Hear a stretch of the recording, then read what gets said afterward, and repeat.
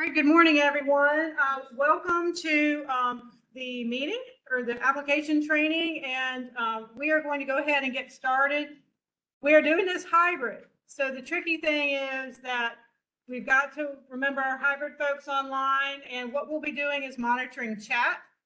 So if you have any AV issues, just please type in on the chat, and we'll make sure to be able to address those AV issues as best as I can. I can turn the volume up on the computer a little bit more. I don't know if that's going to help, but we will see what we can do. If I'm soft or something, I know that was an issue, but I also turned up, we were using Jabras, and I turned those up. So hopefully volume is okay. Also, for questions for our folks online, we will be pausing periodically. You'll see slides that say, what questions do you have? Please put those in chat.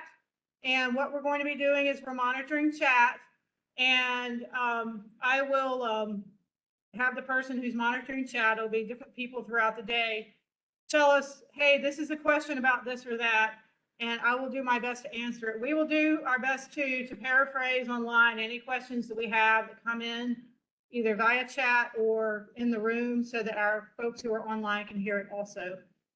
All right, so I'm going to go ahead and get started and make sure this is actually keyed to the screen. So we have a big day today, a lot of action-packed agenda, if you would. We will be starting out with our program overviews. I'll be going through the application package, and then we'll be covering our priority rating systems.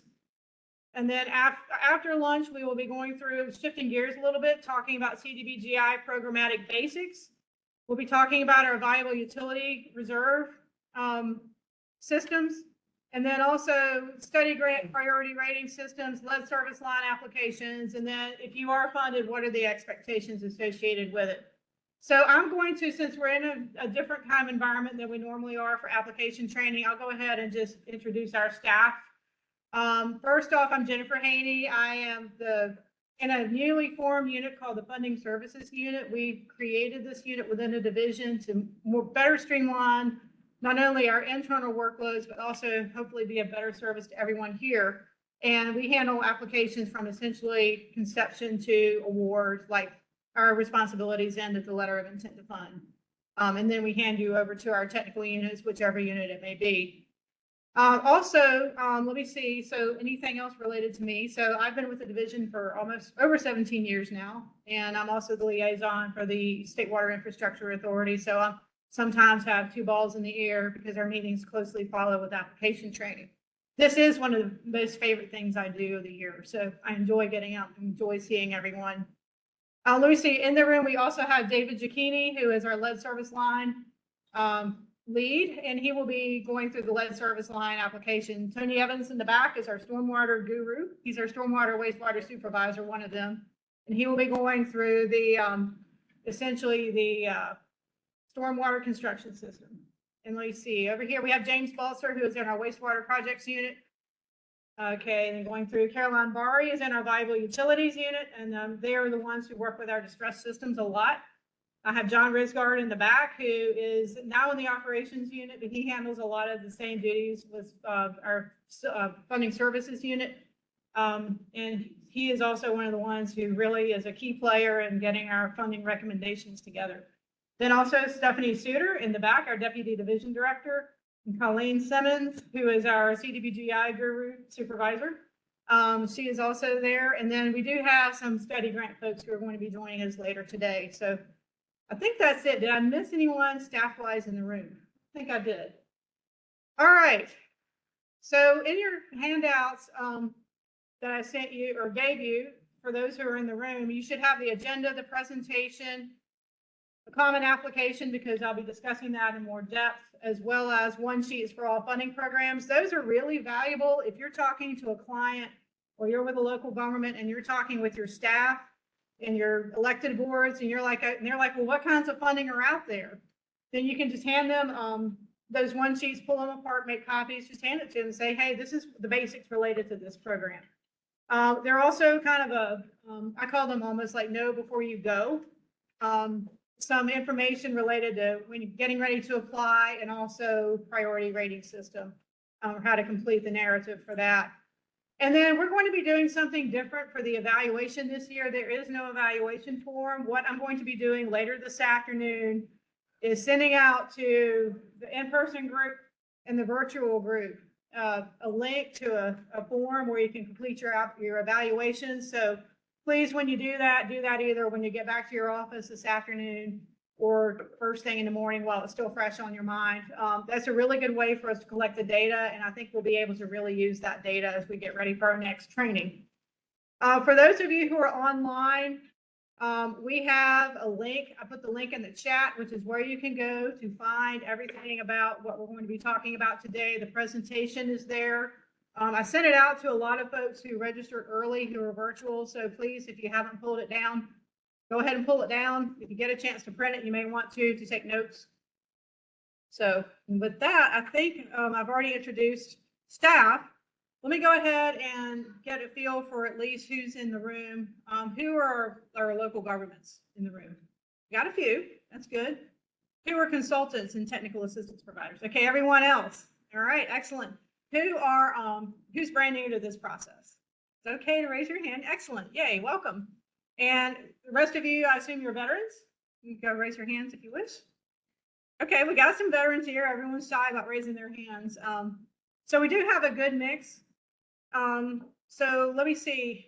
I do see someone online. One thing more about online after I answer this question, please do keep yourselves muted and work through the chat as far as questions. So I saw Mike Scott raise his hand. So Mike, if you want to just ask your question really quick. It was a mistake. Okay. All right. So let's continue to work through the chat if you're online, and we will go ahead and move on to program overviews. And Stephanie, y'all go easy on her. This is her first round with us. So she's going to talk about our different programs that we're offering this spring. Thanks, Jen. You're welcome. This right left. Morning, everybody. Thanks for joining us today. Okay, so getting started. First thing to know, applications are due Tuesday, April 30th by 5 o'clock. Again, we have electronic form to fill out online. We also have provided you with one sheets, just kind of one pagers that have a summary of each of our different funding programs. Wanted to highlight for you a newer program that we have, our lead service line replacement program. These are a little bit different in that we are accepting applications a little bit more on a rolling basis. We also have, through the bipartisan infrastructure law funding, we have emerging contaminants funding program. And then to let you know how much we have available for our CDBG, Community Development Block Grant Infrastructure Program, we have $11.3 million available in grant funding.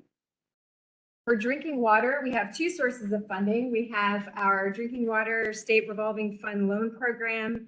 $80 million is available. 17 million of that is available for principal forgiveness. And then we have emerging contaminant funding. We have 21 million available for that, half of which could be for studies, and 100% of that is available in principal forgiveness. For wastewater, we have our state revolving fund loan available at $100 million, and 11 million of that is principal forgiveness. And then in our viable utility reserve funding, we have 4 million available for merger regionalization feasibility grants, and then asset inventory and assessment grants. For drinking water, wastewater, MRFs and AIAs, we have grant funding available from our state reserves in the amount of 3.8 million. And then we are still going forward with stormwater funding in our newer program, the Local Assistance for Stormwater Infrastructure Investments. We have 12.7 million available, and that will be for construction projects. That gives us a total of 232.8 million available. 64.8 million is available through grants or principal forgiveness. So just a a little bit more here on our funding programs. For drinking water, the state revolving fund, those are repayable loans with principal forgiveness. Up to 25 million is available per round. 200 million total in loan per recipient, and then 5 million for the emerging contaminant funding. For clean water in our SRF program, those are repayable loans up to 35 million per project per round. And then 200 million total in loan per recipient.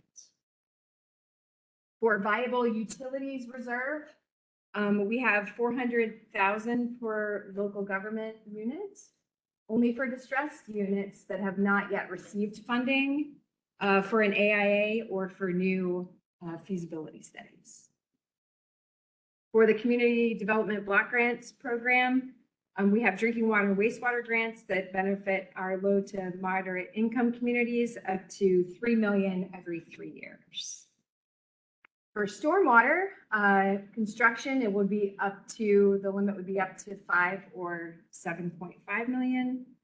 And then for the state reserve program grant funding that we have, it's 3 million per recipient every 3 years for construction projects. And that's 150,000 per utility every 3 years.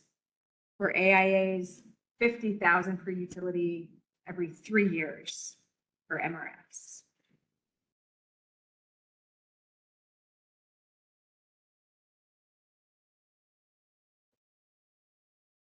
Is that you, Jen?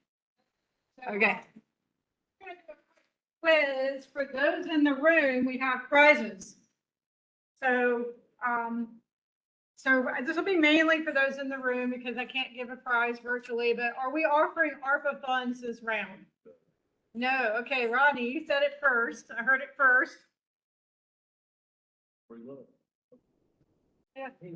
I have free lunch. I have a pen. Yeah, so we are not offering ARPA funds this round. So just be aware of that.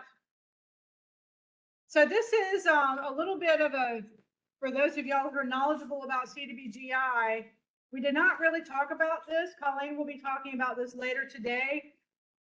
But which of these is true? CDBGI funds are eligible to, which one do y'all think? Just reading it really quick. Those of you who have done CDBGI, hopefully you know this.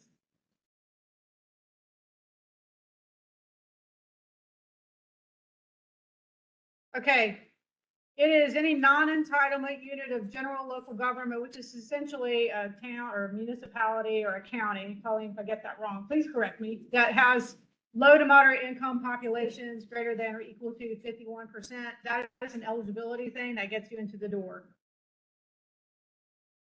Okay, lastly, stormwater funds are being offered for both planning and construction projects. I heard a false over here. You're correct.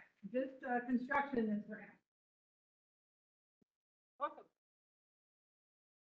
Okay, I think that is it for quiz. So just be aware that we are going to be having quizzes throughout the day. There are prizes available for those of you who are in person. And for those who are online, I just give you a shout out if you've been following along on those. Any questions coming in on the chat? I saw one that says that they don't have audio. I believe we are audio here. I have not seen any other folks on chat. So just check your settings. Something may be going on with your own settings and your own connection. Any other questions on the chat? Yes, John. Okay. Yeah, give me 1 second, y'all. Hold on just a second. I'm not sure why that's true.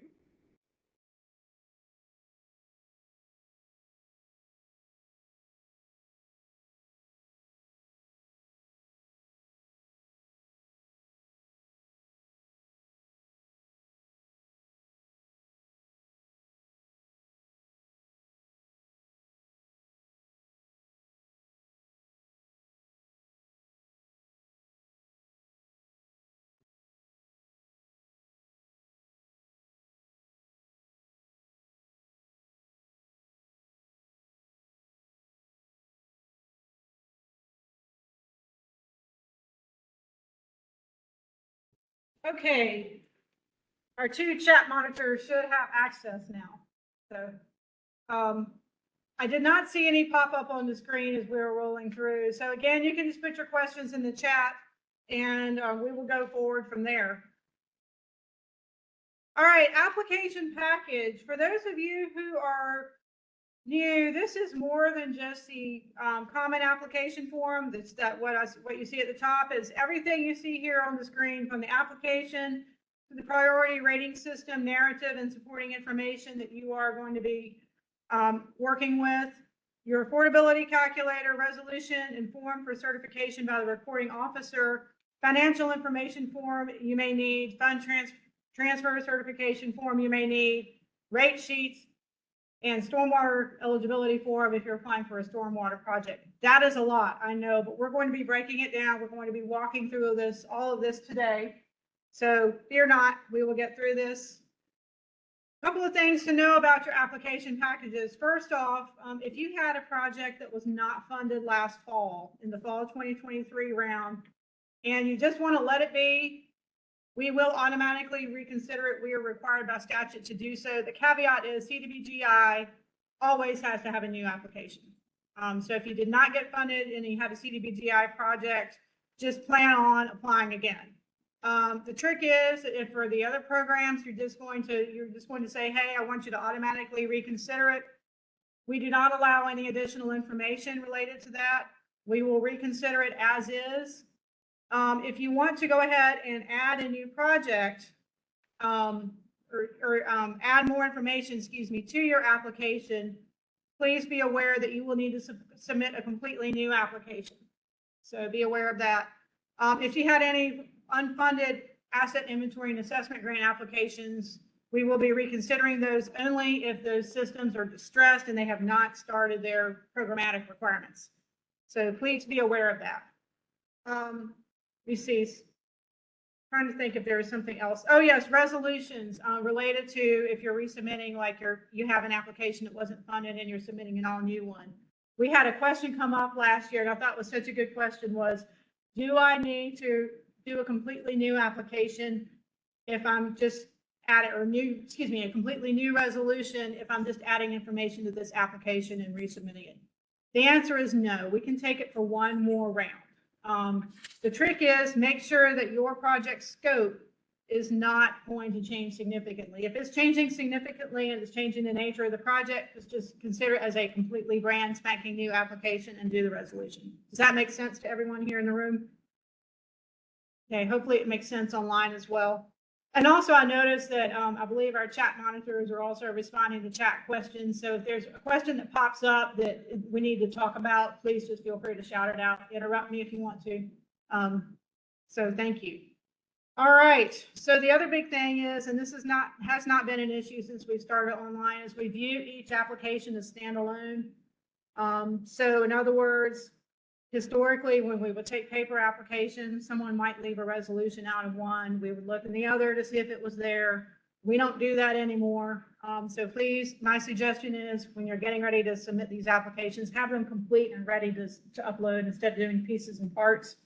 Not only will it hopefully keep you straight, but it will also avoid any kind of issues of incomplete applications. And also when we get to the online system, I'll go through that very quickly. It actually is almost like a fail-safe in some respects. And you'll see why when we do that. Okay, final check tips. This is kind of on the know before you apply sheet that we have is essentially make sure you have all of your signatures. And if you're doing electronic copies separately from your hard copies, make sure those have all the signatures as well. Make sure you have all of your forms together. I will go ahead and just gather everything together again before you start uploading. Here's a list of everything that you will need right here. So just check that. It may vary a little bit depending on what program you're applying for, but it is there. Make sure you have your narratives and your score sheets if applicable. Now, planning grants do not have score sheets, but every other program does. So please make sure you have those score sheets. A really quick word about supporting documentation, because this is something that's come up. It's been an issue in the past, is we've had sometimes PDF files with supporting documentations that have 1,000 pages in them. Please, please, pretty please, cream and sugar on top. when you're writing your narrative, please say it's page 4 of attachment P is where you'll find the information for supporting documents, because what that enables us to do is it makes our reviews more efficient. It also is a safeguard to make sure that we don't accidentally miss something, because in the past we've had 250 pages of narrative, and then we're looking for the bit of information, that little bit of information that was referenced in the narrative, and we're looking at the supporting documentation, trying to go through either a PDF file or way back when a hard copy, and we might miss it because there's so much information in the supporting documentation. So, and that can create a little bit of a kerfuffle when we post the recommendation, someone calls us up and says, hey, we had this information in there, didn't you see it? And then we have to go back and look through the 1,250 pages, whatever it is, of documents to find it. So just save us all a lot of angst and go ahead and just reference everything and about your supporting documentation in your narrative. So I'm sure we'll say that again. We're saying that because it can be really difficult for our reviewers sometimes to find stuff that is just all glommed together. Okay, the application, for those of you who are in the room, it's that page that looks like this when you get to the form. For those of you online, hopefully you pull down the application. I'm going to go through this bit by bit. And so that's why I wanted you to have it for those of you who are in the room, because you can take notes. And hopefully those of you who are online, they've printed it out and you can just take notes as we go. So first off, the biggest thing I suggest before you get started with any of your applications for this spring, go onto your hard drive, delete all of the old material. Just pull down everything off the website brand new. That way you save yourself confusion. Please do use the one that said updated February of 2024. We do make changes and tweaks every round, as those of you who are veterans know. That's exactly what we do. We do use one application for all programs except for our lead service line program. And that's because twice a year is when we take applications. And we look for the best funding fit, and that's why we use this particular application, because what we do is we try to offer state reserve grant if we have it. Then we can offer CDBGI grant, 100% principal forgiveness, depending on which program you're looking at. And then we go down to various combinations of grant, principal forgiveness, and loan, and we end at pure loan. So that's why we use this one application. It allows us to be able to do that. And it also hopefully makes it easier on you all who are filling them out. Please make sure you complete all sections. And please do read the instructions, that we put them on the front of the application form for a reason, so that those are read. Because we do, again, we tweak every round, and we want you to make sure you know what the changes are and how to address those. So what I'm going to do is I'm going to go through each page, and then I'll talk on the next slide about what to look for in each page. So this is page 1. We did make some changes. You'll see at the bottom of the page. That's a pretty big change, so do pay attention to this as we go through it. First off, funding amount requested. Anything you see in red italics is something that we have to have for it to be complete. Funding amount requested, we have to have. We have to know how much money you want. So make sure that you complete that. And then also that number matches what's in section 8 for your budget, and we will go from there. Total project cost is something that we also would like to see, and it does not have to equal the total funding amount requested. Sometimes there's other funding. Sometimes people throw in the loan closing fees. So we have to have that total project cost in there. What that also allows us to do is, for the authority, if you're adding new connections, it generates a cost per connection number. And believe me when I say that they ask about it. So that's why we do that. It also feeds into the affordability calculation. So if you leave off your project cost, it knocks you out of any kind of principal forgiveness or grant. So please do be aware of that. So the change is here, when we're talking about the minimal amount of grant or principal forgiveness. The first thing I want to say is this is the opportunity for you as a consultant, for you as local government staff, to sit down with your decision makers, not only with your managers, et cetera, or your clients, but with your boards, and say, we need to have a frank conversation about how much loan we can really take. Because this has really gotten some people into trouble in the past. I don't know how many of you listened to the authority meeting in February, but you heard a very long discussion about how we do principal forgiveness. And we want everyone to have the best chance that they have to receive funding And that's why we say, have that frank discussion. Tell us how much you can actually take as a loan. Because what you're going to do is on that first question, you're going to say, I can take the entire cost that we need as a loan. So if you say that in question 1, and you say, yes, we can take on the entire cost as a loan, check that box, yes, you're done.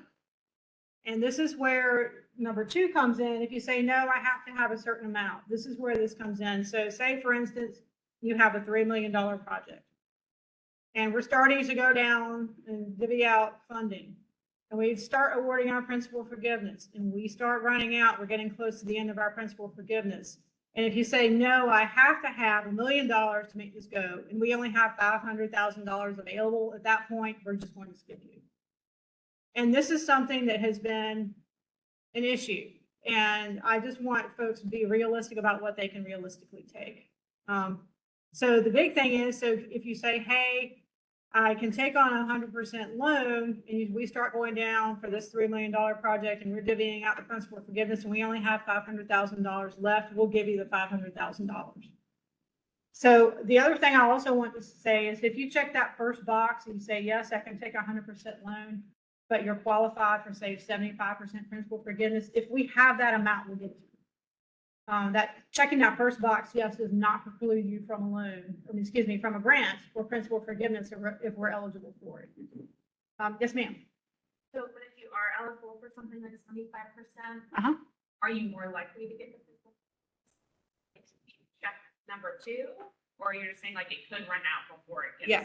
So the question was, say if you're eligible for 75% for principal forgiveness, and you check the first box, like I have to have some money, and then you check the second box and say how much you need. It depends on if that amount is hitting, like if for ease of words or ease of problem, if you're eligible for 75% principal forgiveness for $1 million project, that's $750,000. If we have that available, we can provide it. The trick is, if we only have $500,000 available, we would have to skip. Yeah. We do have, for those of you online, hopefully it's online now, it should be information about principal forgiveness, what it is, how we do it, and how we actually go down and make our awards for these programs. And for those of you in the room, there's a little one sheet. You can grab it at the break. Hopefully that will provide some information about it. So, okay. So I just wanted to park on that for a few minutes, because that's always something that we have an issue with. And I want everyone, I'm kind of like, I want all the puppies. I want to be able to fund all the projects out there. And I want you to have your best chance to be able to get funding for any, even if it's just partially principal forgiveness, partially loan. I want you to be able to have as much principal forgiveness as you need. For CDBGI only, on that first page also, you'll see information about if you're applying for that particular program. Tell us how you got your low to moderate income information, LMI. And also, I should say too, there's a list of acronyms for those of you in the room. I believe it's online as well. If you have questions about like what LMI means, hopefully it's on the list. So anyway, tell us how you got your LMI percentage, and tell us what your percentage is out to 2 decimal points. Because that's an eligibility factor. Like if you have 49% LMI, you're not eligible. So that's why we need to know. Okay.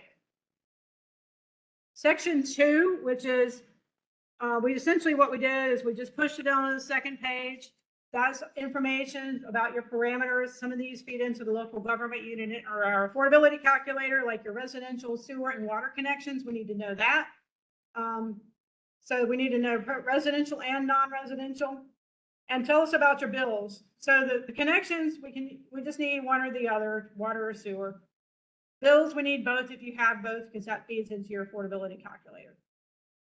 Okay, and the second thing is information related to the percentage of bill collection as well as rate increases. We do use that. The authority likes to see that as well. We do use that in our planning application analysis. And then sections 3, 4, and 5. Sorry, I went skipped this.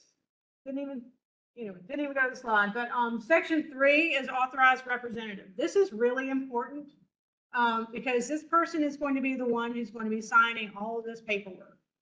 So it's either the top elected official or the top administrative official, or if you want someone else named, like if you're a bigger town and you want your engineer named, or your utility director or finance officer, name that person in the resolution and make sure that they're listed here in section 3. We do check this against the resolution, so this has to be lining up with that. Sections 4 and 5 are more just general information about who's preparing the application. And if there's an engineer, just contact information. We do use this when we send out emails, et cetera, related to these projects and these applications. Section 6 and 7. So section 6 is our project description.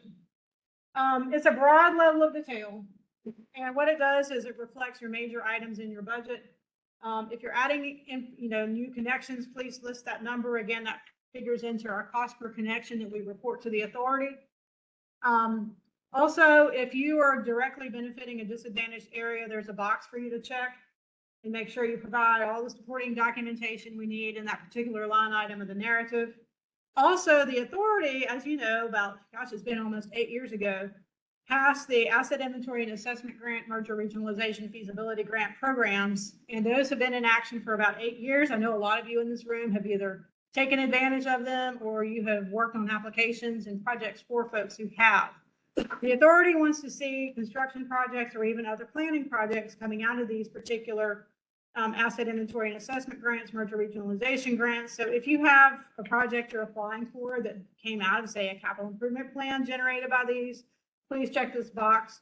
They do ask about it, and it's really good data to have. Section 7 is additional information. It's that shorter box at the bottom of the page. This is if you have something related to your project that doesn't quite fit the priority rating system and you think the authority needs to know about it. Because for every program except for the Drinking Water State Revolving Fund, the authority has the opportunity to bypass projects in favor of another project. That's their prerogative, that's their ability, but it has to be very specific. Please keep it to this box. So this is when you turn on the writer in you, if you have something, and be very succinct, but very clear. A few things to look for as far as what not to do. Please don't use 6-point font just to cram more text in there. That has happened. Please don't make it a 30-page thesis like what we wrote in junior high, trying to explain why this project should be funded. It should not be a, you should fund this project because kind of thing. Please don't copy and paste the project description down in this box. That's happened before. Or don't start the project description in section 6 and continue it into section 7. That's happened as well. If you don't have anything to say, and honestly, a lot of people don't, just put NA and move on. It's perfectly fine. Yes, sir. Are there examples? Oh, examples of things that have gone through. I don't remember any that the authority acted on. Actually, I think it's been one time in the 10-year history of the authority, and believe it or not, our authority has been around for 10 years. One time did they ever do that, to exercise that power. So, yeah, I wish I had something, but I don't. Good question, though. All right, moving on to section 8. This is all about budgets. So we have the construction project budget, which is 8A, which you see on the left. 8B is for our planning, which for this round is only asset inventory and assessment and merger regionalization. So the budget must match the funding requested on section 1. So just be aware of that. So that's why I said, we look at that box in section 1 in the budget. There are going to be, and we'll talk about these in the priority rating system, certain line items where you have to break out things in the budget. So please be aware of that. I think those are noted in the instructions in the box itself. And the big thing is for construction projects, we must have a seal, signature and date. That's always been something that I think most people have hit. I do want y'all to be aware of, since we're doing electronic submittals now.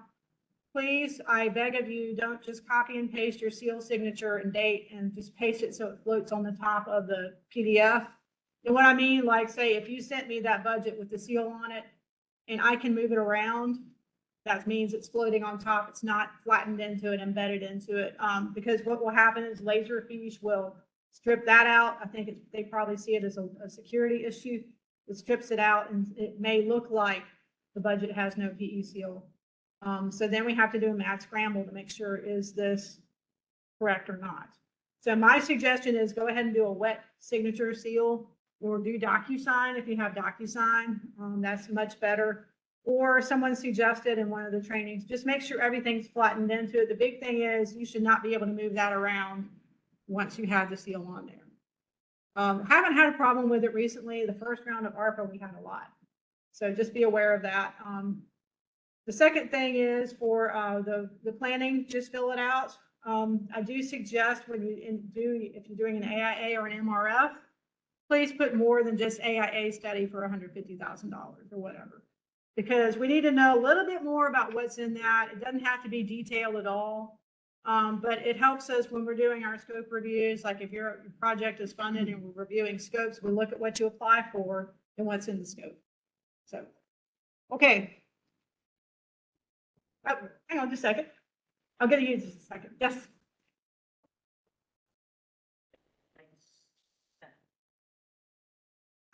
Good question. We haven't ever had that question. The question was, for those of you online, how old can the estimate be? I would keep it within a year old. I mean, y'all know how fast prices are changing. And that might not even be sufficient. So it's just, I say what you are comfortable with. Yes, John. Yeah. Yeah. Yep. So John said that we're not going to make it ineligible if it's a couple of years old, but yeah, do be aware of how fast costs are going up, and it may be that you may need to be redoing it. Yes, sir. Contingency, yeah, we do. I think it's a 10. So the question is, you want the contingency included in the total project cost? I think we asked for a 10%. Someone came along one time, and I can't remember. I did not see the specifics on this application, but put more contingency in there. The engineers in the group, I am not an engineer, so I don't know. I would assume that's okay, but that should be okay. It's just whatever I would say you feel comfortable with. Because I mean, y'all know the market better than I do because you're going out there and you're getting cost all the time. So do the 10%, but if you think you may need to do more, I'd say edge it up. But that's up to you as well. So good question, though, Rich. Yeah. Okay. Certifications. This is where your authorized representative is going to come into play. Make sure they're initialing everything. If it's NA, that's fine. Not applicable, put NA, that's great. Completeness checklist, I believe it's on the next page. So go ahead and just make sure that this is kind of your own little cheat sheet to make sure as you're pulling together your application that you have everything together. And how many of y'all use QA/QC checklists if you're putting this together? Anyone? Okay, got one person, good. I highly encourage you to do that because not only do you have to have all of these pieces and parts, but there are signatures you have to get, etc. And we want to make sure that in the rush of getting everything signed or put together that nothing's missed. I would love for y'all to have completely complete applications. We haven't really had a terrible issue with incomplete applications, but it does happen here and there. I hate it when I say they forgot their resolution or they didn't get the right person on the resolution or whatever. It really makes me sad when we have to say this application is ineligible. I can't talk sometimes, get going too fast. All right, signatures. Authorized representative is going to be the one who signs it. Again, you can see who those are. Do be aware of, again, for CDBGI, that the person who is the authorized representative must be listed by name and title in the resolution, and they have to be the one to do all the signing. Original signatures, again, wet signatures are great. CDBGI requires it for the hard copy. Electronic signatures are fine. DocuSign preferred. Again, don't let it just float on top of the PDF. Make sure it's embedded. DocuSign, of course, does that automatically. And for CDBGI, the official electronic signature or application can have the electronic signature, but the hard copy, which is what HUD likes to see, has to have a wet signature. I think we're trying to move them into the 20th century or 21st century, but it's not working yet. So anyway. So additional, yes, ma'am. As representative, can you list two in the resolution, like the deputy and the county manager? Yes, good question. Authorized representatives, can you list two? And I have seen that and we've accepted it. That's no big deal. Yeah. Also, I think we had a question come up related to that, like say your authorized representative leaves. Well, then I think we can say, I think there's language in there that like town manager of any town and their successor or something like that is listed in there. That's something that, you know, as you're getting into the project, it's no big deal. We just want to make sure that, you know, the authorized representative is at least listed. And we have had two people say like the mayor and the town manager. Yeah, perfectly fine. Yep. Additional forms. So your financial information form looks like this. I did not print out a copy for those of us in the room. It's available online. We haven't really changed it. And then the fund transfer certification form looks like this. We made like one very small editorial change that does not really impact things. So I'll go ahead and talk about both of these. Financial information form, your finance officer or your authorized representative may sign off on it. We look at 3 years of approved audit data, accepted approved audits. And we always get the question, well, I'm a year behind on my audits. Is that okay? And that is okay. So if you're a year behind, it would be 22, 21, and 20. You're caught up, 23, 22, and 21. But please, I will say, if your client or you are behind on your audits, get right with the LGC as soon as you can, because they really look at, if you're taking a loan, they look at, are you caught up? And I know for CDBGI, that's a really big issue. Colleen will go into that later on. But that's a really big issue. And LGC really does look at that. Are you caught up? So just be aware of that. Expenditures just give us absolute values. I know accountants will put the parentheses around it for negative values. We just need absolutes. If you have any transfers, just remember to put them down. And please don't modify this form. We had someone come in and do some surgery on their form one time, and we're like, what did they do? Fund transfer certification. This is based on a law that was passed in 2014. So again, have your finance officer authorized rep sign off on it. Go back to fiscal year 14, since that was that's when the law was enacted. That's what they want to do. 1 of 3 check boxes must be checked. Please don't leave them all blank. Please don't check all 3. We had someone last time who checked all 3, and we had to declare the application ineligible. This is required.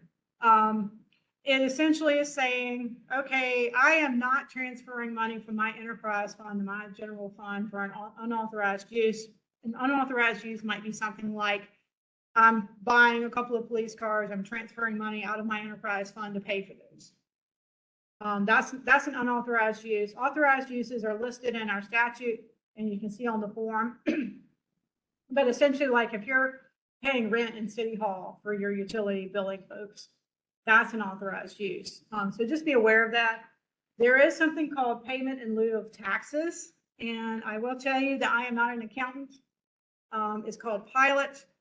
They may be reasonably allocable.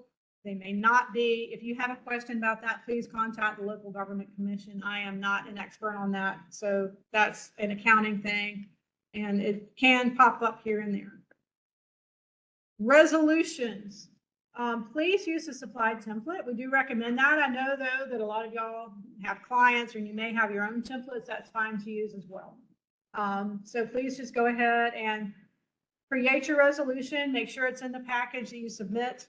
In the first whereas clause, list the project. My suggestion has always been like copy the name out of the application and paste it in the resolution. I know, though, that may not be possible. Just make sure that we can match the application to what you're authorizing. And a question we had last year that was a really good question is something like, I'm working with my client. They have projects A through E that they might want to send through. And how do I do it for resolutions if we don't know which projects are going to be in there? My suggestion is list projects A through E, and if they only do, say, B and C, then it's in the resolution and you can move forward. Also, if you are submitting multiple projects, to keep yourself straight as you're getting ready, like the last frenetic days before you submit, go ahead and just name all of your projects you're submitting for in your resolution. That way you don't have to worry, did I get the right copy with the right application? We have seen that. And that's definitely an error that you can even do with Laserfish. So wanted y'all to be aware of that. So again, authorized representative for CDBGI, you've got to name the person and their title, regardless. For the other ones, you just make sure that you, if your person is not your top elected or administrative person, that you name that person and their title, like Jane Smith, Utility Director. If not, then you can just say the town manager is the authorized representative, or in your case, county manager and deputy county manager are the authorized rep. So just make sure what you don't want to do is say, any town is the authorized representative. Well, then that makes who's the person who's signing off on this stuff. And we did see that one time. That's why I bring that up. So that's something really important to remember. Some more tips is we do ask that you use the certification form that's in the resolution template. It's a separate page. Make sure that the date and recording officer signature and title are there. Make sure that the date of the certification is not before the resolution's passed. We saw that one time. And I don't want to have to say this is not eligible because of that. So just be aware of that. We have had some attestations, not preferred, but it's acceptable. So just be aware of that as long as it's coming from the clerk of the board. So stormwater, Tony's going to get into this later on, talking about eligibility form. We do need that. And then any kind of narrative that you're using for construction, we do need that. So, all right, application submittal. We have a new link. We always do. It always changes. So you can see the link there. And a couple of things, when you're starting to upload documents, just be aware that you have to upload them individually, and it's 250 meg limit per file. So like when you do attachments for supporting documentation, you can upload each attachment separately, that's fine. Just make sure none of those files are greater than 250 meg. Okay, so we have another quiz. Resolutions must have what? Attached to them. I heard an A or B over there, yep.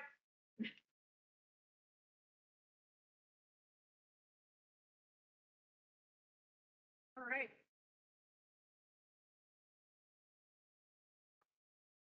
So this is kind of a high school word problem. So we don't have to, I will not have to say, oh, you'll have to answer this. If you want to think on it, we can. If you want to try to answer, I'll give you just a second. Does anyone want to spout off an answer?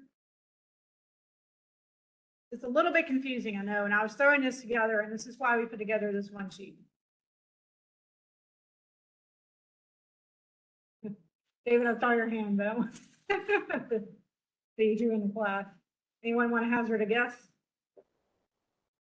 If not, it's E. It's we'll have to skip this project and move on. So again, we'll reconsider that project in the next round, but it is a bit confusing. And so just be aware that that's why we put the one sheet out. And probably when you're talking with your staff and your managers and your boards, please look at that one sheet as well, because I think that's going to be really helpful. All right, how many of PEC will be applied? I heard, did I hear A and B? Who said A and B first? Oh, you did, okay. Yeah, you can do a wet signature, or you can do electronic. Someone did say, well, again, you can copy and paste the seal. Well, you can, it might be stripped out. If you're gonna do that, just make sure everything is, I forget what they call it, flatten the image. Just when you look at it, if you can move it around, it's not flattened. So I can't say I didn't learn something when I was talking at training last week.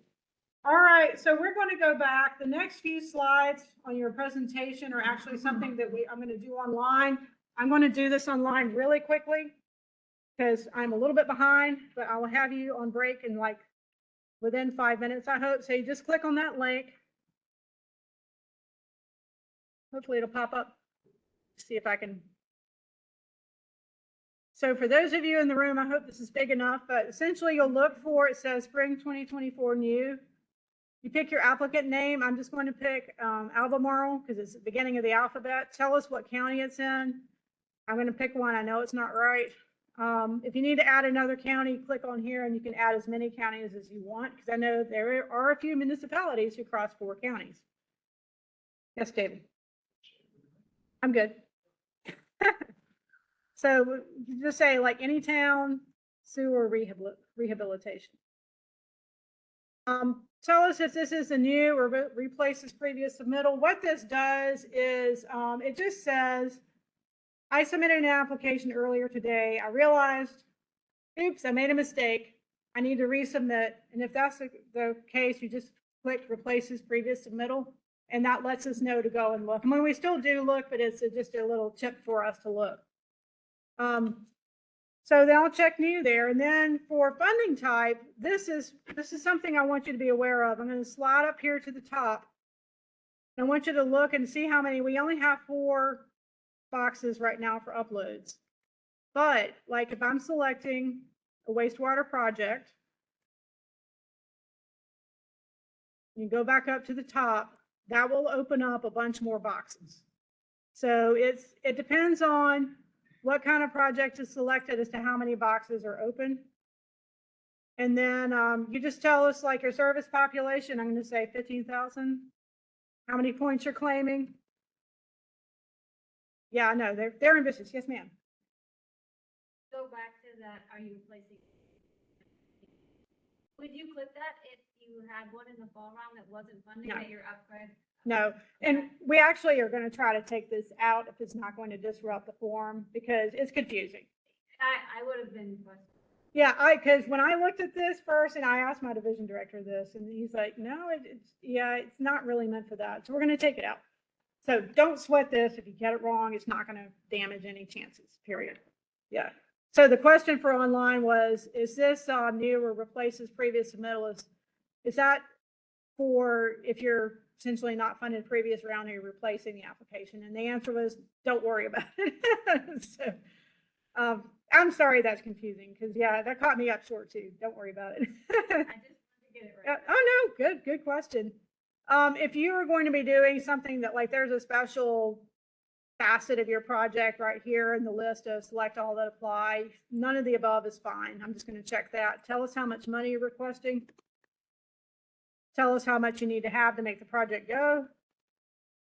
Your total project cost. If you're adding new connections, tell us the number there. If you have an NPDES permit, put that there. Are you having additional information? No. Authorized representative, their title, email,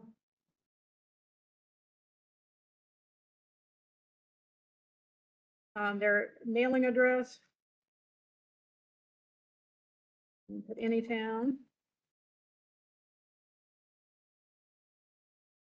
and then zip code, organization of the preparer. So I'm just going to say Acme Engineering.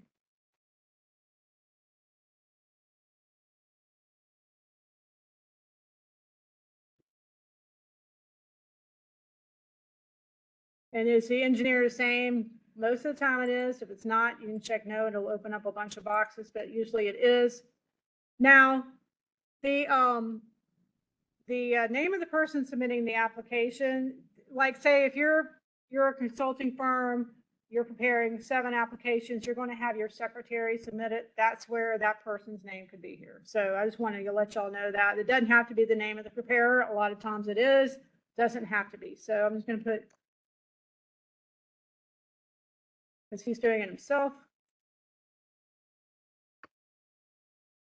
And then you just retype it, you sign it. How many of y'all like to do draw? If you want to draw your signature with the mouse, feel free. I'm not good at it. It looks like a 4-year-old signs it if I do it that way. Not, you can even change your style. You just sign it, and then you move on to the next page, which is where you upload everything. So you'll see here, this is why I'm saying in a way this is fail safe, because a lot of these are required. Some of them are not. And you'll just make sure everything's a PDF, 250 meg per file. You can multiply or upload multiple if you want. If you upload and you're like, oh, I need to change that, you can delete it out and upload a new one. And then you'll hit submit when you're next, and then you'll go here, submit, and you're done. You should get a confirmation email back. So that's how that works. If you have any questions about this as you're going through, you can always Teams me and I will walk you through it. Yes, sir. Now, each file, each upload. Yes, ma'am. Total project costs always be 2% more than what you're applying for. Does that not come into your calculations? Because I put it in my Yeah. cost opinion, and I never know. Okay, so I'll get to the first question. The first is the whole application, this is for folks online, is the whole application limited to 250 meg? The answer is no, it's per file. And the other question was, do I put my closing cost in there, the 2% fee? Some people do, some don't. I've never had a problem with it. I don't know if our engineers have any other wisdom to add. But in the room are all of our staff, so I think it's up to you. We just want to know the amount funded, so that we can, when we're lining out recommendations for the authority, we know how much you're asking for. Great question. Any other questions? Don? Go back to that, you put in the online form and you're providing the contacts information. We use that email to do the notifications for funding. We'll return. We will send you scorecards. We'll send you an email to your consultants and preparers to let them know what's going on. So that information comes in, it goes into a spreadsheet, and we use it to generate these letters and generate the emails. So please take a minute and make sure it's the right email to the right people that you want to get those notifications for. Yep. We would prefer not to have to go mine that information off the application, and we might not do it. We're going to use what's in that spreadsheet. If we start getting lots of kickbacks, we'll do the best to try to get it to you, but it's just going to delay it. Yep. Please make sure you use it right. Great comment. Okay, I think that is all I have. If you go forward, these next 3 slides here were for if I didn't have internet access, which it has happened on occasion still, if you believe that. So that's just there for your edification. Any other questions coming on chat that have not been able to answer? Looking at our chat folks. Okay. Well, it is now 11:02. Let's come back at, yes, John. Okay, the question, Carol gave a leak blanks. Form, second bid reply. There's an asterisk, expired. Yep. There's no expired. Yep, correct. Yep. Good question. All right, so now it is 11:03. So we'll come back at 11:13 and we'll get started with the priority rating system. So I will have you know that we seem to run behind, but we always tend to finish around 4 to 4:15. So we'll catch up, don't worry. All right, come back. See you at 11:13.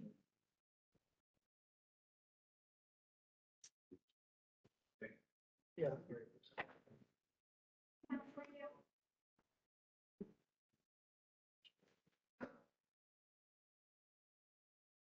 I was gonna put it over.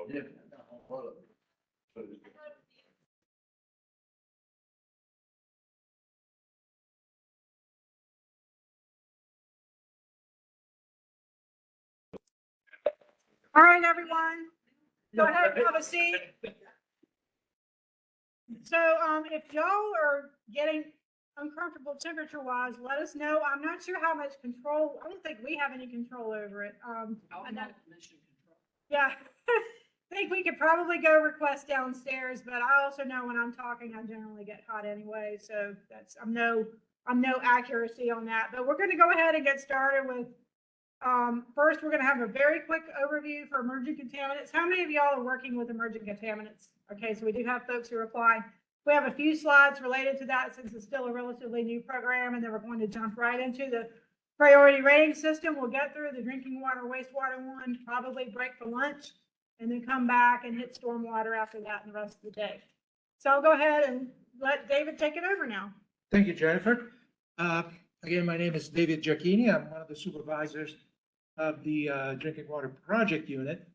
And let's get started with this brief overview of the emerging contaminant funding program. Not working again.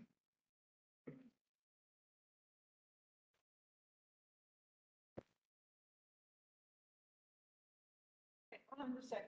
Sure, All right, I can use the mouse. click on the presentation now. Okay, all right.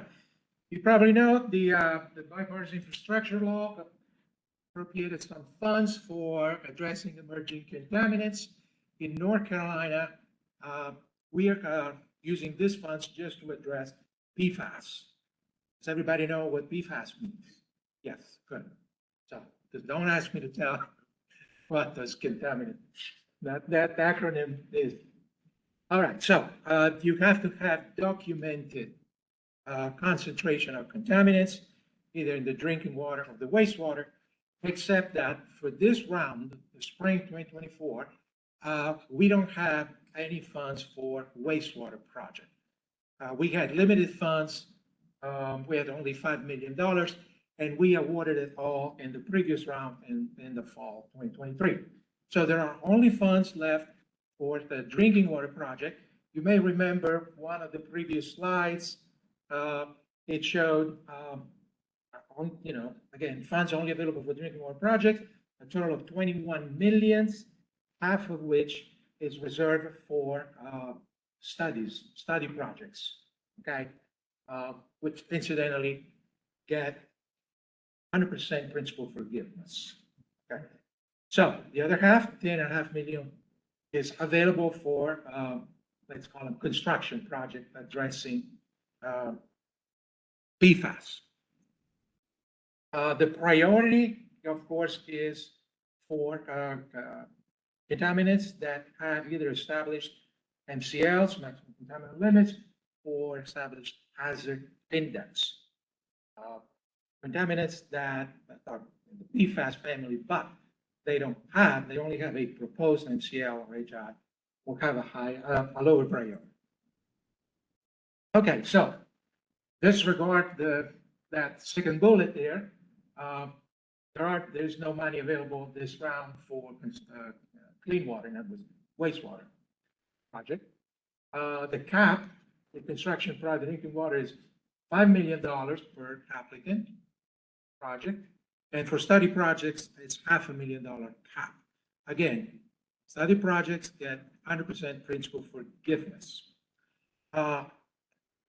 Use the common application form, check, in this case, only the DWEC box, and be mindful when you request the minimum amount of principal forgiveness of the funding cap, because if it exceeds what is available, your application is going to be bypassed, inevitably.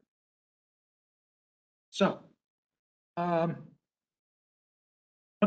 the application, when we receive an application, we know that you're applying for funding through the Emerging Contaminants Funding Program because you've checked the box, but also because you will have claimed certain line item points. We call them emerging contaminants eligible line items, okay? So we will consider the application for funding under the Emerging Contaminants Funding Program, but also for the drinking water SRF. And of course, we will offer you the best available funding between the two. And I think this is it. We'll go over the application and the line items in this section, the project priority system, more extensively. Yes. Said, as a documented PFAS contaminants, is there a criteria of what counts as documented? But you have to have, I think that, for example, if it's a public well, a well for a public system, drinking well, you have to have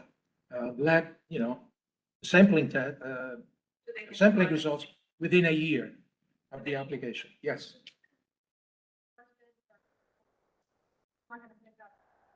Okay, so the question, if I remember correctly, was what does it mean documented presence of contaminants?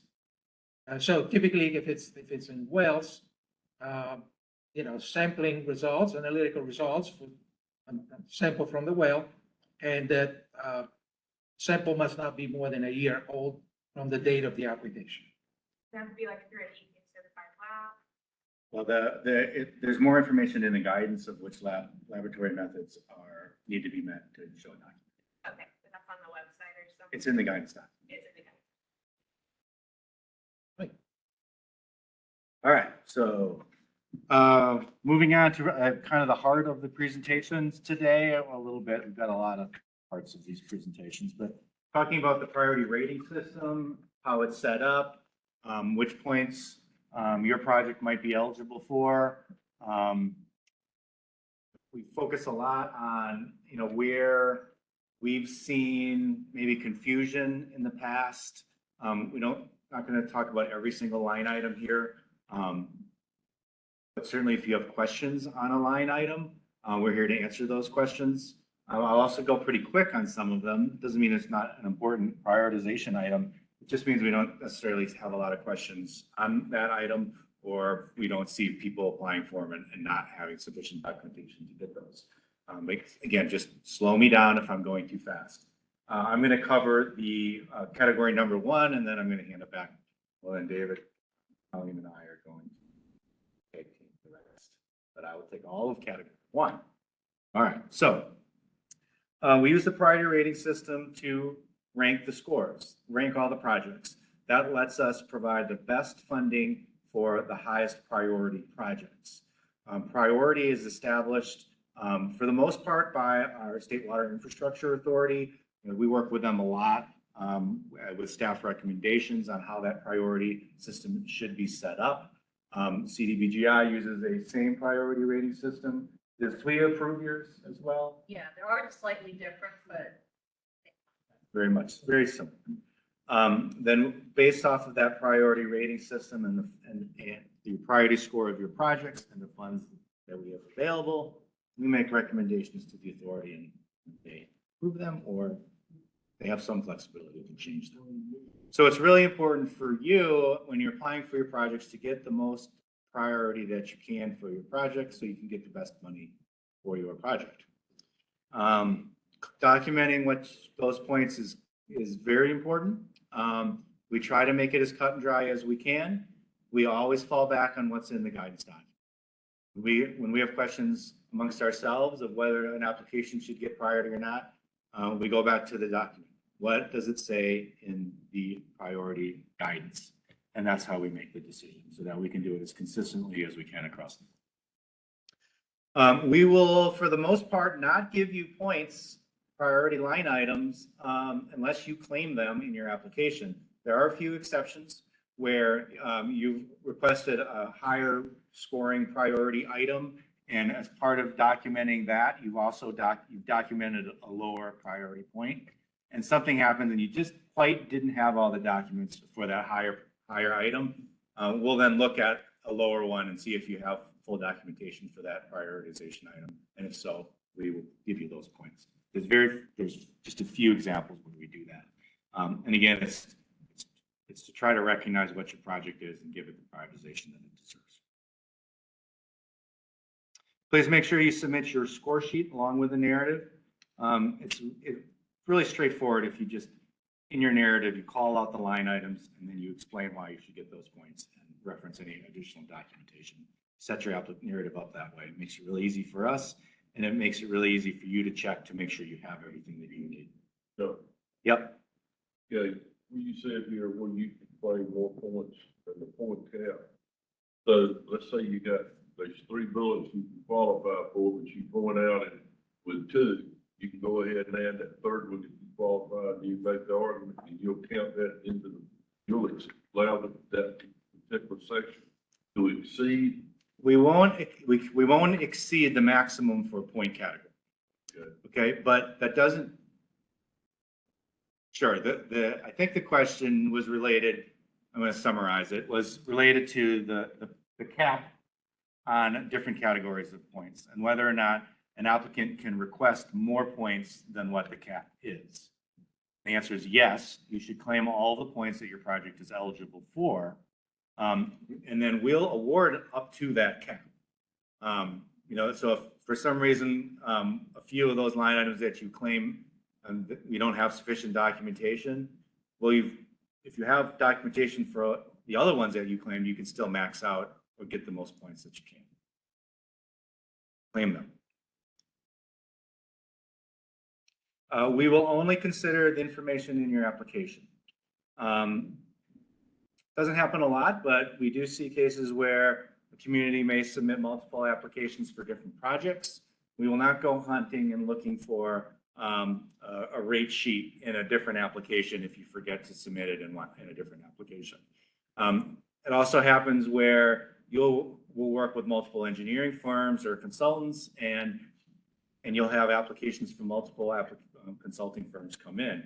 That's when we see different documents and different applications. Again, we will not go looking through different applications to try to make sure that you have submitted all the information for.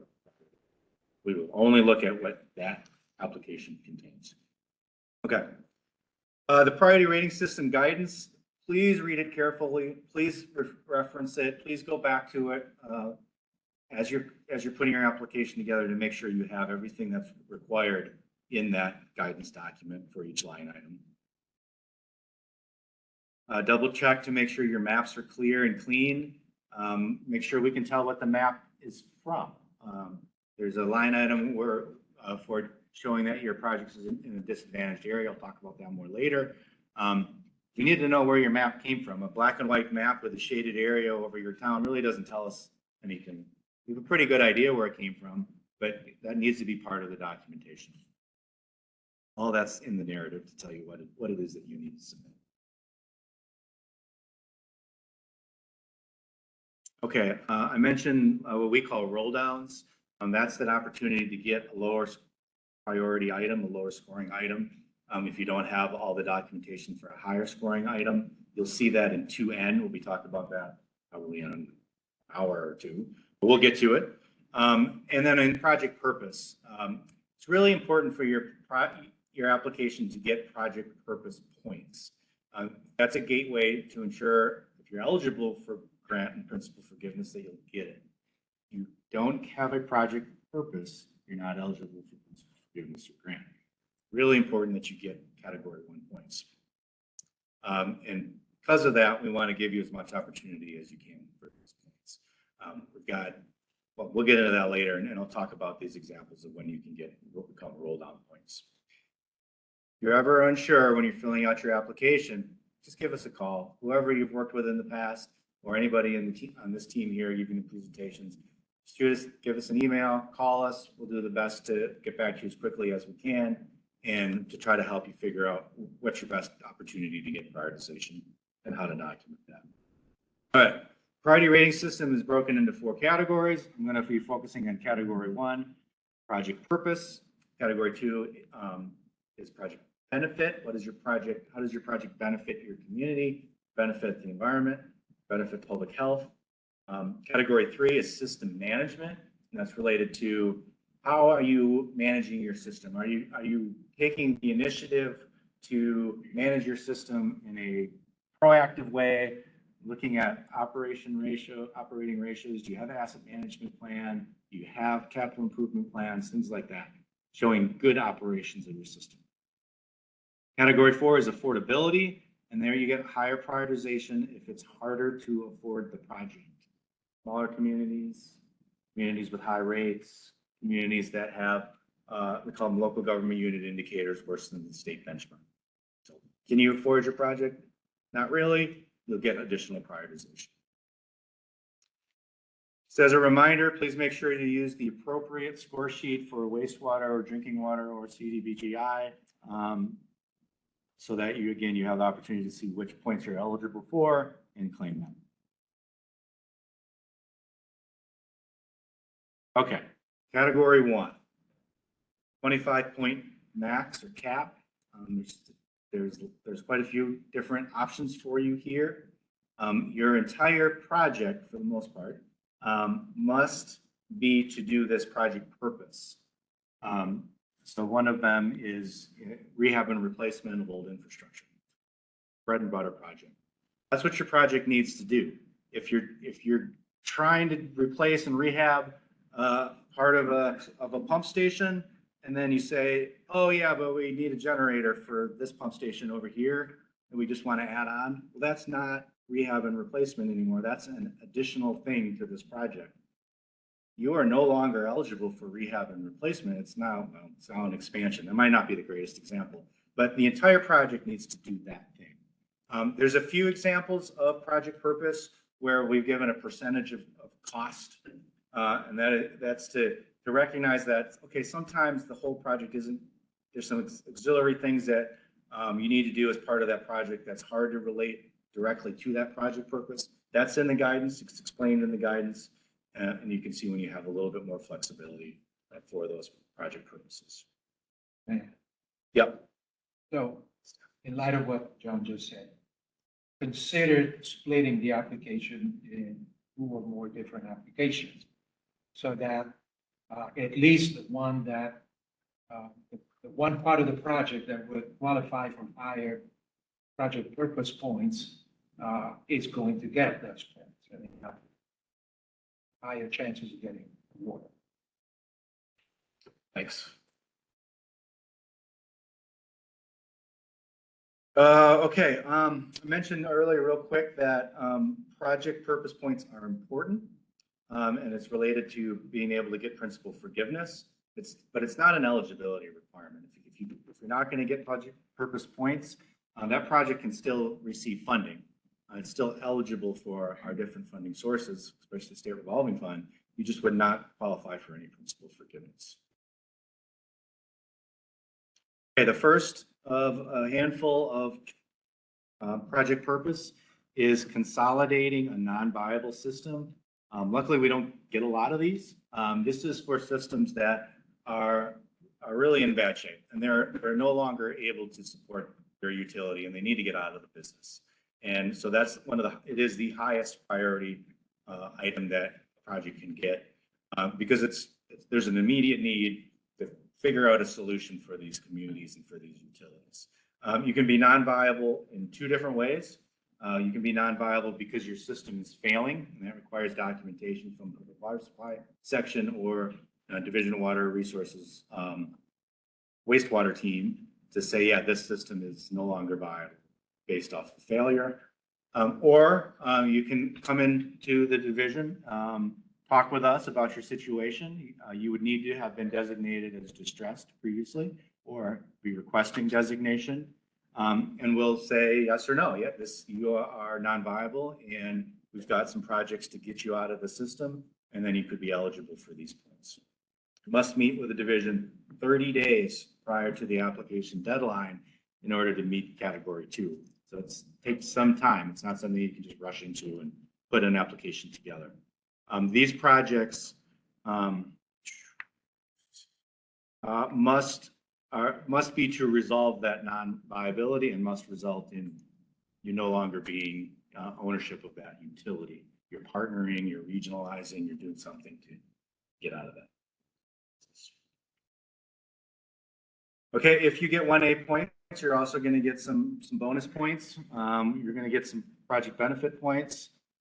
You can use the affordability criteria for the community for the system that's non-viable, but you can use the system management considerations for the system that's helping take over regionalizing and already probably has those management practices in place to document that, hey, yeah, we got capital improvement planning, asset management plan, got a good OR. So, and we don't see a lot of those. We did have one in the last round at the town of Eureka.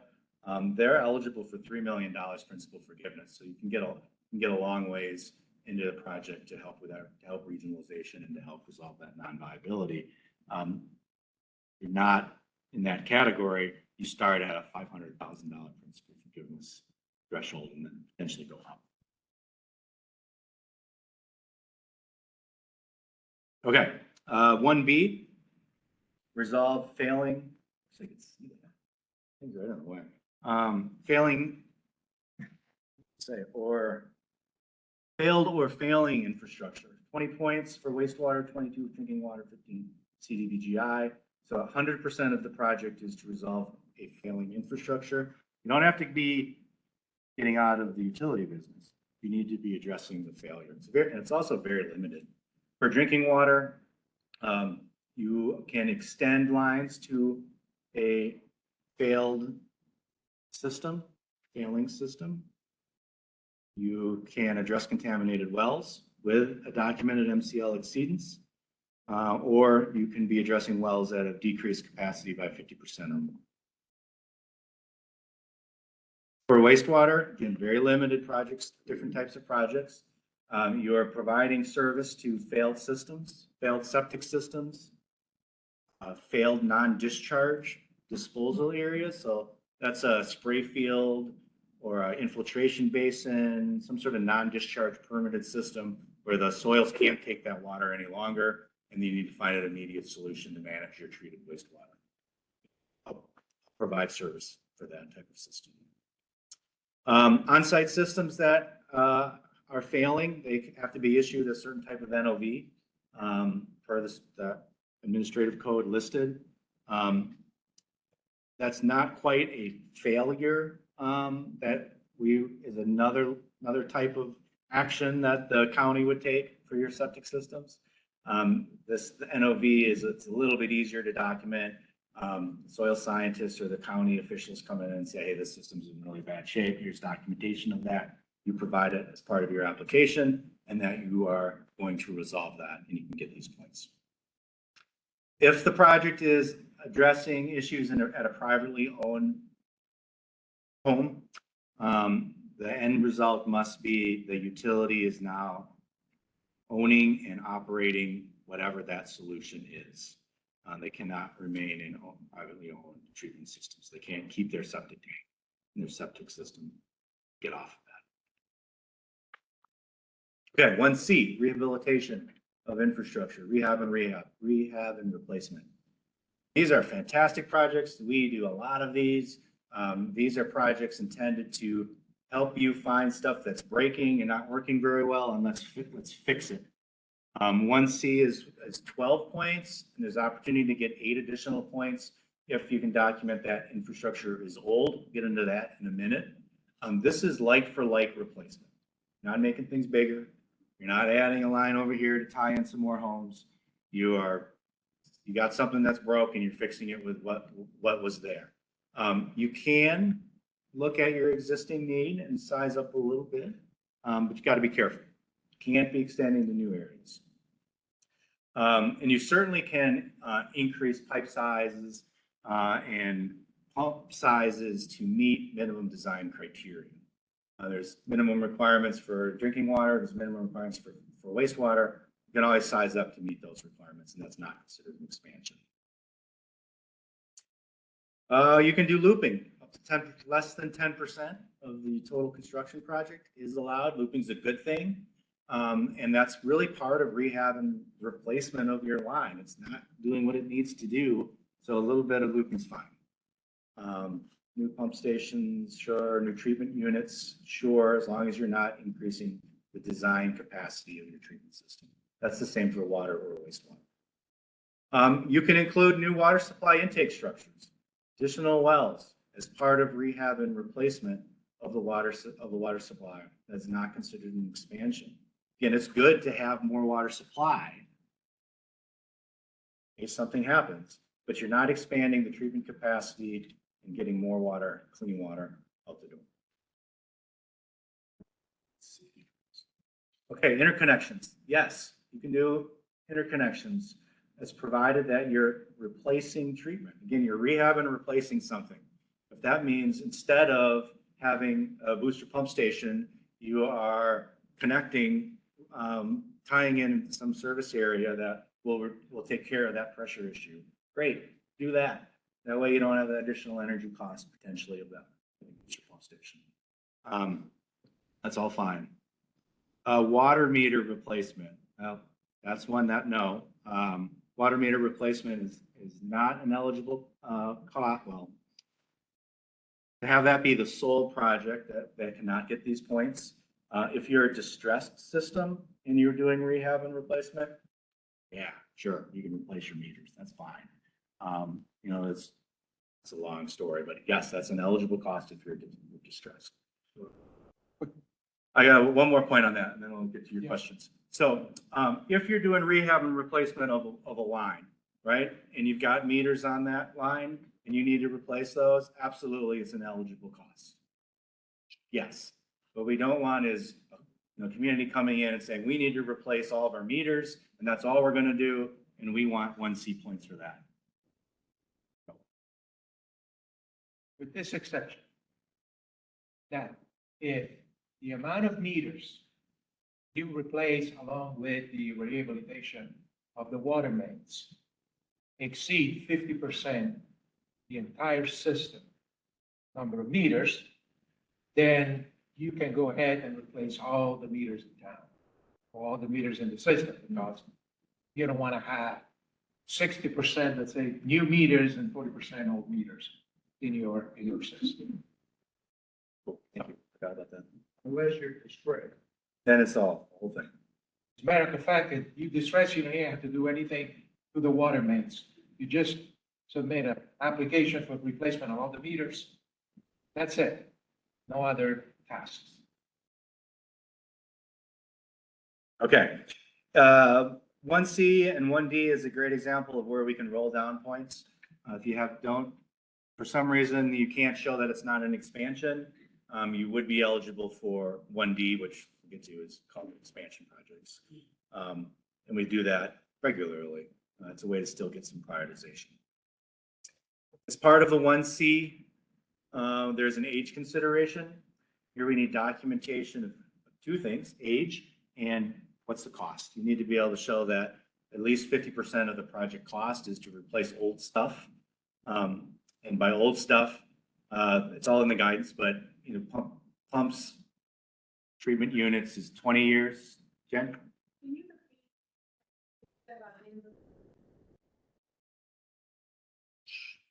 Sure, I'll try. If I get it wrong, David will correct me. So what David added was for those communities where the project is half of the service connections or more, and as part of that project, they're already replacing more than half or more of the meters in the community. In that situation, if you want to include replacing all of the meters for the community, you can, and you would still be eligible for the 1C points, provided you meet all the other documentation. And if you're distressed, you can just run out a meter replacement, just for meter replacement. Yeah, you can. Yep.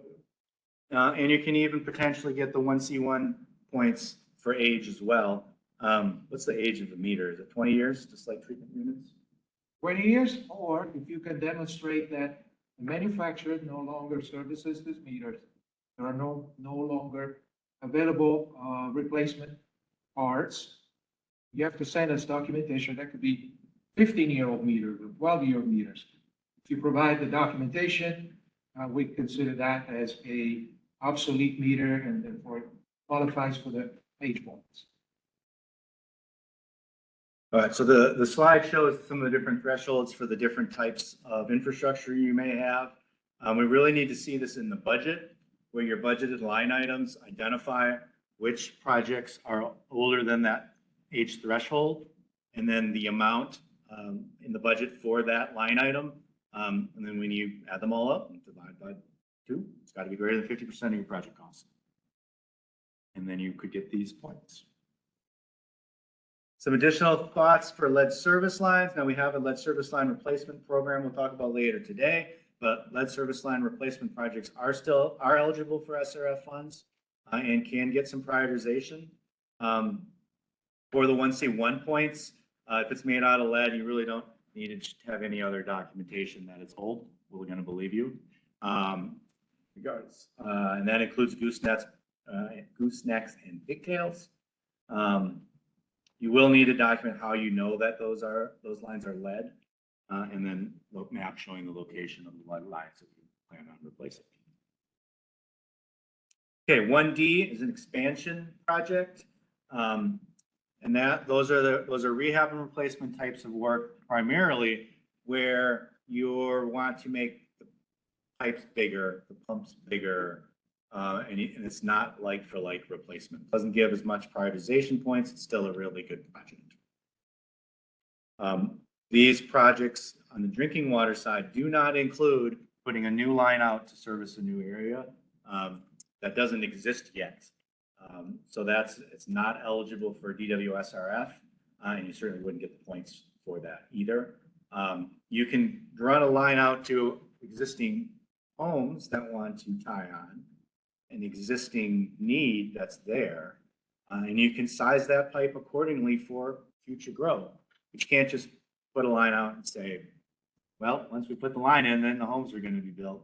No, can't do that. This works really well for water and wastewater. In wastewater, you actually can shoot a line out, but you're less likely to want to do that. So we don't see much of that. You're adding wells, you're adding treatment units, you're adding stuff to the project to it, as well as rehab and replacement. That's when you see 1D points. 1D also has the same age extra points. If you can document that over 50% of the project cost, again, is to replace old stuff, you'll get additional prioritization for 1D. Yep. So if something's an expansion but also replacement, it would be 1D. Yeah. Not what's. What? Repeat the question. Oh, the question was, if something is rehab and replacement and expansion, would it be 1C or 1D? It would be 1D.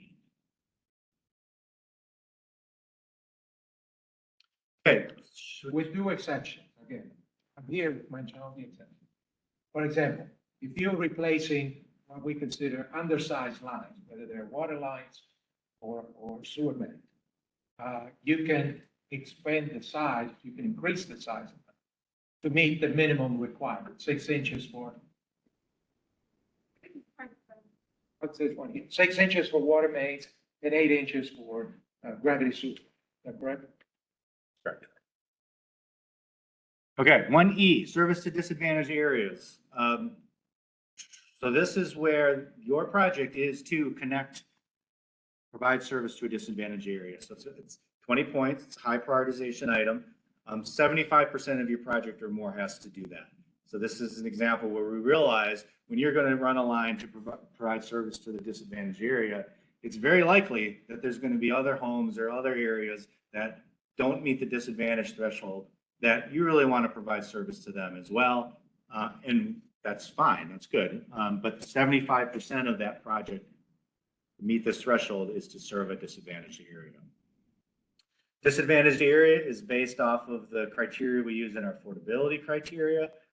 There's a lot of information in the guidance on this if you want to try to seek these points. I'm not going to spend a ton of time on this. We are going to talk about it a little bit more when we get into affordability, but we're really looking at medium household income, poverty rates, and additional information that you can provide. So one of the best ways to do that is using some of the online mapping tools that are available. We've got a community mapping tool at the department level, and then an EJ screening tool at the federal level.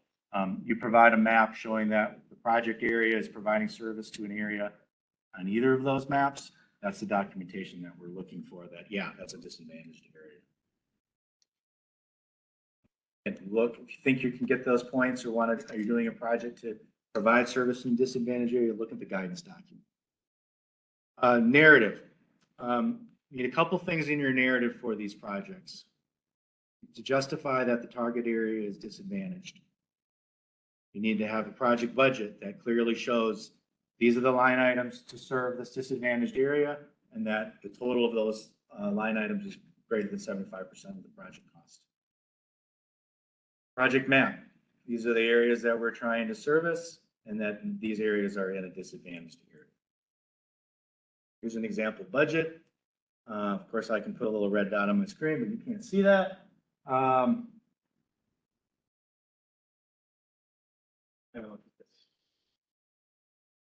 This must be, oh yeah, it says, breaks it up, 10 inches to serve a disadvantaged area in line 1, 10-inch gravity sewer, no, nothing. So that's outside of the disadvantaged area. So it clearly shows what's disadvantaged and what's not. And then we would really like to see a calculation in the narrative that shows it's greater than 75%. Any questions on that? All right, some other categories. In category 1, related to stormwater, 1G, 1H, and 1I. That shows that it's a stormwater project. Because it's getting category 1 points, it's eligible for principal forgiveness. It's a good thing. So these are all good projects. We do have some funds for construction this round for stormwater specific projects. Probably want to consider both. And claim it's a separate application, isn't it? For stormwater, program, they're quality projects. And, they're funded, Tony, is it a separate application form? Is it the same application form? Same application form. Okay, so never mind. Fill out the application, apply for the points, claim the points that you can for your project, whether it's a stormwater scorecard and the wastewater scorecard. And we'll give you the most points that we can. Is that correct? Cool.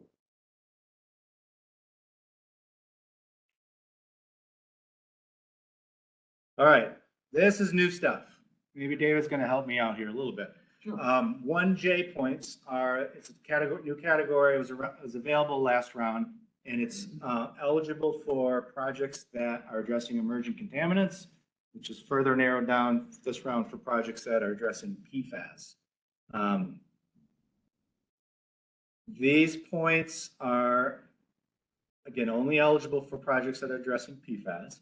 And so we actually pull these applications out and we rank them separately and will award the available EC funds to EC eligible projects. These are some high scoring points. Obviously, if it's addressing PFAS, that's high priority, and they will rank pretty high in the project list. Let's see, they're broken up into 3 categories. 1J1, 100% of your project is to help address PFAS, 20 points, it's a lot.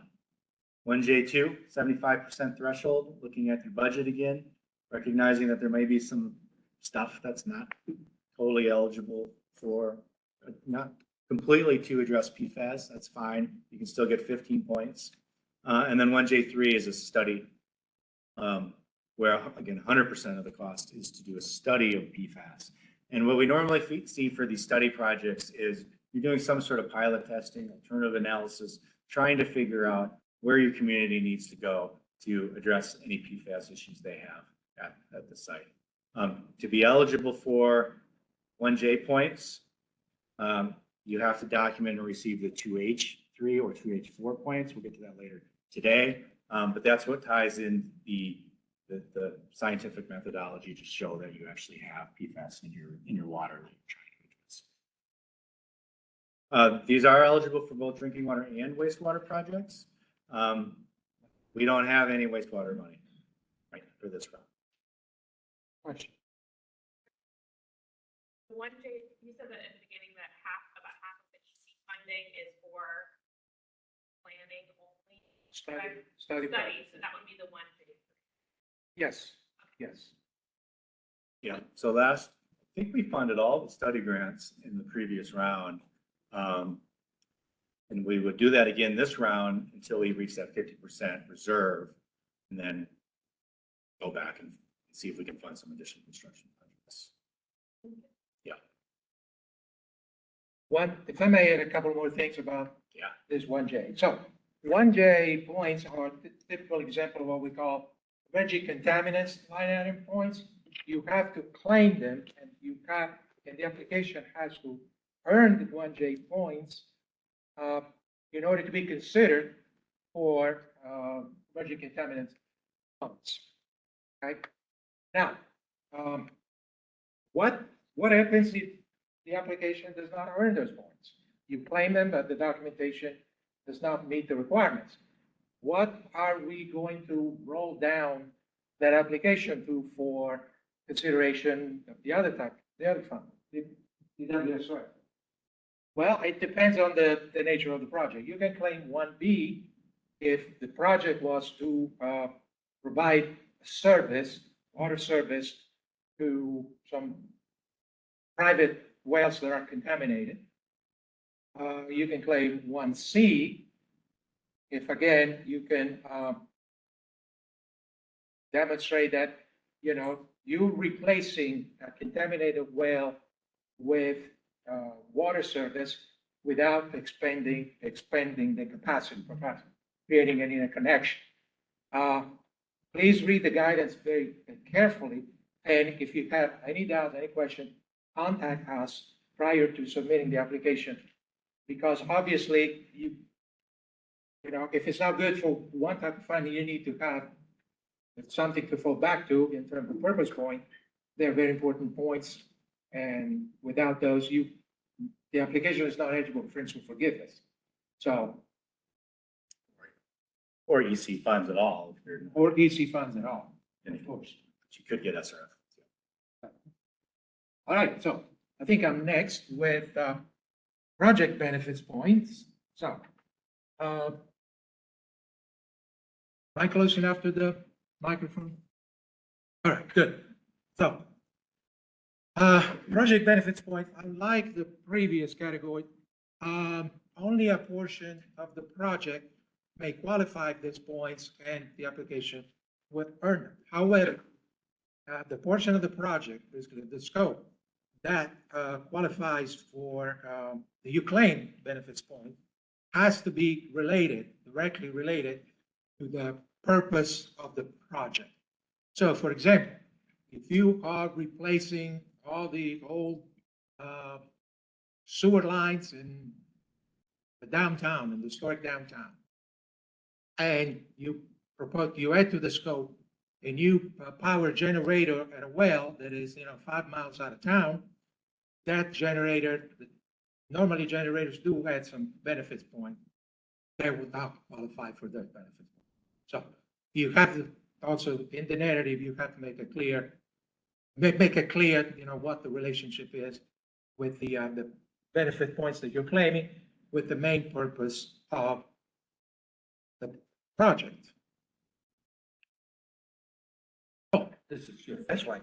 It didn't look familiar. Yeah, the 2A is just for a CDBG program. It's a combo of 2B and 2C. So under 2A, we allow you to come in and claim these benefits if your project will have a benefit for a public health emergency issue or environmental health issue for drinking water or wastewater projects. So for us, you just select 2A if that's what your benefit is going to be. Just know that, like David says, you got to provide that link of what your project, what's the issue, and how your project will resolve that issue. On the screen, we also included some, this is not new anymore, but we do allow you to come in and do malfunctioning or failings on site systems, as John talked about earlier, as well as lead service lines for our program. We have not seen an application come in yet for those, but you can come into the CDBG program for that as well. Some common issues that we are still seeing, like I mentioned, a lot of people come in for these points, but they're not receiving these points because their maps are not showing what the guidance states the maps need to state. You're not providing the correct documentation that the guidance says that you must provide in order to receive these points. You're providing documentation maybe for one spill, but the spill is not in your project area, and you're not providing that link, that knowledge of how those things are related. As John mentioned this morning, we're not going to go looking at old applications or other applications. We're also not going to take our knowledge of your community or your project into consideration when we review your applications.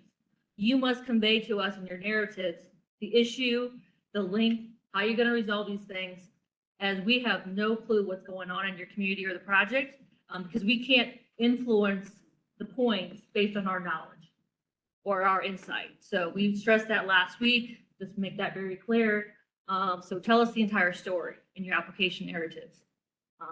And just know that, if you do not provide the required documentation or the maps that we request, you will not earn these points for any of our categories.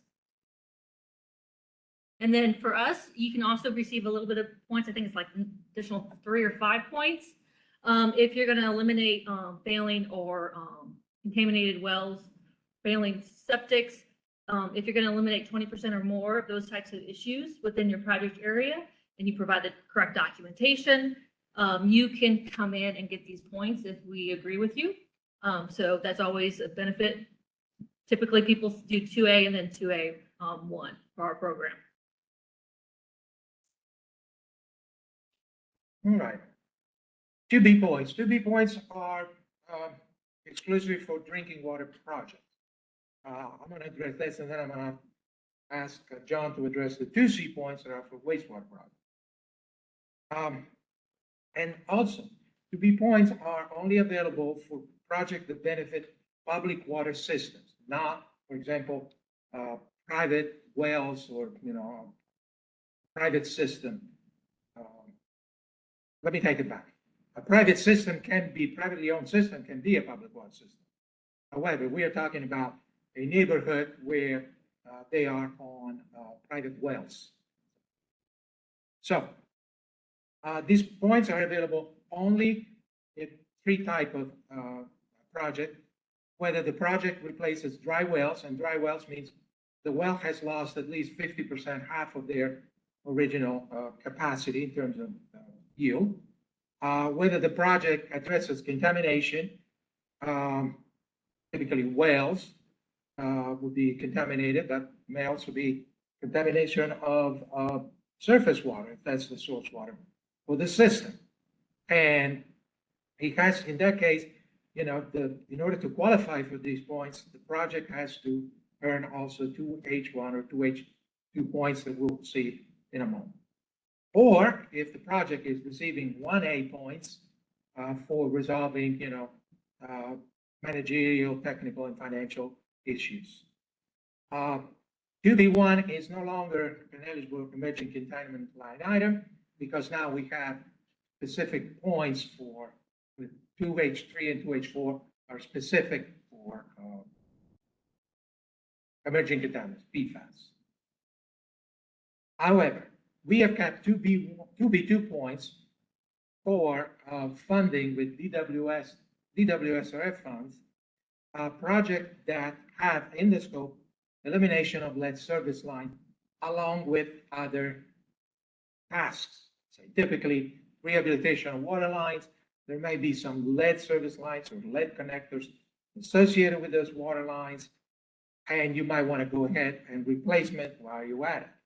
So this allows you to get some points and, position your application at an advantage over an application, because the other program that I will discuss detailed this afternoon does not allow any other type of work except lead service lines, identification, inventorying, and replacement lead service line. Yes. The question from the chat, the elimination of lead service lines, playing these points, is it necessary? Private service, between the meter and the house. No, for the DWSF funding program, it is not necessary. It can be limited to the public portion of the service line. Now, as said earlier, you have to tell us how you know that those lead service lines are there. What records do you have? What information do you have? And you need to provide a map that shows where these lead service lines are located or expected to be located.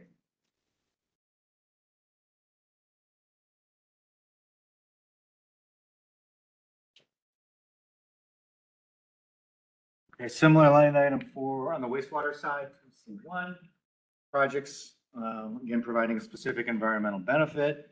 So here you're replacing or repairing certain sewer lines failed on-site systems, non-discharge systems, kind of similar to the project, was it category 1 points, or resolve managerial, technical, and financial issues. Also here is 2C, it's 15 points, also is 2C2, which is 10 points, and that's projects that eliminate malfunctioning on-site wastewater systems. Should have got more stuff here. Okay. Not quite as many points, a little bit different goal for the benefit. So for 1C, 2C1, these are projects that are providing public service. What's the best way to explain it? So it's really about addressing failing septic systems. You've got, again, documentation that the septic systems are failing. You have a letter from the sanitarium or licensed soil scientists showing that, yeah, this system isn't doing it anymore, needs to be fixed, needs to be replaced. Including not just county permitted stuff, but includes both discharge and non-discharge types of systems, spray systems, irrigation systems. And then you're going to repair that or replacing that, that infrastructure. Projects could also include where you have documented SSOs that I think they have to, reaching bodies of the water or have backed up into the home, and really specific types of projects. So if you have documented SSOs that aren't reaching surface waters, then you're not eligible for these points. And again, if you don't have documented backups, you're not going to get these points. The threshold to show documentation is pretty low. It's a letter, it's some sort of something from the homeowner, something from the city that did an inspection. But once you have that, you can get these points. Projects that resolve managerial, technical, and financial issues document. The only way you can show that documentation is that you've already received the 1A points. This is an example of if your system is non-viable and you get 1A, where you get lots of extra points. It's an additional 15 points automatically. There's no additional documentation for that. But that's the only really way you can, it's the only way you can document that the project is resolving managerial, technical, and financial issues to get that bullet item. If your project is to do the things in the other two bulleted items, of course, that's fine. Okay, 2C2, elimination of malfunctioning on-site wastewater systems. So this is, again, documentation through some sort of notice of violation, not issued by our staff, issued by a county or the permitting authority for that on-site system. The project must deal with a majority of the homes, greater than 50% of the project area, service area being provided, has documentation failures. So it's not as high of a threshold as it was in category 1, which was at 75%, 100%, can't remember. But you can still get some prioritization as long as it's greater than 50%. We must have a list of addresses where the systems are failing, malfunctioning. We must have a map showing where these systems are that's within your project area. Show the new sewer lines being provided, if that's what you're doing. At the end of the day, the systems must be connected to the public water system, public sewer system, and of course, you must provide any copies of the NOVs. It's not really a mapping requirement. Oh, that's just showing that the documentation of the NOVs matches up with your project area and are within your map. We should keep going. Sure. You want to go? Go for it. Okay. So, line item 2E, 2E1 and 2E2.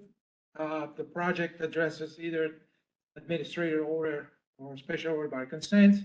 2E1 or resolves notice of violations or notice of deficiency. It is very important to demonstrate that indeed the project will address or resolve these issues. Just to make a I'd say, a vague connection. Okay, it's not as between notice of violation, for example, and what the project is about.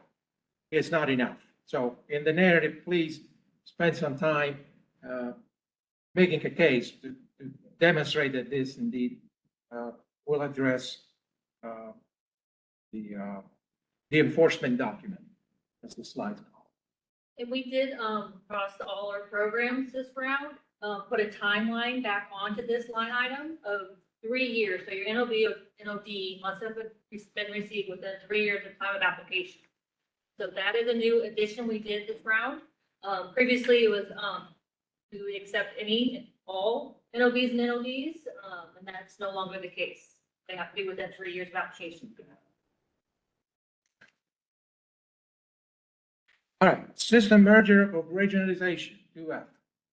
All right, so,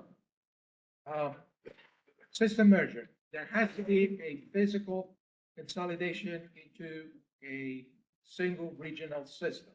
So in this case, the project physically connects two systems, two separate systems.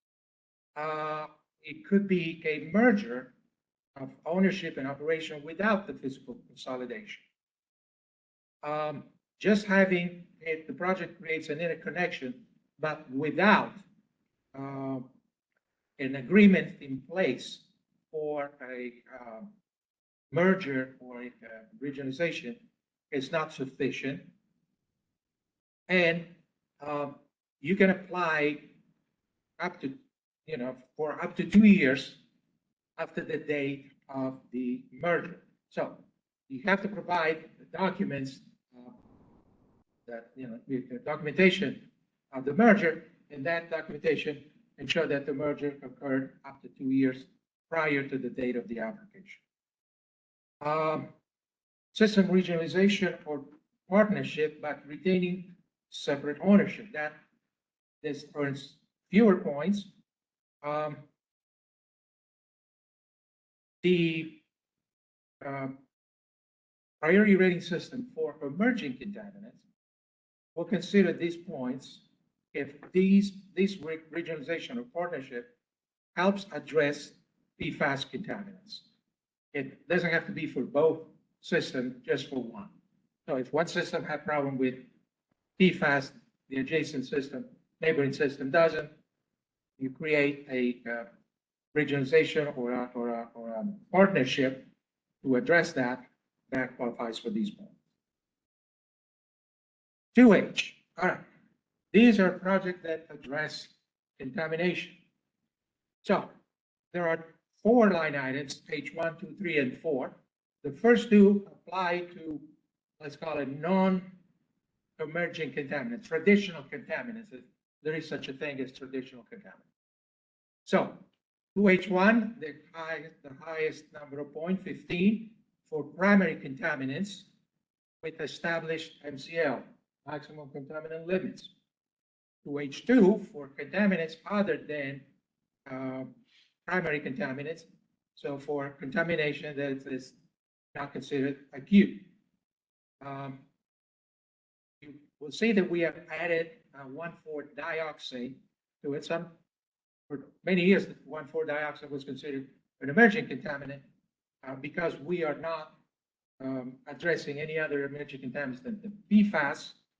We have added it to this line item point, so you can claim, if you have that kind of contamination, you can claim points for this. The last 2, H3 and H4, address specifically emerging contaminant, PFAS.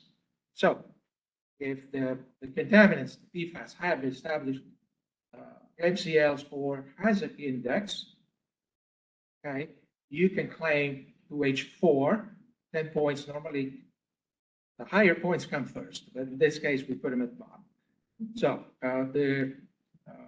if the PFAS exceed the MCL or HI, 10 points. If there are any PFAS that still don't have an established MCL or hazard anything, but there are some proposed, they will, you can claim 2H3 and get 5 points. However, those you need to demonstrate that contamination exceed 10 parts per trillion. So only EPA-approved methods of testing are considered in your documentation of these contaminations. I think I mentioned earlier, for public systems, they typically rely on a limited number of wells, centralized wells, so to speak. So at least one sample within the last 12 months that must exceed the threshold levels. For private water wells, we extend that to 3 years. Let's say the validity of those test results. And all the wells proposed to be connected must have those levels exceeding. In other words, typical community, private residences, they may have, each residence may have their own well. If you're proposing to provide water service to that community, all the wells must have contamination, and all the wells have to be contamination must exceed the threshold. The only exception is the area where you want to extend water services within 50-mile radius of the GenX facility in Bladen. Excuse me, GenX is what they mean, the Chemours facility in Bladen County. For 1J2, remember the project, if a project, at least 75% of the costs was to address PFAS. So if you're acclaimed or you're and you're in 1J2 points in the purpose points category 1, a minimum of half of the wells in that community must have documented contaminants. All right. You have to demonstrate that what you're providing to address this problem will address the problem, including demonstrate, for example, if you propose to provide water from a well, from another well, an existing well, you need to demonstrate that the water from the rescuing well, so to speak, does not have that contamination. So it has to be tested, it has to test clean. It may seem redundant. Why would I want to provide water to an area that has contamination using water from a well that is contaminated? Well, we want to make sure that indeed that it is safe, that water is safe from that well. And if the contaminants are not regulated, they are regulated, but they don't have established MCLs or hazard index, you have to demonstrate that what you're proposing, typically in this case, would be a treatment system. Okay, that treatment system will reduce those concentrations to below either the MCLs or the 10 parts per trillion for those that don't have established limits. As always, refer to the guidance for detailed information about this, and call us if you have any questions. Any questions about 2H3, 2H4, PFAS points? No. Moving on, resiliency. Resiliency and or redundancy. So this is a category of points. There are 7 different line items, and 1 through 7. The first 3 apply to project where you remove the infrastructure out of the floodplain. There's 3 different points because you could have, you have 500-year floodplain, you have 100-year floodplain. You may remove the infrastructure from one floodplain to the other floodplain, from one floodplain to outside any floodplain. So we covered the whole gamut of possibilities and permutation when it comes to floodplains. 2 and 4, 2 and 5. If you proposing to leave the infrastructure inside the floodplain, within floodplain, but you elevate it, for example, a wellhead, you elevate it above the floodplain elevation, or you fortify it. 2 and 6 is if you downsize the infrastructure. Basically, you remove that infrastructure, for example, a well. You're gonna close that well because it's leaving it there, you know, it subjects the well to floods and contamination from the surface. Therefore, you remove it from service, you can get some points for that. And the last one, redundancy, resilience is the most common. And here is where typically we see backup power generators. Okay, so on that one, but not only that, there's also, you know, cybersecurity or redundancy of functions. So, as you can see here in this slide, replacing or repairing existing generators does not earn points.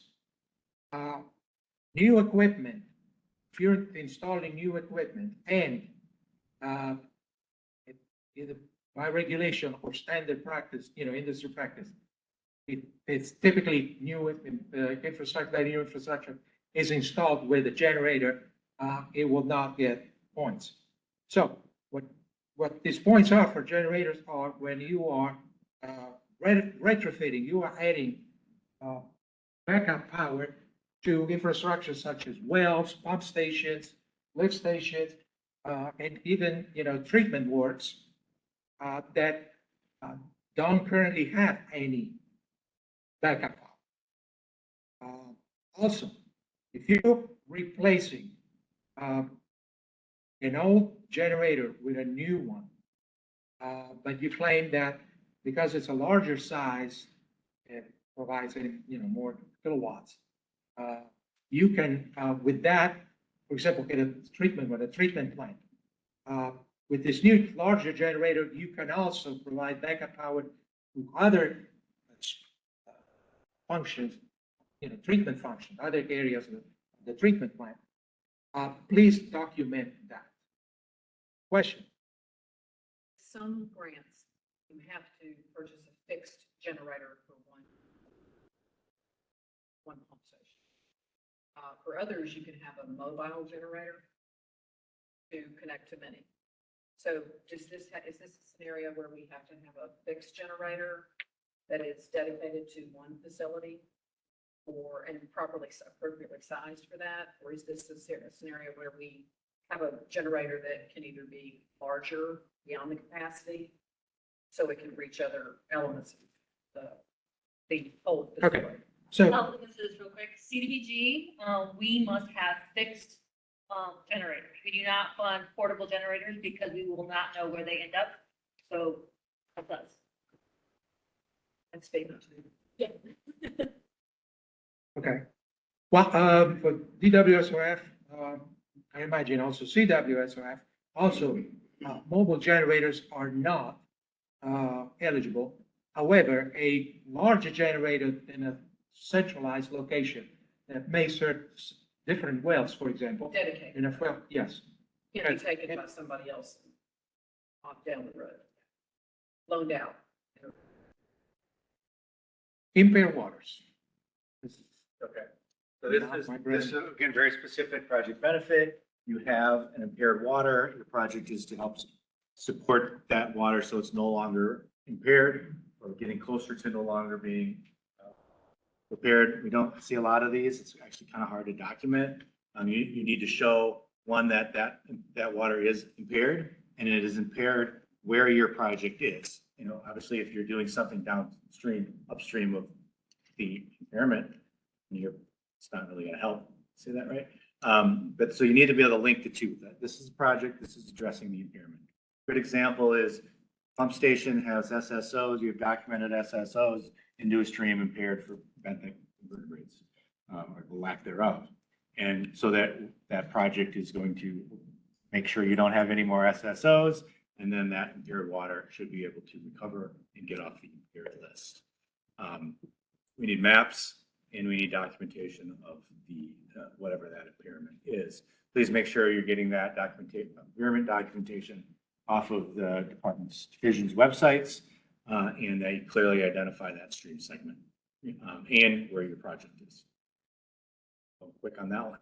Similarly, you have projects that help support special waters. There's a whole long list of what classifications apply. It's not as many points as if you're helping impaired water, but it still is additional prioritization, and it's the same kind of documentation. Where's your project? Where's the stream segment? What's it classified as? As long as you can connect all the dots, you're going to get prioritization for this item. That was quick. All right. Should we take a break? No. Category 3, system management. So these are points available to raise your project up based on your community and how it manages your utility. There's only a few. One of the larger point getters is asset management plan. We do not want your entire asset management plan, please, unless you're CDBG, and then they do for some reason.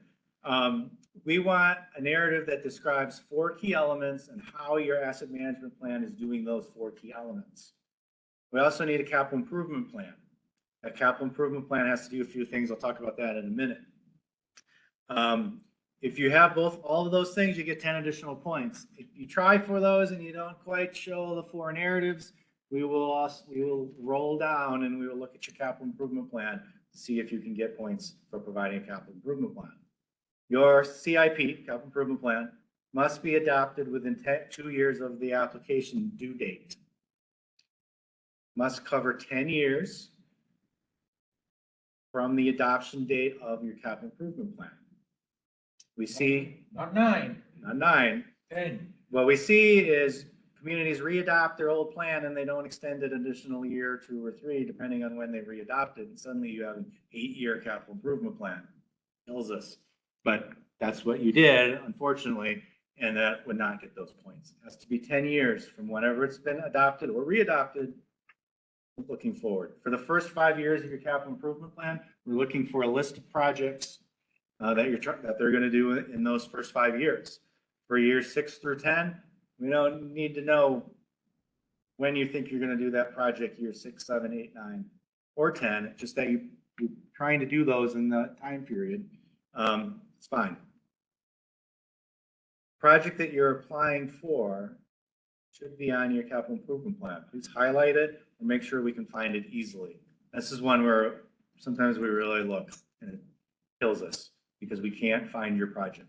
It's called something else, or it's it's usually half the cost of what it is now because it's an old CIP, you haven't updated your prices, changed the project a little bit, and now you call it something else. And we look and we can't find it, and we end up not giving you those points. It's kind of a shame. Please make sure we can tell it's the project. Now, if it's a project that was in year 6 through 10 and suddenly you're doing it now, that's fine. Just explain in the narrative why that project is suddenly jumping way ahead of all the other projects. And it might just be, hey, because there's a funding opportunity and we think we can get some principal forgiveness, so we're going to do that now. It's fine. Just let us know. All right. Common areas, yeah, more than 2 years, less than 10 years. Can't tell when it was adopted. Let's see, it covered most of this stuff. Cool. Affordability, category 4. We usually do this one for you as long as you submit a complete application and your affordability calculator. But we will check what you claim and we will give you the points that the supporting data shows. If for some reason you want to use data that is different, I'm going to get it. It's not going to talk. Okay, so the first thing we look at is how many residential connections do you have? You've already provided that in your application. That match. If it doesn't match, explain why. It's going to be hard to explain why it doesn't match, so don't do that. But you can always try to explain why you do what you do. Very straightforward. Less than 1,000 connections, you get more points than if you're a bigger community. Less than 10,000.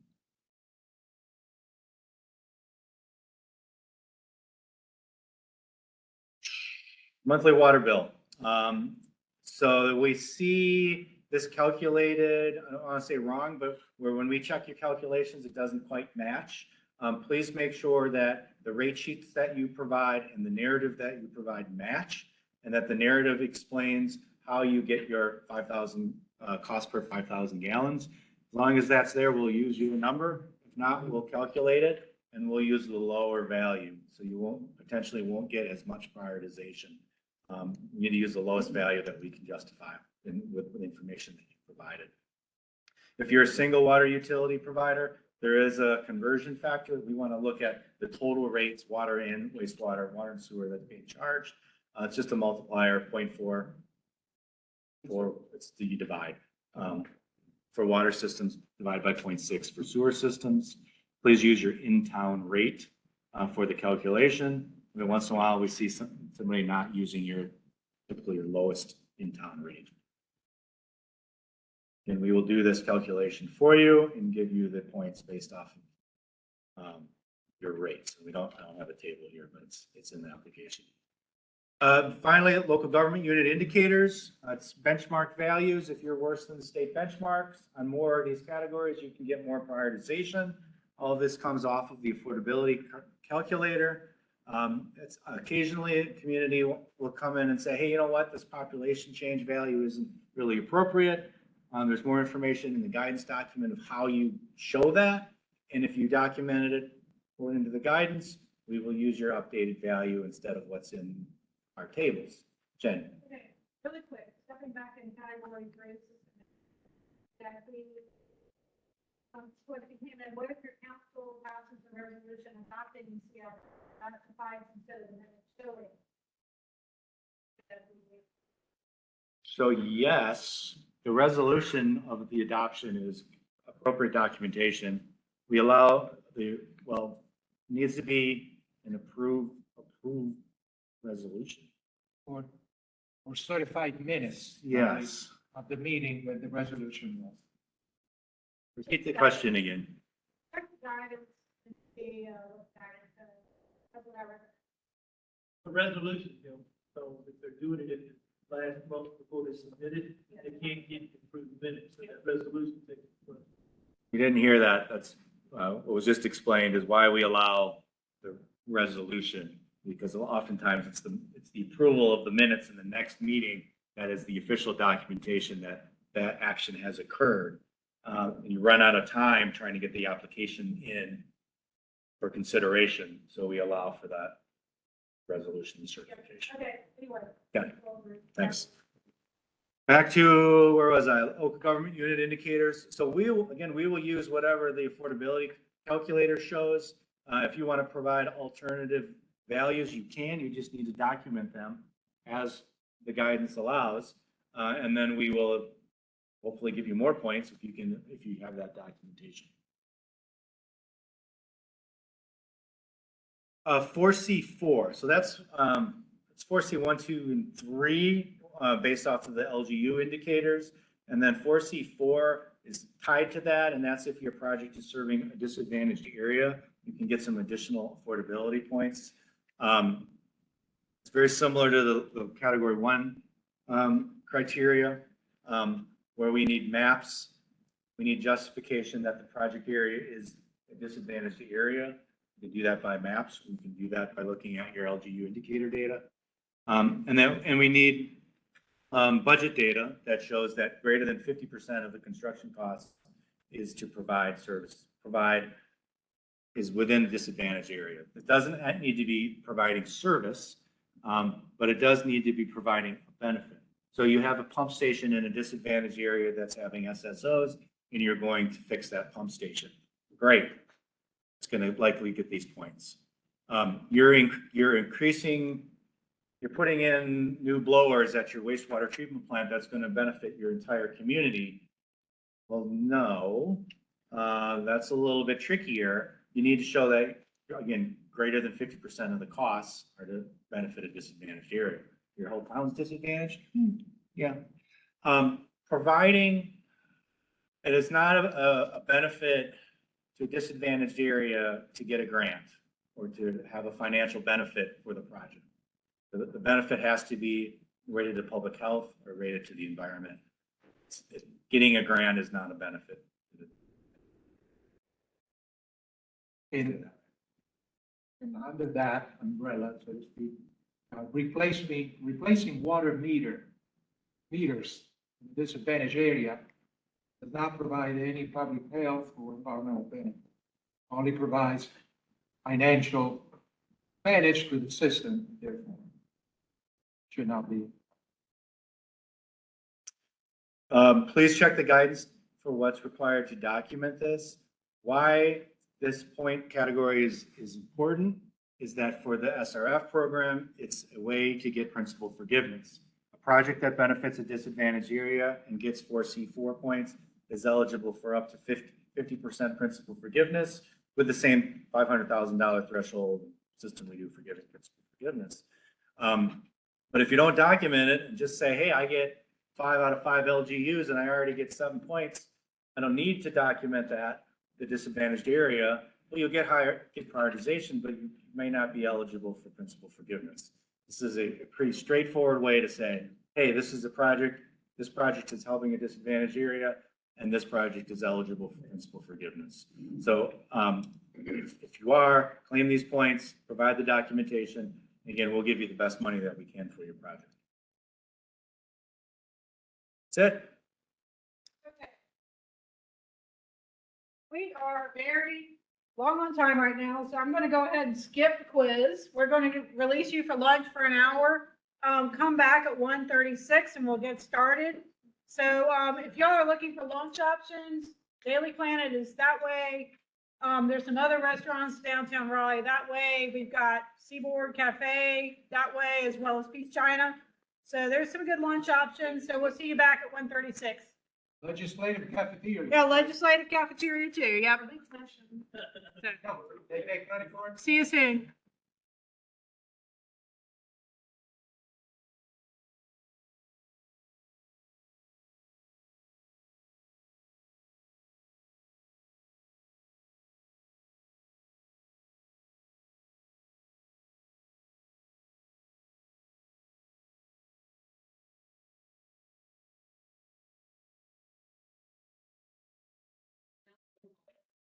Hey, everyone, we're going to go ahead and get started. So we do have a lot to cover this afternoon. So next up will be Tony Evans with Stormwater. And I know we have a few people who are still out, but hopefully they'll get back soon. We're going to go ahead and let him run with it. So Tony, take it away. Okay. I don't think this was asked at the beginning, but how many people here are planning on doing stormwater funding for this round? Got 1, 2. Okay, cool. All righty. Just to give a little background or kind of tell you how we got to this point for the stormwater funding program for this funding cycle for the spring of 2024. Back in the fall of 2023, SWIA approved funding for planning grants as well as construction grants for stormwater, right? Division management decided that we would just award funding to the planning grants for that round. And we scored both planning grants and construction grants for Lassie in the fall of 2023. And we sent back the scorecards to the construction grant people because the fact that we didn't fund them, to give them an opportunity to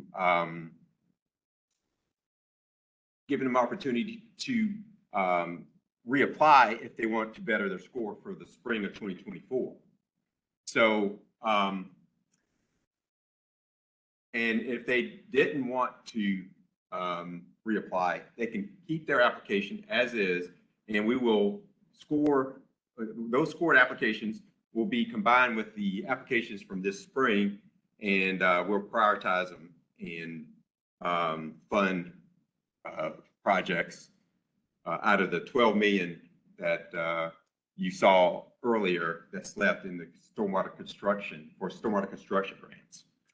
So the other thing that we want to cover here is some tweaks we made to the guidance. And as I go through the priority rating system, I'll note some of the tweaks in the guidance for this funding round, so that you'll be aware of those as I go along. As always, we start with stormwater entity eligibility. That's the first thing that we start with stormwater for local assistance for stormwater infrastructure investment. In the section 1 of the eligibility form is you must provide a description of the stormwater quality or quantity issue. Again, this form is required in order to be eligible. So don't forget to fill this out. I'll mention it again, but you have to fill this out with your stormwater application. In this form requires maps, photographs, rainfall data if available, and other supporting information. The second part of this form is the demonstrate a significant hardship. And you can do that a couple ways. At least 1 out of 5 of the LGU indicators have to be worse than the state benchmark. Or you can, if you have a disadvantaged area where 75% of the construction costs benefit the disadvantaged area. Again, that's usually determined by the maps that you've heard of, Community Mapping System or EJ40. And this is a change from, well, it's not really a change, but it's more of a clarification. We need verifiable data if you're using like census block data, because we had applications this past round that gave us information that they thought was going to help us see that this LGU was a disadvantaged area, but we couldn't verify it. So we're going to ask you to make sure you help us verify that data this time.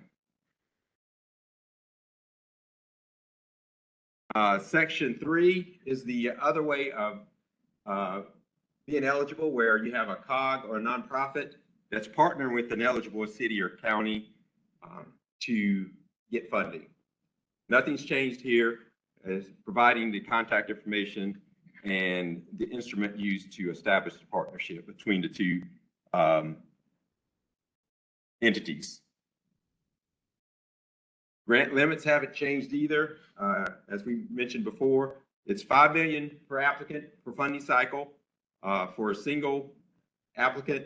If you're LGU in collaboration with another LGU, you can get up to $7.5 million. Okay, now stormwater funding project information.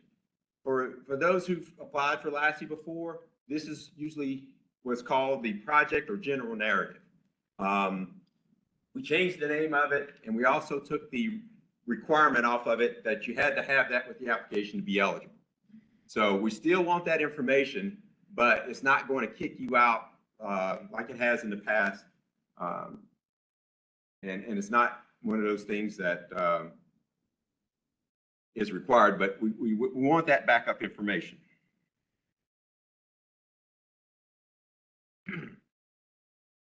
So this is the information that we were asking for there. That used to be, again, the general narrative or the project narrative. Just a few pieces of information. You can see the bullets there. So after that, moving directly into the construction projects priority rating system, these are some of the tips, or I guess, for filling out an application for LASSI. Of course, don't use this slide presentation as your only source of, hey, I can go out and fill out an application. It's not for that. It's only for an overview so that you can kind of get a feel for, especially for new people, get a feel for what we're asking for the LASSI priority rating system and funding application. The guidance document lists specific information on how the points are earned, and you must look at the bullets. You must address each bullet in the guidance for for a successful application.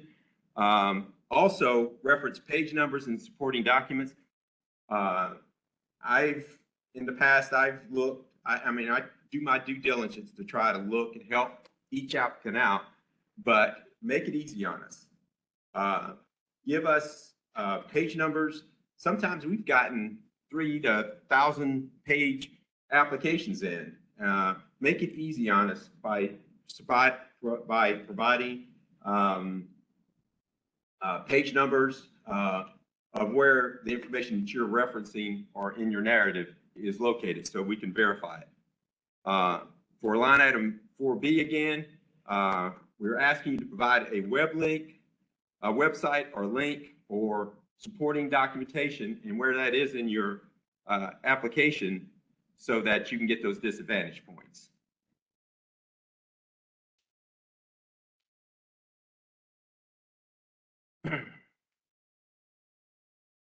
Okay. So the first category, just like for wastewater and drinking water, we have 4 categories.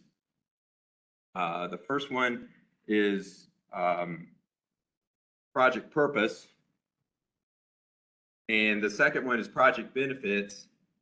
And the third, system management, and fourth, affordability. And I just emphasize, make sure that you verify the project is eligible by going back and looking at the eligibility form and filling it out and making sure you've done that first before you start on your scorecard. So submit your score sheet, your narrative supporting documentation after you've done all of that. And also read the guidance for all documentation requirements. Usually there's like a resolution that's required, for instance.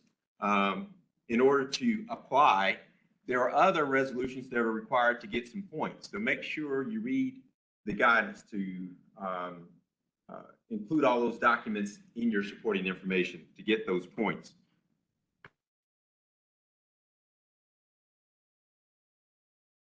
Okay, the first category, project purpose, 35 points. You only get points for one project purpose. And even though there could be a couple project purposes in there, and we will only connect the points under other line items to that major project purpose. So if you have a couple project purposes and the and some line items kind of match a secondary purpose, you're not going to get those points because it all has to connect to the major project purpose. And I'll go over those in a minute.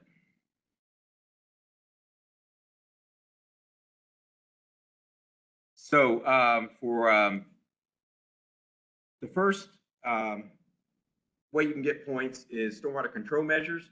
And that's when you have 50% or more of the construction costs used for SCMs, for stormwater control, quality control. And for 1A1, nature-based SCMs, you can get 35 points. That's the most single points that you can get out of all of the line items. But you must demonstrate that the SCM meets the definition of nature-based solution. And there's a definition in the guidance. The second one, 1A2, you can get non-nature-based points, which is a typical 25 points. And for both cases, the SCMs have to adhere to North Carolina DEQ Stormwater Design Manual.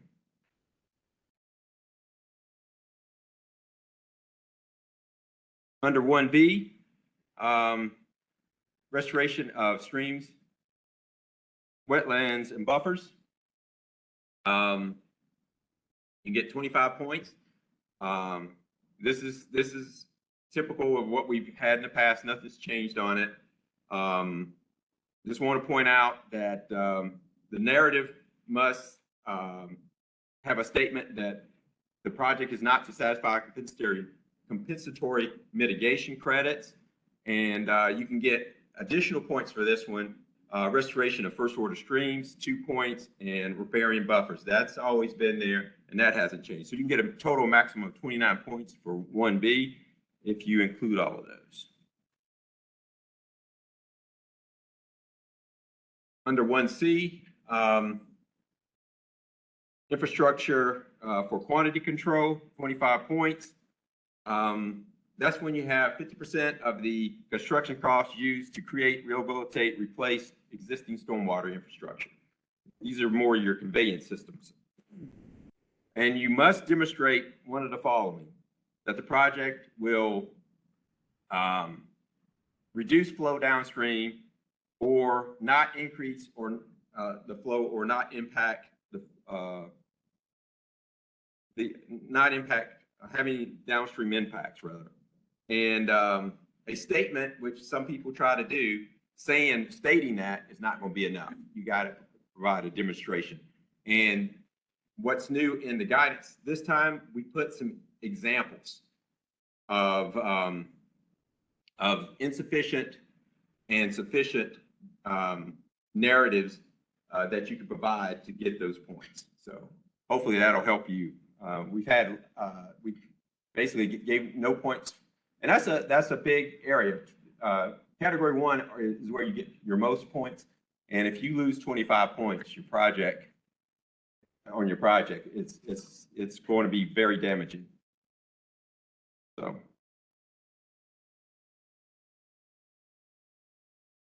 This is our rainwater harvesting that we also have in our SRF program, priority rating system. Just nothing's changed on this. It's in a sense, I wouldn't call it a unique SCM, but it's one that we just highlighted because it's in the SRF program as well. The key things, 4 key things: harvested rainwater must be utilized for non-potable purposes, can't be discharged into waters of the state or waste treatment plants. The ultimate fate of this rainwater needs to be documented. Those are key things you need to remember if applying for these points. Okay, moving on to category 2, project benefits. Again, just like drinking water, wastewater, we have a project benefits section category. In the project benefits, you can earn points for one of the subcategories, either impaired waters, 15 points, specific classified waters, 10. If you're having some kind of SCM or something that you're reducing total nitrogen and phosphorus in nutrient sensitive waters, you can get 10 points. For non-nutrient sensitive waters, it's only 5 points. Or if it directly benefits the Natural Heritage Program natural areas, you can get 3 points. Nothing's changed there, it's the same. So I'll kind of just going over that very quickly. Under flood reduction, you can earn points for one subcategory. 2B1 increases public safety. 15 points, reduces structural flooding in habitable structures, 8 points, reduces documented street flooding, 5 points. In the past, we've been able to roll down.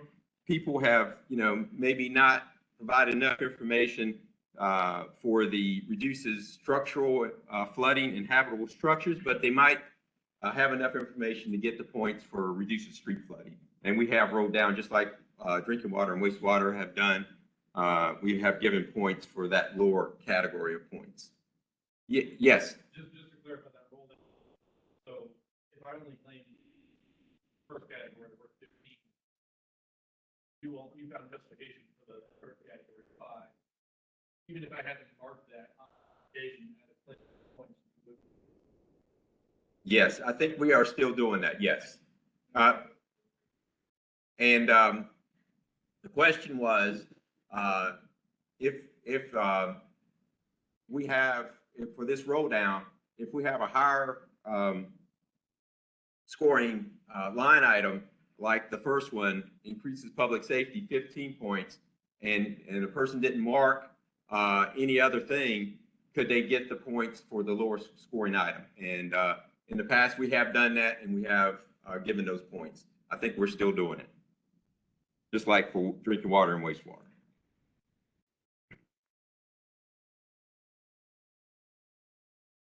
Okay, collaboration efforts, 10 points. That's when 2 or more LGUs are working together. Just like they can get more money, these guys are working together to, if they are working together, probably get these points as well. They must have a resolution, and they must have similar goals, and they have to state that in a narrative and kind of explain why what the benefits of the project to each LGU is. So, innovative stormwater projects, 5 points. They must address a stormwater quality or quantity issue. For the quality part, they need to base it on the stormwater design manual. I think it's part A of that design manual of areas or research needed, and choose a project to one of those type of projects. Or if it's stormwater quantity practices, they must provide reasons why the practices are innovative. And they must also, in the in the narrative, they must show how they're going to disseminate the information or their findings. Public education component is 1 point, where they basically provide information on how they are informing the public of the project and how the project will resolve the water quality issue. And usually that's a very easy point to get. In the narrative, it's not much there that they have to provide, but just read the guidance. It'll get you that point fairly easily. Okay. Category 3, system management. For local planning, you can earn points for one subcategory. Here, it's either if you have adopted or will adopt a stormwater plan with a resolution, you get 5 points. If you will develop a stormwater plan, if you're just stating that you just want to develop it and you don't have a resolution saying that you are going to do it, or you only get 2 points. If you have adopted a stormwater management program with a resolution, you get the 5 points there. But if you're saying you just want to do it, a stormwater program, you only get the 2 points. Operation and maintenance plan requires 4 things to get these 3 points. You have to have an O&M plan for the entire system. You must document the plan is active as of the date of application. For more phase 1, phase 2 type of elements, you don't get points for, like if you're if the O&M plan is only for property owned by the LGU, you're not going to get points for that, as well as if the O&M plan meets the MS4 permit, you're not going to get points for that. Okay, stormwater capital improvement plan. Plan has to be at least 5 years. Project must be identified in the CIP. Resolution board meeting minutes showing that the plan was approved within 2 years of the application deadline, and provide an officially adopted CIP priority list. And usually we want that project that you're applying for to be highlighted on that list.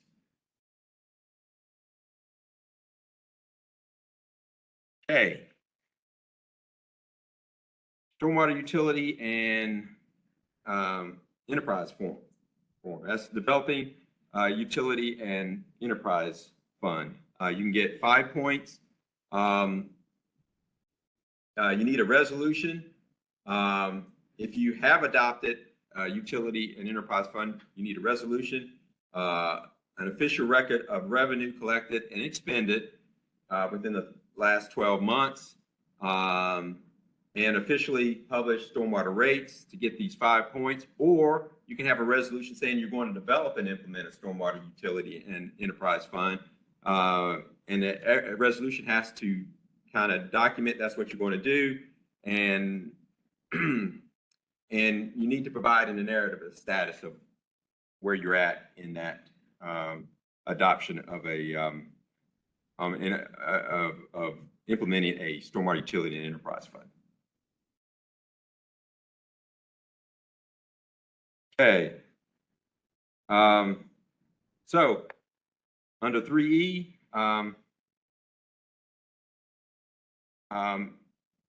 regional resiliency planning, you can get 3 points. You must provide these bullets here, a vulnerability assessment, long-term strategies to address future flooding, sea level rise, and environmental changes. Must document the time frame at least 5 years. Summary of future flooding used in the vulnerability assessment and the strategies to address future conditions, and provide evidence of the adoption with a resolution of board meeting minutes or an adopted ordinance to get these 3 points. Okay, bringing it home now is the affordability. For affordability, you can get points for population. Less than 10,000 folk can get 3 points. Under 4A1, under 4A2, you can get, for populations greater than 10,000, 2 points. Also, LGU indicators can get you points. For indicators 1 through 5, you can get 4, 6, 8, 10, 12 points. Or you can get points for 4B, 6, which is disadvantaged area. You can get 10 points. These are the items that for 4B6 that you need to comply with to get these 10 points. And with that, that's all I've got for stormwater. Any more questions? If not, I'll turn it over to CDBGI. One question.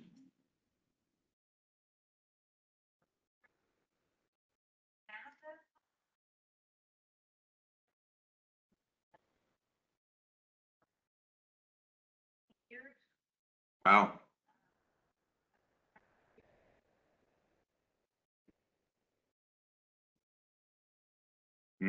The question was, an LGU says that they have a stormwater utility, and it was created over 20 years ago. And they don't have the documentation for that. What do they do? I don't know if we've come across that.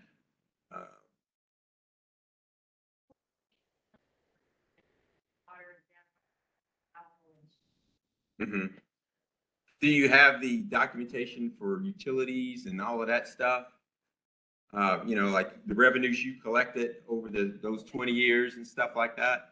That might be something, and again, I'm not going to be able to give you an answer today, but that might be something we can use to accept, you know, the fact that you got a stormwater utility.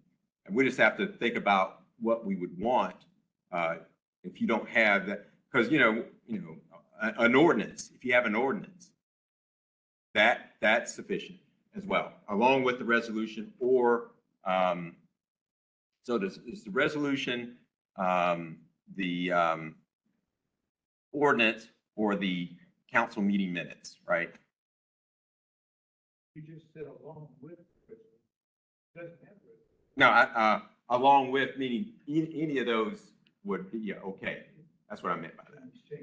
Yeah, so, the question was, I said resolution along with, it was meaning that either or resolution, board meeting minutes, or the ordinance is okay for that. Okay. Take away. All right, I'm going to talk briefly about some uniqueness to the CDBG program. Some of the stuff we've already discussed this morning, but just to reaffirm that we have approximately $11.3 million. This is our spring round intake. We typically only do one round of applications, but the fall round did not have enough applicants to award out all our funding, so that's why we're here in the spring. Typically, we do not do the spring. As also mentioned, local governments can come in and ask for $3 million. If they currently have a project with us, they would get a balance of what they had originally. If they had like a $2 million project previously, they can come in for another $1 million. If it's still within that 3-year award window. If you're representing a local government that has been with us before and you want to see how much they could truly come in for, the best place to look if they have an open grant with us is to go to their grant agreement front page and look at the award date from the authority. That is our start date for the 3-year period. If you cannot find that, you can call our staff and they can tell you too if you can come in for the full amount of $3 million or 1.5 or 1. But we also hold you to 3, no more than 3 open grants at the same time. Like we mentioned this morning in a pop quiz, only non-entitlement communities can come into our program to apply. Non-entitlement are those entities that do not get direct allocation from HUD at the national level. There's a big list, and it's right here. This is all the entitlement communities and counties in our state as current. Right now they're going through a process to update this list another 1.5 years. So in a 1.5 years, this list might be changing. I know one community is kind of come off this list.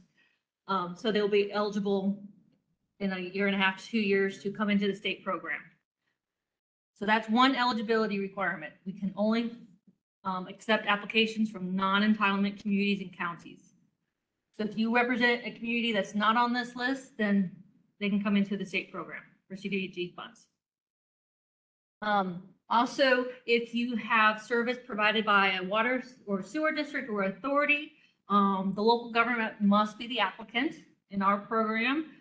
That authority or district is a subrecipient, and there would be an agreement between the applicant and the subrecipient. But the grant, if awarded, would go to the local government and then filter down into the regional supplier. Another eligibility, we touched on that this morning, is that your project must show us that it's going to benefit 51% low to moderate income persons in order to come into our program. So how do you do that? Hopefully you start with what are our projects, what are our needs, looking at those capital planning projects, and then identifying the project area. We have an Appendix A on our website under our guidance and priority rating system that does deep dive into LMI, but in essence, if you're going to do water rehab and replacement on, let's say, 6 streets in your community, those 6 streets are your project area. So you need to show us through your documentation that within those project area, 51% of low to moderate income persons will benefit indirectly from water line replacement. If you have multiple project areas, then both those individual project areas must have a standalone 51%. There's Appendix A talks in a lot more detail of what documentation we need. But the big one is a map. We need your map explaining if you're not going to do the whole community, and you're only going to concentrate on those 6 streets, your project area is those 6 streets. So we need a map clearly with the boundaries of what the project area is, with street names, landmarks identified, and that project area will continue through all the maps that we require in our application guidance. We must make sure it's consistent. And then also LMI, this slide and the next slide, there's 2 ways to get your LMI data. If you're doing a community-wide project at the wastewater plant or the water plant, for instance, that's an area-wide benefit. The whole entire community is benefiting from the project that you're going to be doing at that facility. So you use the LMI data from HUD on our website. Appendix A has a link you go straight to, you pull down the data, and hopefully it's at least 51%. If it's 49.9%, we cannot assist you. So it'll tell you right away if your community is at that threshold or not. The other option is to do income surveys. In our guidance, if you haven't seen it before, in category 1, under all the project purposes that you can claim, it tells you what type of LMI eligibility you must use. So it'll tell you, do I need to do income survey, or can I do area wide, etc. Appendix A has 4 methods. Prior to COVID, we only allowed door-to-door. HUD has always allowed 4 different methods: telephone, web-based, door-to-door, mail-back surveys. After COVID got lifted, we kept all 4 methods in place to assist local governments to have a mixture of how do they obtain their LMI data. So the big thing is make sure you have your income limits. We have the most latest ones from last year on our website. If you're reapplying from last time, and just make sure that your surveys are within 18 months to be valid. If they are outside of that 18 months, they'll have to be redone. And income limits won't be provided for this year until late April, so they're not going to apply to the spring round. They'll apply in the fall round. And we do have resources on our website, survey in English and Spanish, and instructions in English and Spanish as well. A little bit more information on census data. I'm not going to go into a lot of this because I've already talked about it. Examples of what type of projects you can use area-wide. And just remember, this comes into play when you have to do our compliance forms. You count the people impacted for general water and sewer projects, such as line work. If you're going to do private lateral connections, getting homes off failing septics or failed septics, for instance, they are receiving a direct benefit. So you'll be counting households versus persons. And then one thing also with those private lateral connections, there will be, if you're awarded, there's additional paperwork involved at a later date. Jennifer already mentioned this morning.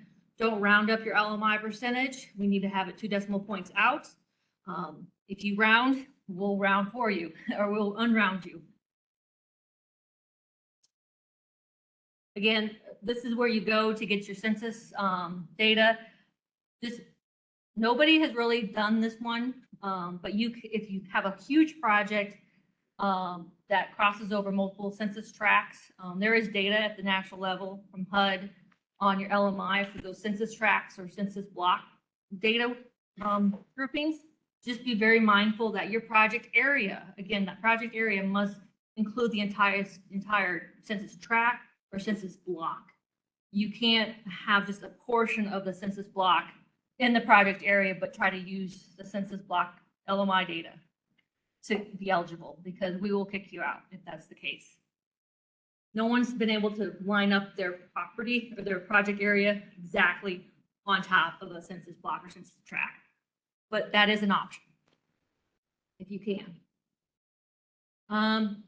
More information on income LMI documentation.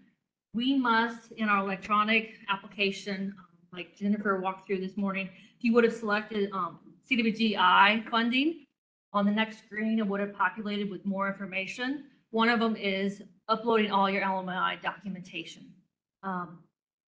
We need to have all that because we verify all your information that you send to us, make sure that it's true and accurate. Excuse me. But then on the hard copy that we need for HUD, we just need copies. We don't need originally signed surveys. You must keep that locally. Just make sure we have a summary sheet also on our website so you can track the LMI surveys. Make sure the data is transferring correctly onto that survey summary sheet. Your survey copies are marked appropriately so it's easy to find and not hard to read. Some of the issues we're still seeing on LMI's documentation is that if you go door to door, income surveys are not signed and dated properly by the right individuals. We have instructions to help that. And then again, like I mentioned, the summary table doesn't match what we see on the surveys, individual surveys. We will take what's on the surveys over what's on the summary table. So if we are reading off your summary, your income survey, and it doesn't match what's on the table, we'll edit your table as we go and adjust accordingly. Household size doesn't match up. Appendix A talks about if you get a house that just will not provide you information, you have to count them as non-responsive. That means they're above income. So you've got to pull in the average household size for the community.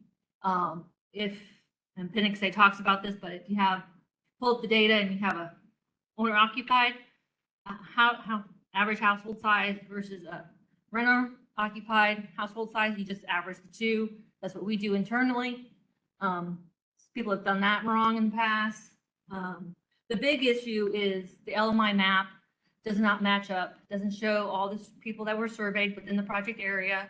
We're missing the LMI methodology. When it used to be just door to door, we didn't need a methodology. But now that we have 4 different methods for you to collect this information, we need you to explain briefly what you did. That you went door to door, but there was 5 homes that were not home, so you left maybe a flyer or left the information there to mail back to you, or you followed up with a phone call. That's what we are expecting from you now, is what did you do to obtain the information you obtained? Was there a question that came through, Jennifer? So for area-wide LMI percentage, our margin of error at the local government is 51% of tax efficiency.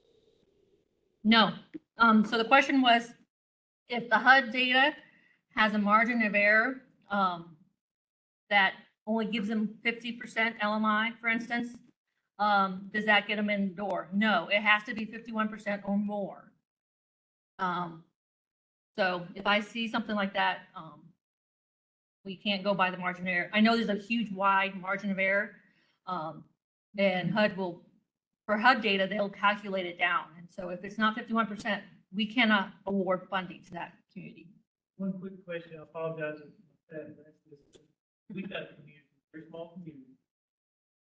They want to challenge the area-wide percentages. Yes, it's not right.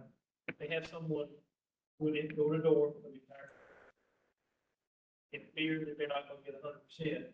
If they get 75% of non-responsive or looked at as over income, as long as they get over 51% of them, they still are eligible. So That'd be enough to prove that they're over, even though the area wide. I'll repeat it as best as I can. So this community, they do not believe that the area-wide data that HUD has is correct. So they're going to go door to door, do their own income surveys to see if they can get 51% LMI. That's fine. They can do so. If they, and it's no longer area-wide. They, in their documentation and methodologies, they will say they did income surveys of the entire community, and this is our result. And if it's 51% or more, then we'll take it. Even with non-responsive, which they do. Yes. That's the only way to get around what HUD says is area-wide versus what locals might say is different, is conducting your own and providing us all that documentation. to support 51% or more. Some advice on income survey. I've done them in my past life. They're a lot of work. The best way to do, to help you is community engagement and outreach. Holding public meetings, getting the word out of what your community is potentially going to be asking for or putting in an application for, and what's expected of the local citizens in the project area to make this application move forward. Just sitting Bill or Sharon or whoever out, going door to door and having no communication, no outreach, your results are going to be poor. So you need to, plan ahead and do some public outreach to get everyone on board with what you're going for, what's the purpose, what they need to do, etc. And just making sure that you communicate that whatever they provide you is confidential. It's on our templates, as everything they provide you is confidential. It's not part of our public record. Once we get it in-house, we make sure that's separate or marked in our digital files as not a public record document. And we expect the local governments to do the same thing, because our survey forms tells the name, the address, and their income level. So that's not public record. Like I mentioned, we have templates for Spanish on our website. If you know your community has a different language that within the project area that you need to translate our template into, please do so. Another suggestion is to use your community leaders as part of the team that goes out and talks to the people about the project, what they need to do, etc. Project type limitations. So our program only funds drinking water projects in the residential areas. We do not give out funding for economic development projects. That's the Department of Commerce. They handle the rest of the state CDBG funding.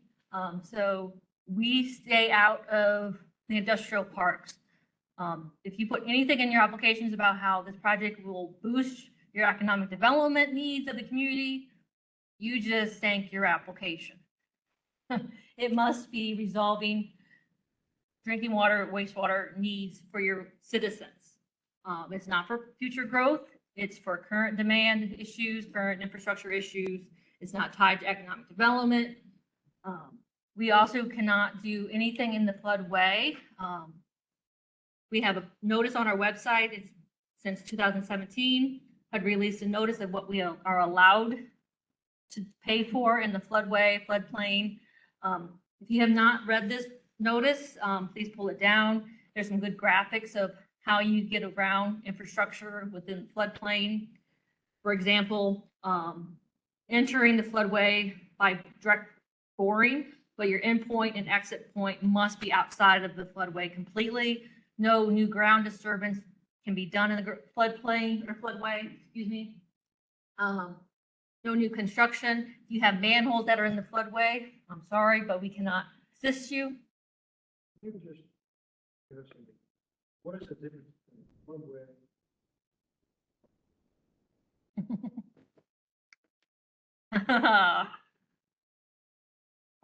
Yes, thank you. She used to do my environmental.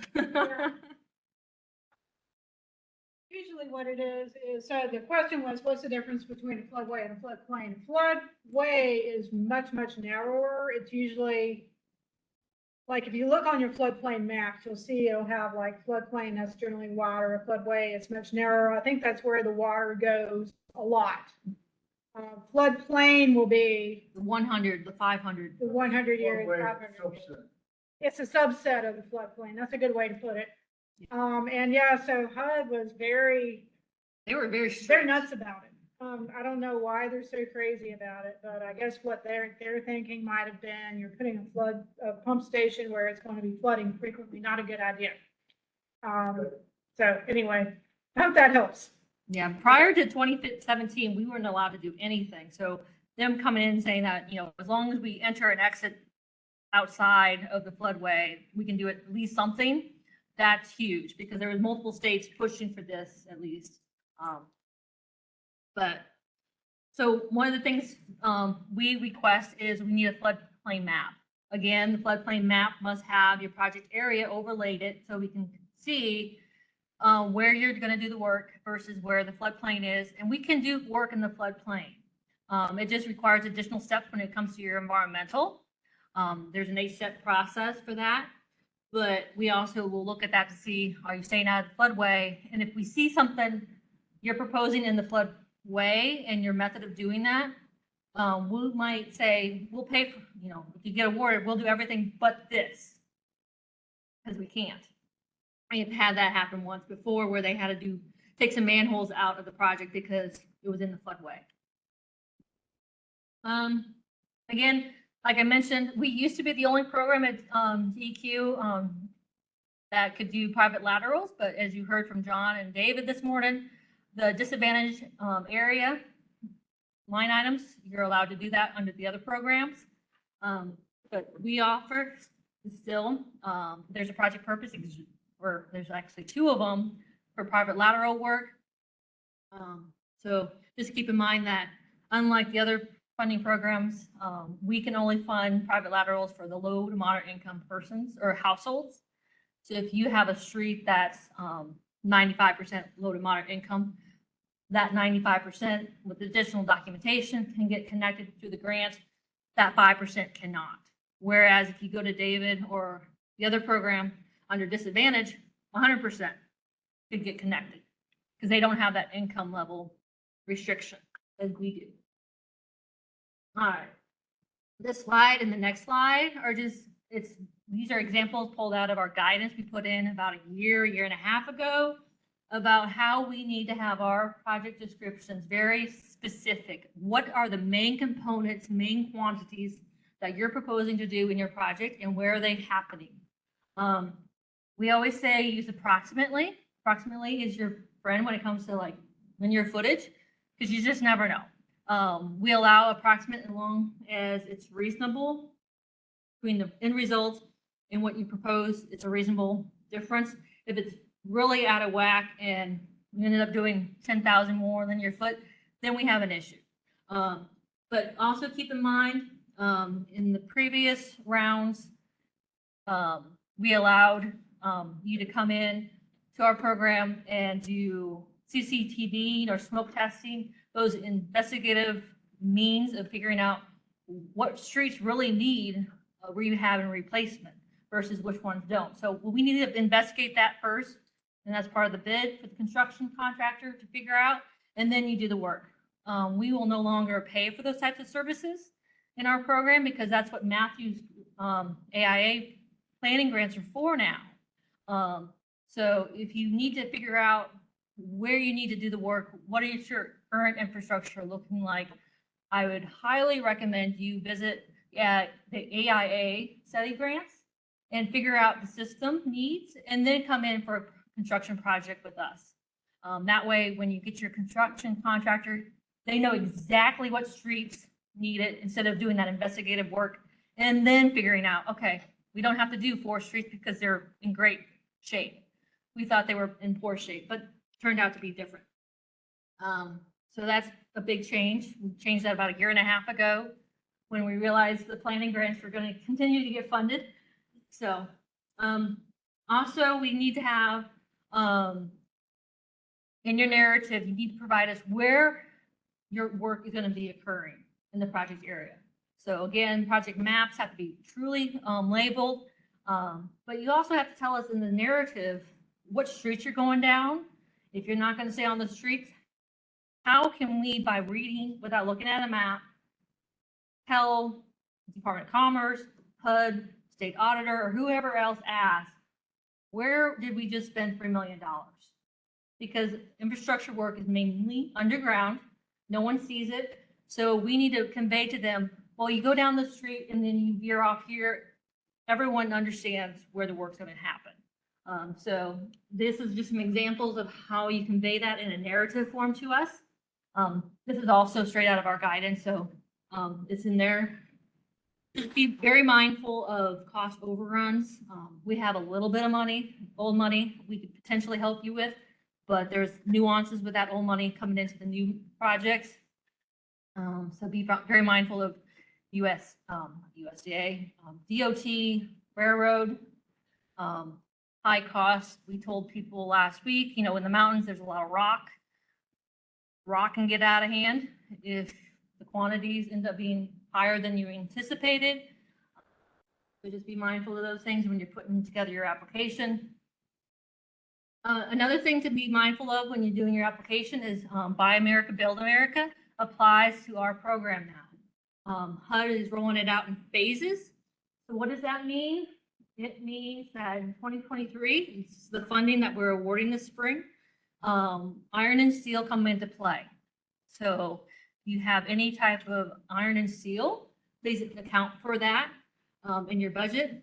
And then in 2024, which will be the fall, they're adding other parts of the regulation into the project.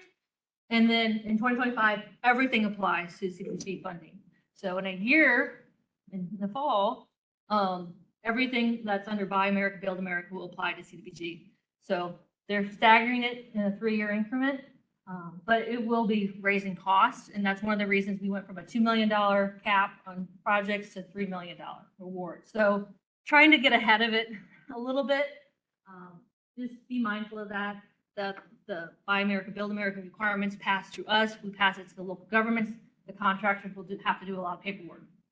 But it's nothing, it's going to be like iron and steel work for EPA projects.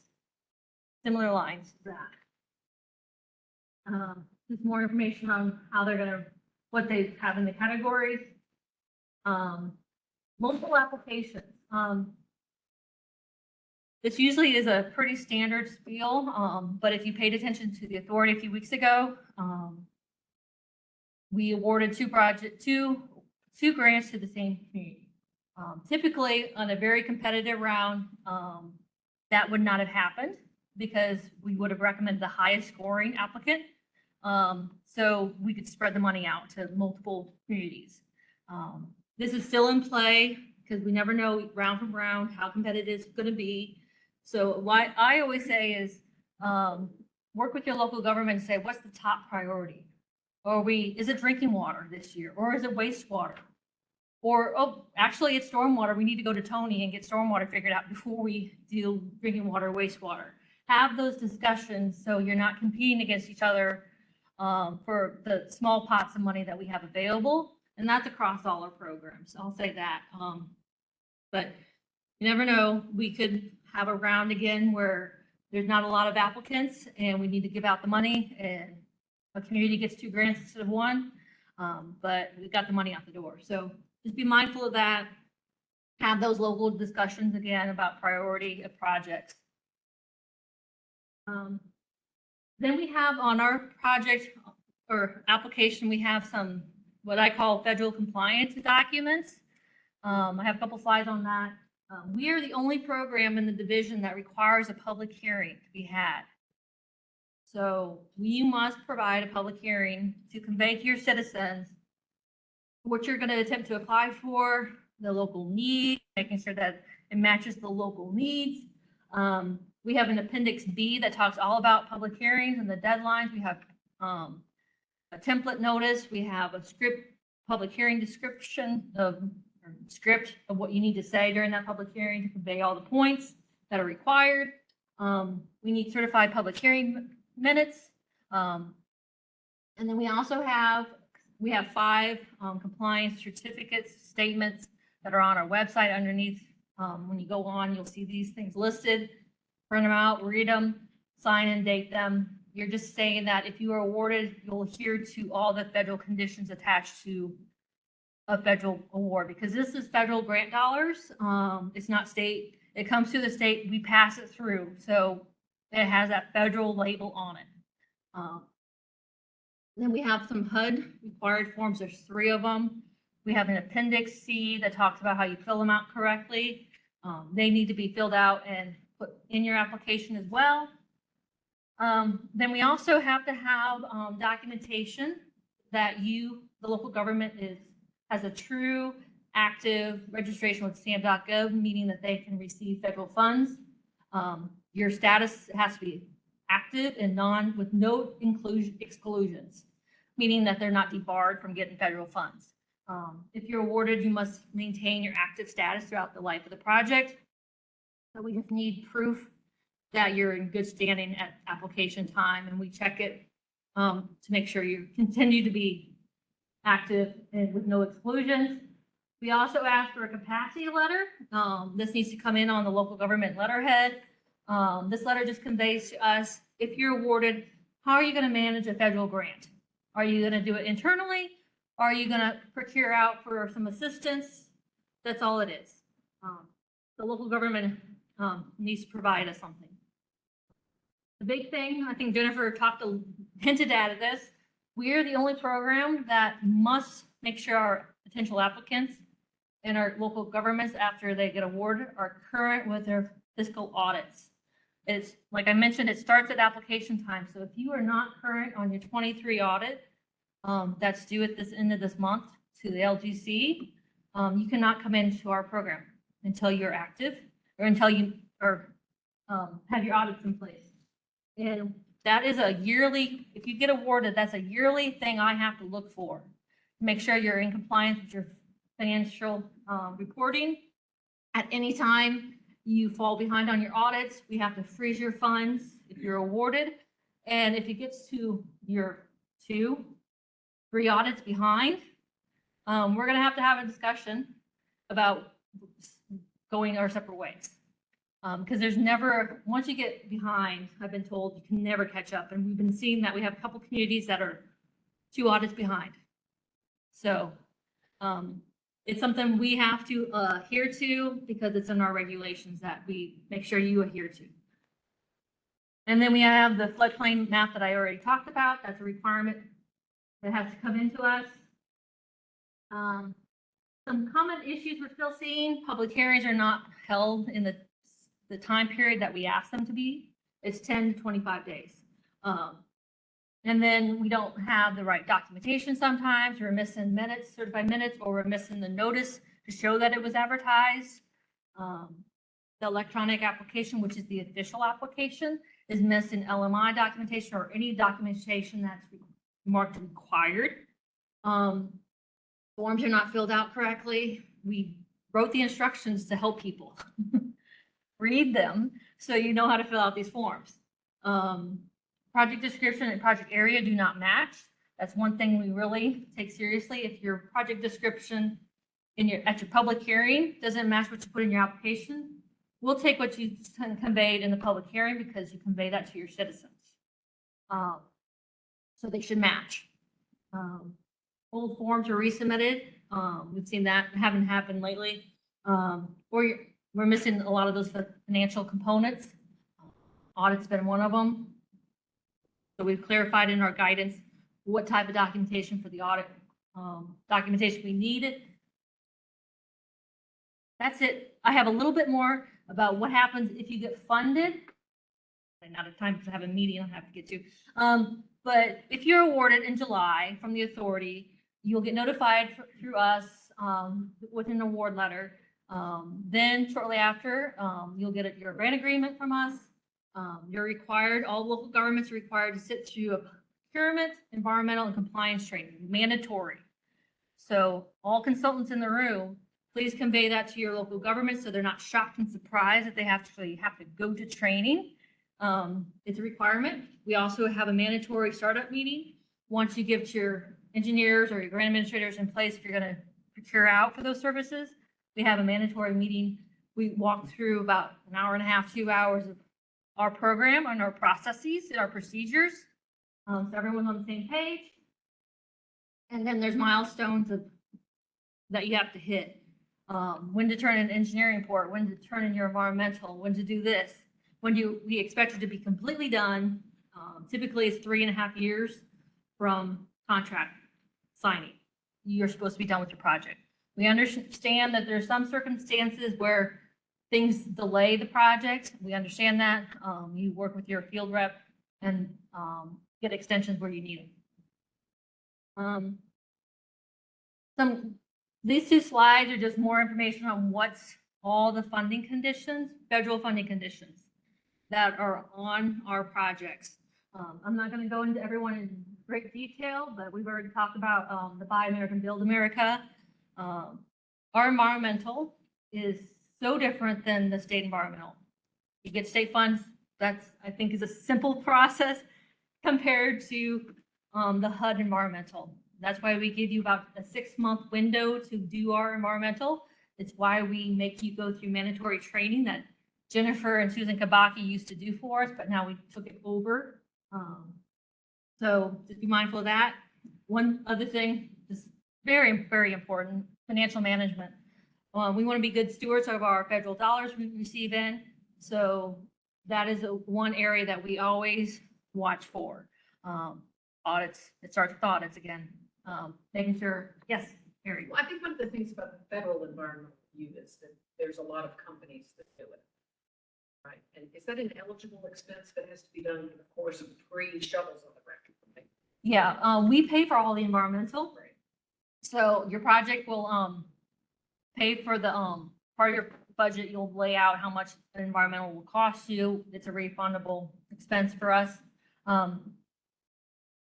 They have to go through our training and pass the training locally and whoever prepares environmental. And if you're doing work in the floodplain, there's 8 more steps you've got to do and a couple more notices you have to do in the newspaper or posting. There's a lot of nuances with the environmental. I used to do them back in the day. What Jennifer and Susan put together for us is way better than what I had to deal with back in the day. But it's not quick and easy. We've had in the past, we've had to put our state objection on some and send it back to you and say, you got to do this and this and this to correct it. Before you can get going on obtaining easements or doing your final design, you got to get through environmental. And if you can't get through environmental, then your project's dead in the water. Some more things about our project, what's attached to them. I won't go into detail, but in case your local governments are going, what are these federal conditions that we would have to adhere to? You can share these lists with them. Just a reminder, nobody's taking me up on this, but we do allow you, local governments, to recoup a little bit of money for preparing your application to the program. If you're awarded, you can tell us in your application, in your budget, that you'd like to have either 3,000 or 5,000 of your administration costs used on these pre-application costs. Again, our program guidance priority rating system document goes in a little bit more detail on these things. And then, as Jennifer mentioned, our program is the only one that must still receive in one hard copy. It's one of the 7 documents that HUD in Greensboro still requires us to maintain in our files with original signature. Again, we do not need original signatures on your LMI income documentation, copies only, please. Keep the originals of those at the local level, but anywhere that an original authorized rep has to sign, that must be an original signature. That is for HUD requirement. The electronic application is the official one to our division. I honestly never look at the hard copies anymore because I'm remote. So I look at everything that comes in digitally. But we have to, until I get word from HUD, we still must have a hard copy with the original signature on it for those people that want to see it. It's due at the same time as electronic applications to the Raleigh office are still building. I would say don't mail those things in. FedEx, UPS, them straight to the building, 8th floor. And if you absolutely have to, you can call up to the staff and say, hey, are you going to be around today? I need to drop off an application. But do not wait till last minute. And I can't guarantee you staff's going to be there on the 30th of April for you to walk it in. But any questions? And I have to skip out to a 3 o'clock meeting. So. But I would just say, please read our guidance. For our program, we put anything new for clarification in red. So pull down the new one, see what we've added, what we've changed. Hopefully it helps everyone apply this year. And with that, I'm going to give it to Matthew, right? And he's going to talk about Raleigh utilities. Or Linda. I don't know. You're both here. How you doing?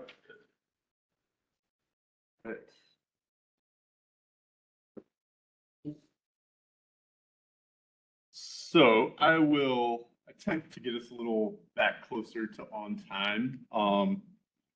Many things we can discuss here in the next however much time Jen will allow me to. But we have just a small amount of funding available for the Viable Utilities Program, as well as the AIA and MRF programs, which we'll talk about just after this. Only AIAs and MRFs funded out of Viable Utilities are eligible, so it's a very small amount of funds that are effectively available for AIAs, MRFs, and all things Viable Utilities related. So I am Matthew Rushing. I've been with the division since 2012, inherited the AIA and MRF programs around 2020, 2021, as the Viable Utilities units started getting created and getting our feet under ourselves. And so obviously there's the application of the AIA MRF program that always existed, $150,000 for AIAs, $50,000 for MRFs. It's funded out of the state reserve. And then the application of those two programs to the Viable Utility Reserve, where there are different funding limits. And so we'll talk about those here. So just a nice overview, our 2017 Road to Viability Infrastructure Master Plan that SWIA, State Water Infrastructure Authority, developed in 2017, of course, kind of painted the starting point for where we have been able to get to nowadays with the Viable Utility Program. The main points here is that the goal is to provide tools, support, assistance for local government units to become more viable, more sustainable, to provide those reliable services now and in the future. I think we have started making some good headway in that mission. So the Viable Utility Program, which is the program, we manage the reserve, which is the fund. So you'll hear me use those terms interchangeably, but no, the program is what we do, and what we do is manage that reserve, that Viable Utility Reserve Fund. So this was in General Statute 159G as part of updates to General Statute 159G per Session Law 2020-79 to establish the Viable Utility Reserve. So that's the fund that we get to manage. $15 million per distress system throughout the life of your system being distressed, and $30 million for partnerships of distressed systems or a non-distressed and a distressed partner to get into a full merger agreement so that the distressed system either absorbs the non-distressed or the other way around, but just provides more funding because we're well aware that merger regionalization type projects are more expensive than just one system addressing their own challenges. So obviously the goal, viable utilities, hopefully it's a little self-evident, but to foster the viability of water and wastewater operations across the state, we have a very robust identification and designation process that we perform alongside the local government commission. In fact, they're meeting right now to discuss some of these things. We also provide a process for developing viable water and sewer utilities through the statutory requirements, as well as what we know and what y'all know are best practices for water and sewer infrastructure. It's a nice coalition that we've been able to build through our resource agency partners.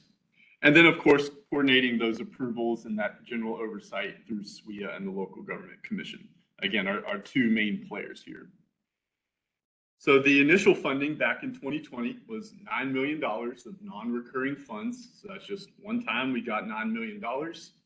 And so if you look at this, $15 million is eligible per distress system.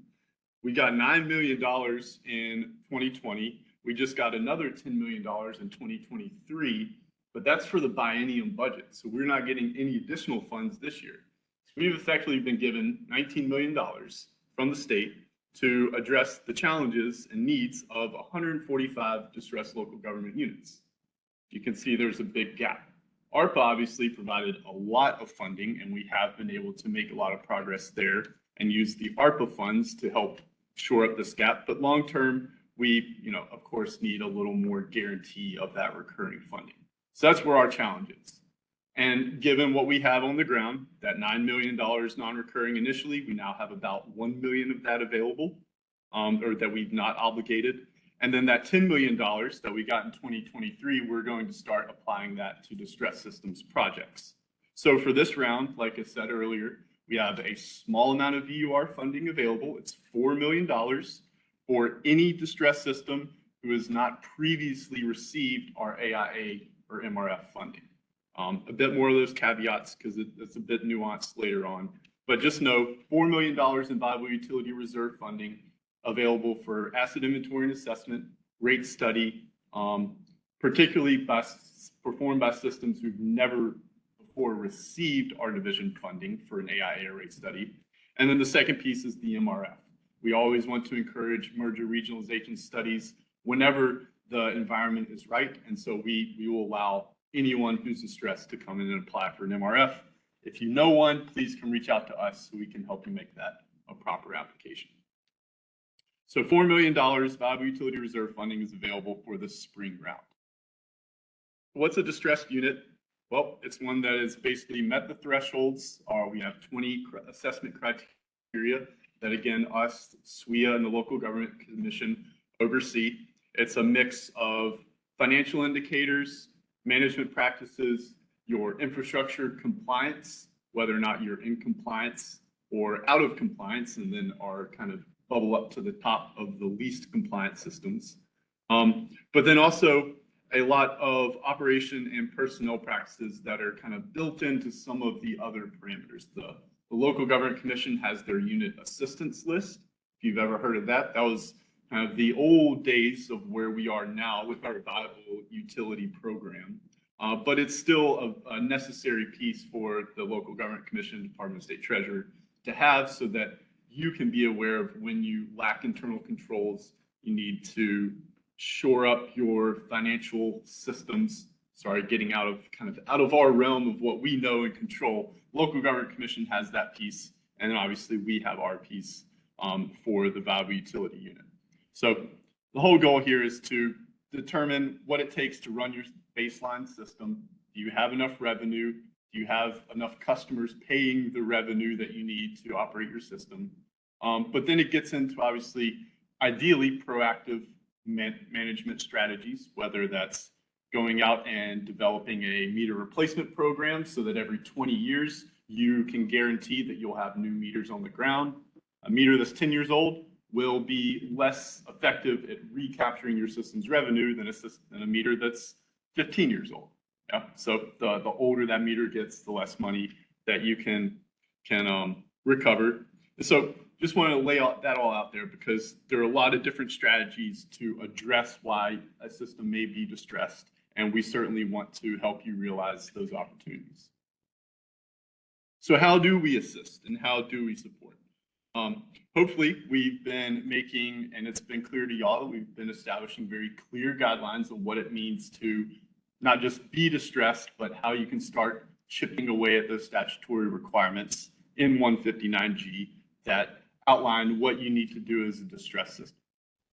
We want to make sure that that's a two-way conversation, that when we come to your table and tell you why you're distressed, that we're able to take away your ideas of where you want to get, and then we'll help you work and fill that gap. We have a great team of folks who have a broad amount of experience, from myself, Jennifer, Susan Kabaki, or some of our older folks who've been with the division prior to Viable Utilities. We have about 50 years of experience just between the three of us, if not more.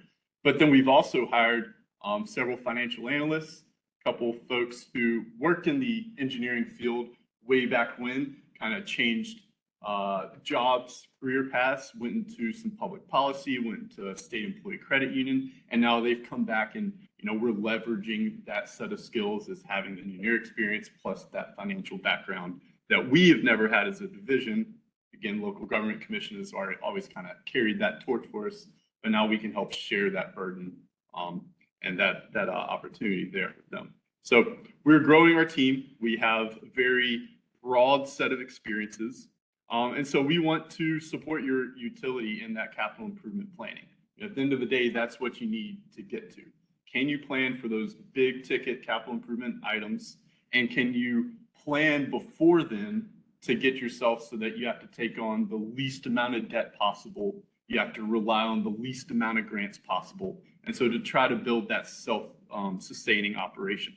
Because all of our systems, water and sewer, should be self-sustaining enterprises. And if we can get you on that path, then we know we're doing our job correctly. The other pieces that we work with, we coordinate obviously with a lot of other funding programs. You know, Colleen was talking about coming to our shop for AIA to do that assessment before you apply for CDBG. Well, that all just happens over in Archdale, but we coordinate with USDA, with Appalachian Regional Council. There's some more Crescent funding. I forget the exact name that's coming through. So we have we have a pulse of all the money that's available across not just the state, but nationally. And we regularly try to tap into those to try to provide you with the best funding package for your projects that we can. So we certainly have a great consortium in the state, our RAPLU, Resource Agency Partners for Water and Wastewater Utilities, League of Municipalities, the COGS, Rural Water Association, several more that we'll talk about here in a little bit. So again, just want to let y'all know, we are doing our thing in Archdale, but we also know that there are other opportunities out there that may be more favorable, especially when it comes to funding terms and conditions. We will never shy you away from taking the better dollars because we only have so much that we can offer ourselves. And then at the end of the day, what we are striving to do is develop a program that supports all utilities in the state, not just distressed systems, but we want to make sure that it's best practices that any system from the Charlottes down to the Duns can come in and get what they need to take their system to the next place and hopefully a better place. So we have been around since 2020, like I said. That's when the session law started and initiated our program. So we're about to perform the 4th assessment of all local government units in North Carolina that have a water and wastewater system. It's a little over 500. Again, like I said, 145 are currently distressed. Hopefully we don't get another 145 because we're certainly pushing kind of that 30 to 40% limit. And so we are doing a little internal assessment of the assessment criteria this year to kind of figure out if the assessment is right. If we're capturing the right distress systems, if you do get designated, are you truly designated? But we also know that there are systems out there that are not designated. And we know that that's probably not the case, that they may actually be distressed. So we're going through that self-assessment this year. So certainly more to come. Throughout this summer, we'll have meetings with the Viable Utility Committee, which is a part of the State Water Infrastructure Authority. Again, meeting with the Local Government Commission on a almost every other week basis to make sure that we're coordinating. So this is not just us dictating and leading a charge. It's very much a collaborative effort on figuring out what exactly the lowest hanging fruit is and how we can apply that to as many systems in North Carolina as possible. A few assessment notes are in here, obviously pending the Local Government Commission's approval, so we can provide some more information once that's available. Okay. Yeah. Yes, sir. If we were notified several years ago,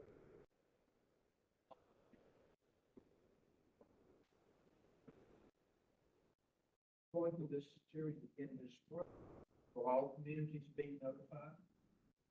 Great question. So the gentleman's question was, they got notified in 2021 about the first time that they were designated distressed. And so curious if they will get another notification this round after the assessments.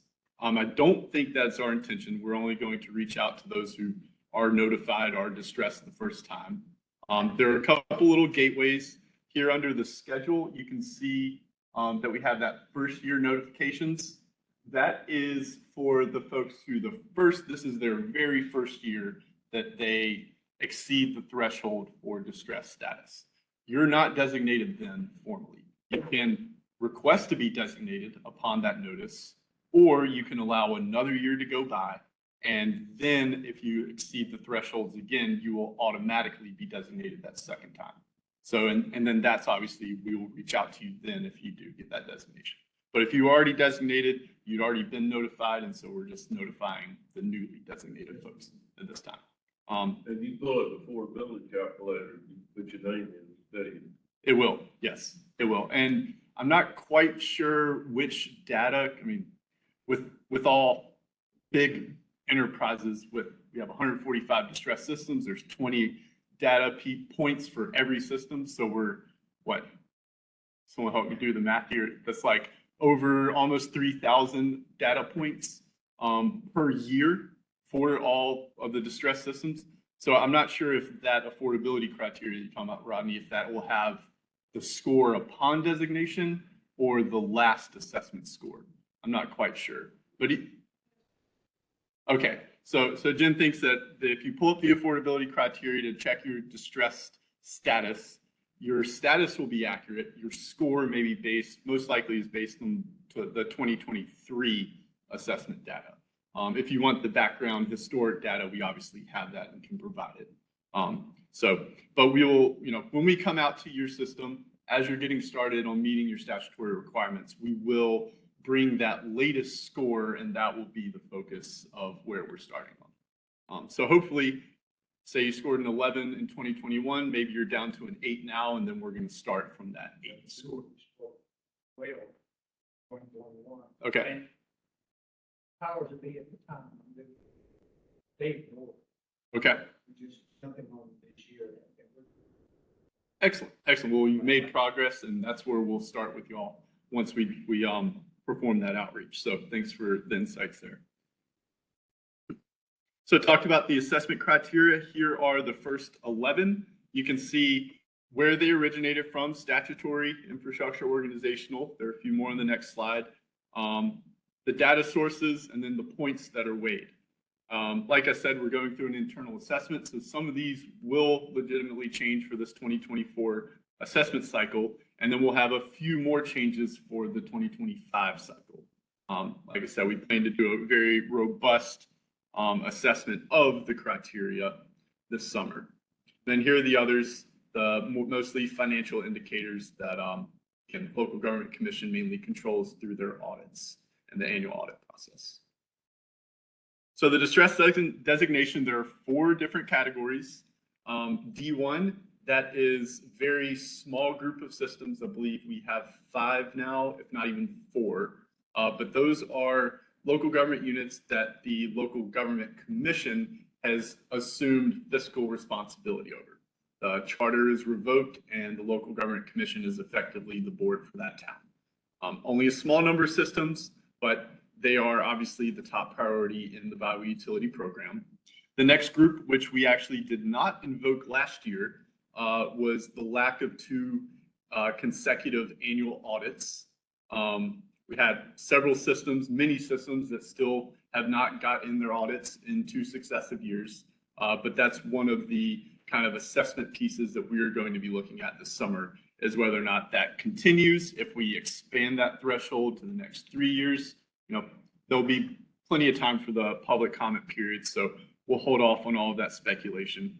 But the main group of folks who are distressed are by assessment score, and that falls under the D3 category, where we have a threshold of 9 for local government units who have water and wastewater utilities, and a threshold of 8 for local government units with just 1 drinking water or wastewater. So we, again, that's where the majority of folks lie. You exceed that threshold, you'll get that first year notice. You're not going to be designated then unless you request the designation. And then once another year goes around and you're above that threshold again, that's when the formal obligatory designation occurs. So you can get out ahead if you get designated in the first year and request to be formally designated. And then lastly, other information, category 4, we've had 2 requests for this. One was successful because they were effectively already merging, and we had one that was not successful because they hadn't quite done all the investigations to determine if they truly needed to merge or be designated distressed. So we have a couple examples. If you're curious, you can please reach out to us. I'm thinking that D4 category will start to expand a little bit as more folks get more acclimated with what we're trying to do and what the assessment criteria is. So very small number of folks in D1, D2, and D4. D3 is really where the bread and butter of the majority of systems are. So this screen, like to show at pretty much every training we have for Bible utilities, because it calls out the statutory requirements that are in 159G on the left, required of all distressed systems. And then on the right, it shows you the available resources that we have as a division. So we can fund training grants to help you meet that initial training and education requirement. We obviously have the asset inventory and assessment and the merger regionalization grants, which are what they are. They allow you to develop that asset management plan and determine those partners or merger regionalization opportunities. Longer term planning, AIAs can fund a master plan development as long as there's some amount of inventory and assessment included in that master plan development. We have a few of those going on right now. Again, training grants, $2,000 upon designation, they will automatically be awarded. And so that way you can pay cost, or you can attend cost-free our training that's required, as well as other modules put on by local, all the acronyms, my apologies. The League of Municipalities hosts a lot of our online web training, but anything from rural water, if you go to conferences and you sit in on a 1 hour seminar that's something that's poignant for your system, that can also be eligible for this training grant. But that's awarded automatically upon designation. For the D1 systems in particular, we have utility enterprise fund grants, which are emergency operating grants, basically to shore up your shortfalls in revenue. That's only for those designated one systems, so the systems under local government commission control. Small amount of money for that, very specific reasons for that. And then, of course, at the end of the day, once you've developed your asset management plan, you have a capital improvement plan, we also want to fund your construction projects. We don't have a lot of VUR money to do that, so hopefully we will eventually get some more, but we're obviously working in sync with our own other funding groups, the SRF, the State Revolving Fund, CDBG, and Colleen, to make sure that, okay, if we can't fund you, where's the next best funding option that's available for you? So that's what we have, that's what we do, and certainly makes the time go by quickly, to say the least. So our funding opportunities, as I said, here are the four main categories. We just want to call out for the AIAs, it may include a rate study, doesn't have to, but that is one of the eligible allowances for distress funded AIAs. Emergency operating grants, once again, just for those D1 local government units. And then, of course, as our division has always done, those construction project grants. As a reminder, all VUR funding is 100% grant. So that's why we speak in terms of grant and not loan and repayment. So beyond the third line here, conduct an asset assessment, A&P, include a CIP rate study, may include an MRF. The next piece is developing that action plan. And so the way we've broken this out, and we've started rolling it out, is that we have a short-term and a long-term action plan. The short-term basically gets you an asset management plan, a capital improvement plan, a rate study, so you can determine your system's baseline cost and revenue requirements, as well as O&M activities. After that, where do you need to go? What's next? Well, we want to make sure that we can fund a merger regionalization study once you figure out your baseline needs.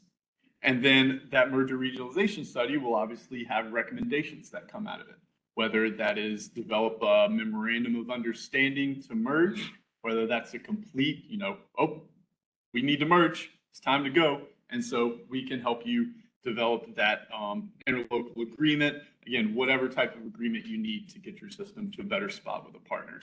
But that long-term piece, after you merge, after you decide not to merge and continue going on your own, which is completely fine and viable, the statutes as a distress system require you to develop a long-term financial management and financial management plan. Sorry, long-term action and financial management plan, which we're calling the long-term financial plan. It must cover these four items. They are laid out in the statute: management and operations, your personnel. So we'll start asking you about succession planning. Do you have all your positions filled? Are people able to do their jobs within your utility? Make sure that, someone goes out and reads a meter, that it gets into the financial billing system. Well, how does that communication happen? We will help you develop those policies and make you think about, okay, where perhaps in our system, lines of communication could be clear. Again, just one opportunity there. Appropriate levels of maintenance, that gets into your asset management plan, your O&M plan and strategies. And then at the end of the day, using your local funds to reinvest back into your own system to provide that reliable service. That's the goal. That's the ideal. We know that's not always achievable. And so we have great job security because of that. And then lastly, there are other matters that are in the statute, basically a catch-all. If there's anything else the local government commission or state water infrastructure authority deem necessary or vital to you becoming de-designated, then they may be invoked as well. So a little look ahead, we will have that long-term financial plan guidance available by the end of this year. And we've already started rolling out the short-term action plan process, which won't go into here, but we've reached out to a lot of systems, again, to line up with that small amount of VUR funding we have for the spring. Try to get those folks ahead of the game a little bit, and then we'll open it up for everyone again in the fall. So currently the prioritization for AIA and MRF projects that are applying for VUR funding follow this. This has been in place since ARPA days back in 2021. And yes, I say back in ARPA days because in my mind, we've gotten over that hump. Those projects are going, and now it's time to get on the new projects. So here's how your applications will be ranked. It's primarily the D1s will get ranked the highest regardless of score or by assessment score. But if it's a D1 that has a 9, it will be ranked above a D2 that has a 10. We're going by that D1 category. And then all the other distress systems will be ranked, their applications will be ranked by their assessment score. So if you're 11, you will be ranked above a 10, regardless if you're D2, D3, or D4. So in the second category, the distress category doesn't matter. It's only your assessment score. All of that information, all assessment scores are on our website, so you can get a sense of if you applied, where you would fall relative to the rest of the distress systems. We've never had to invoke this tiebreaker criteria, but in the event we did, we have to, then here's where the basis of that will come from. So the project timeline for AIAs and MRF projects. So SWIA will approve the funding and we will issue the letter of intent to fund. Based on our most recent experience, SWIA approved the fall 2023 applications on February 20th. And by the end of this week, if not the beginning of next week, we will be issuing the letters of intent to fund for all those projects. So if you applied in the fall, got some funds, hang tight, that letter is coming. Then you'll have roughly 90 days after that letter of intent to fund to submit a preliminary scope for your project. We have guidance on our website for AIA projects, project scopes, and we will soon have MRF guidance for those scopes. So check our website. That information will also be on your letter of intent to fund, so you can follow along there. After we approve the scope, make sure it's eligible and that the project is going to be consistent with the approved application. We will then issue the funding offer. That has several items in it, not just the offer itself. It has a resolution asking you to accept the offer, as well as 4 or 5 other documents that must be completed prior to us processing that first disbursement request. Some common misunderstanding and very well understood across all of our programs. So hopefully you can set some expectations moving forward. As soon as SWIA approves your project for funding, we cannot cut you a check until we make sure an offer is in hand and then that offer is for an eligible approved project. For construction, you have the engineering report, environmental information document to declare that information so we can then send you the offer and then start that process. Construction also requires you to get under construction contract before we will disperse funds as well, because we don't want to start giving you money and then the contractor goes bankrupt or decides not to do the job and now we've given you funds for a project that's not moving. We have to make sure we have that contract in hand. For AIAs and MRFs, it's a similar idea. We need that engineering service contract in hand before we can start doing disbursements. So it's that same, we have an executed contract, now we can start paying, regardless of the project type. Want to point out vitally that this year, starting this year, instead of projects being complete, AIAs and MRFs being complete within 2 years of the offer date, which may happen, I mean, we have some offers we issued a couple years after SWIA approved the funding application. And so that just causes a mass administrative nightmare for us. So we are setting a new 2-year deadline for all AIAs and MRFs to be complete from that letter of intent to fund date. So that's why it's really important for us to get that letter of intent to fund out to you quickly so you can start your project and stay on time. So I'll call that out again in the AIA and MRF section, but that is a change from past policy. We're now 2 years from that letter of intent to fund date to complete the project. And then you're going through the project, you submit your draft deliverable, allow us to review it, especially as a distressed system, make sure it has those statutorily required items in it, and then we can process that final disbursement and have you go along your way for the next set of projects. Yes, sir. Just to be clear, you issued a letter of funding offers, not issue other. So Half a year. correct. So that is the gentleman's question was we issue a letter of intent to fund as SWIA approves, and then roughly 150 days later, we then will issue the funding offer. That is just based on our milestone schedule. Every project can accelerate and go faster. We, in fact, already know of several projects that were funded in the fall that have already started. And so we expect that offer to be issued within the next month, once we just get through the scope and the other paperwork. So that just gives us the time to review, have meetings. If it's a big merger project, we want to make sure all parties are aware of what's going on. But really, it's the latest we want you to submit the things to us and have us approve it. Just keeps us both, clear in that line of communication. You're expecting people to start essentially. Absolutely. I'm expecting several scopes to be submitted the day after we issue letters of intent to fund. So that just gives us a window to work in, consistent with construction projects as well. If you receive that letter of intent to fund, you've already prepared your engineering report. You don't have to wait that 3 or 4 months and then submit that engineering report. Go ahead and get it in if it's ready. We will move your project faster than the milestone schedule states, but the milestones are there to make sure we stay within that 2-year window. And seems like, we're honestly trying it out for the first time this year. If it doesn't work, mea culpa, and we'll revise. But this will allow us to move projects faster, which has been an onus and desire of LGC and SWIA. So we have to say yes to their requests there. So construction, mentioned this a little bit, but same idea of letter of intent to fund will be issued. We have that engineering report submittal and approval process. Again, I believe it's a 3 to 4 month window after the letter of intent to fund, but you can submit that as soon as you get your letter of intent to fund. We don't want to hold you back. Want to make sure we do call out that for distressed local government units, there are some additional VUR requirements as a local government who is distressed.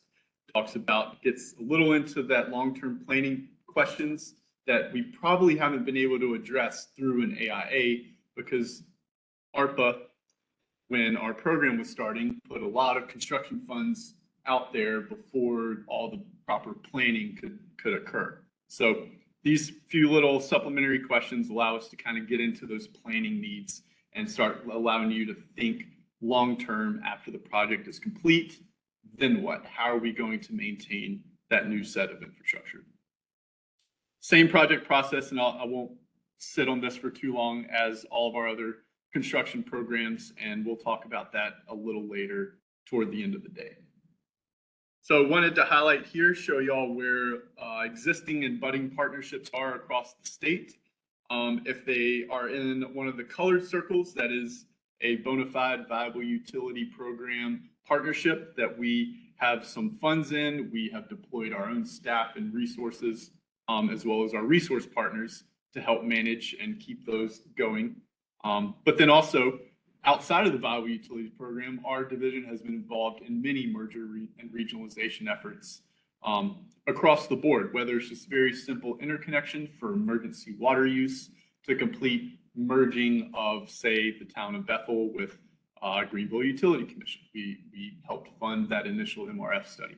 So even though the Viable Utility Unit is only about 4 years old, we have been in the merger regionalization and partnership realm since the MRF program started in 2016.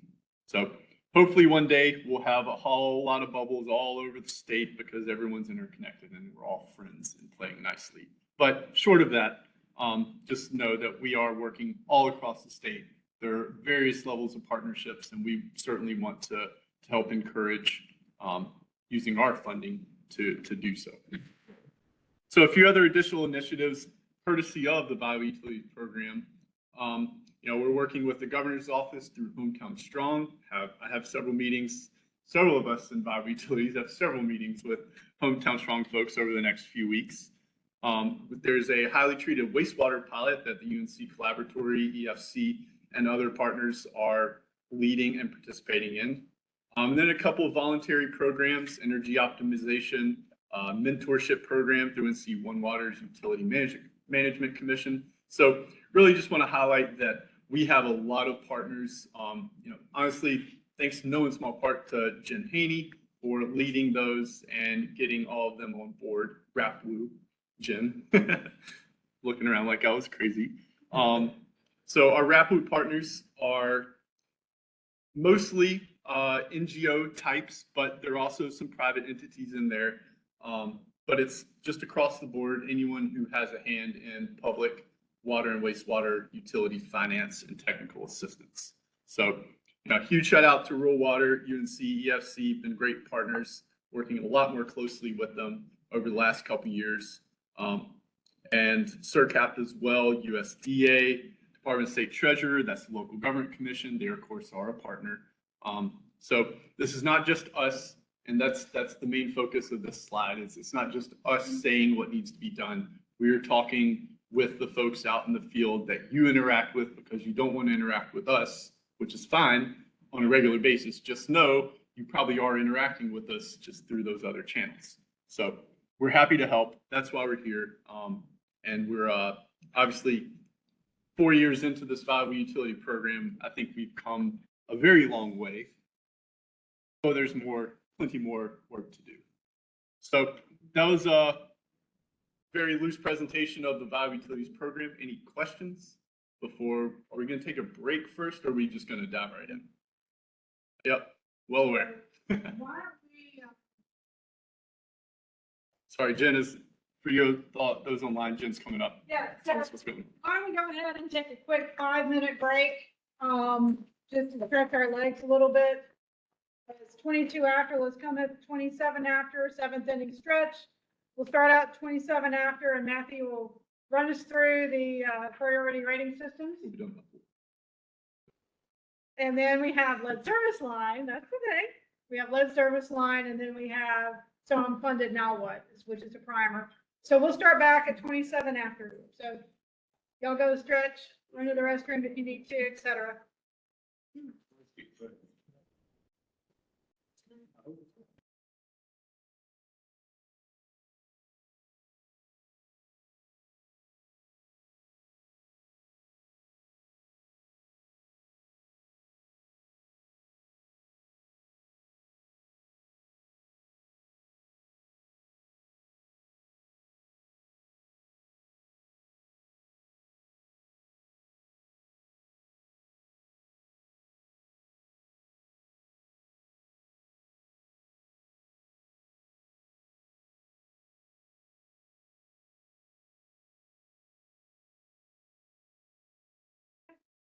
Excellent. Thanks, Jen. So we're down to the last few programs here, AIA and MRF. And then, as Jen said, lead service lines. So I certainly want to give more time for lead service lines. Also, because of maybe,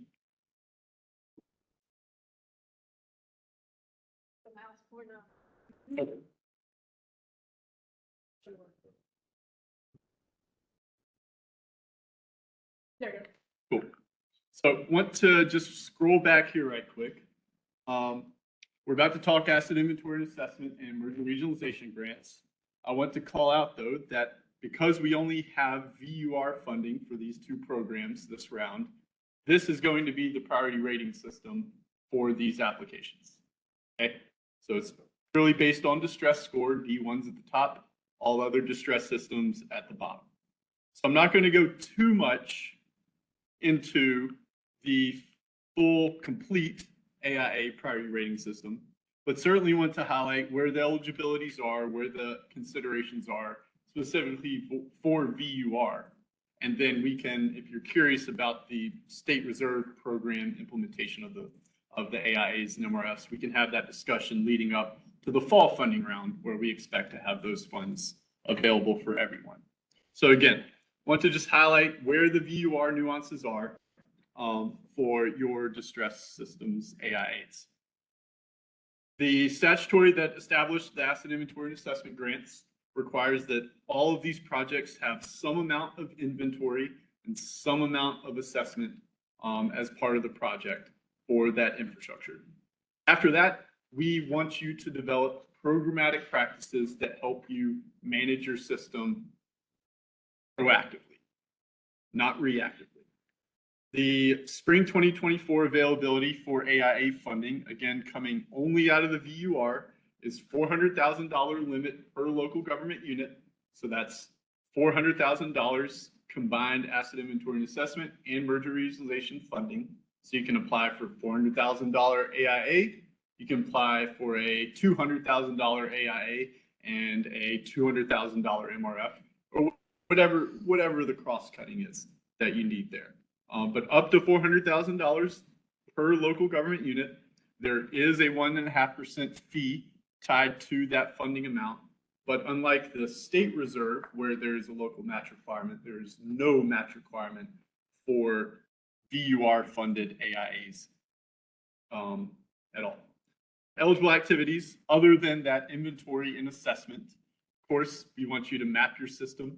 That is a great tool, easy tool to have to figure out where things are. Establish capital and O&M costs. That's one of the requirements of a distress systems asset inventory and assessment. It must have capital and O&M considerations in there. Of course, that prioritized list of projects that should feed into that capital improvement plan. Again, another requirement of distress systems. And then can also conduct a rate study as part of that. Again, that is also required of distress systems. So we've made this AIAs available through the VUR to basically get you that asset management plan that is statutory required. Have to call out that VU funding in particular must help address a distressed local government unit statutory requirements, and we must award VU funding directly to a distressed local government unit or their public partner. We cannot fund private entities that would normally be eligible under the state reserve. We cannot provide VUR funding to those same entities. It must be a distressed LGU or the public partner. So if you ever have questions about eligibility, what you can do in your VUR funded AIA, please refer to this slide. So I already called it out, but here's the pretty much the exact set of lists that a distressed AIA, a distressed local government units AIA must include. It's that identifying and locating your components, perform that risk analysis to determine the critical components, condition and criticality assessment, O&M and capital costs. Same exact components are eligible, but they're just obligatory now as a distressed local government unit. If you have completed an AIA in the last 5 years and it meets your needs and you've done no more construction projects, well, then it's reasonable to assume that that AMP, that AIA you previously performed, is still eligible, still valid. And so we will take that as being sufficient. But of course, if you've done a construction project and you need to update your asset management plan across the whole board, well, then please come apply for our funding, and that can be an eligible activity. And of course, we can further along the results of a previous AIA. A lot of times AIAs will focus just on a sub-basin, and so you want to start getting a picture of your other collection system basins. Well, do an AIA then come back, do another AIA, and that's completely eligible. Application components. I've heard a lot of this earlier in the morning, but because of the slight differences in the AIA and MRF program, just wanted to call it out explicitly for you. You can see that there's no affordability calculator that's required. You do not have to submit a priority rating system score sheet guessing at your scores, because for the AIAs and MRFs, it is subjective scoring. Effectively, we compare against a baseline threshold, and then if you show that you're doing more or fail to document that you've done just as much, then we'll add or subtract points accordingly. The main pieces, the application form, the financial information form, that's so we can calculate your operating ratio, which is one of the points. Fund transfer certification, that's required for all of our programs except for CDBGI. The resolution to apply, naming the authorized representative. The applicable water sewer rate sheets, again, that feeds into some of the points considerations. And then the unique piece with the AIAs and MRFs are that narrative question and responses. So here's the priority rating system. It has not changed in the last few years. You can see if you're a distressed local government unit, you get an automatic 2 points that give you some of the maximum 8 that's available. The only nuance there is that if you score an 8 by project benefits alone and you're distressed, you're not getting 10 points. You're still just getting 8 points. This was to help provide a little bit of extra scores, a little bit higher score for distressed systems, because the AIA program is set up to reward good behavior. We want to further past effective programmatic asset management approaches by showing, you saying we did an asset management plan, we've done some changes to our system, now we need to update it. That typically will score better than a system who's never done an asset inventory and assessment, doesn't have an asset management plan. It's just the nature of this priority rating system. So the narrative itself, the priority rating system application narrative, has 8 questions, 4 calculations, and it calls out when we need to see those calculations. And please, please, you always get a couple applications that have a very lovely, succinct 3-page prose narrative of why they need this grant, but it does not address the questions in the priority rating system. We're simple state employees. We ask a question, answer that question. Let's go to the next question and then answer that question. Be deliberate and intentional. And that will allow you to get the maximum amount of points that are available. There are 3 categories: project benefits, what's going on in your system, how is this project going to benefit those challenges. The second category is system management.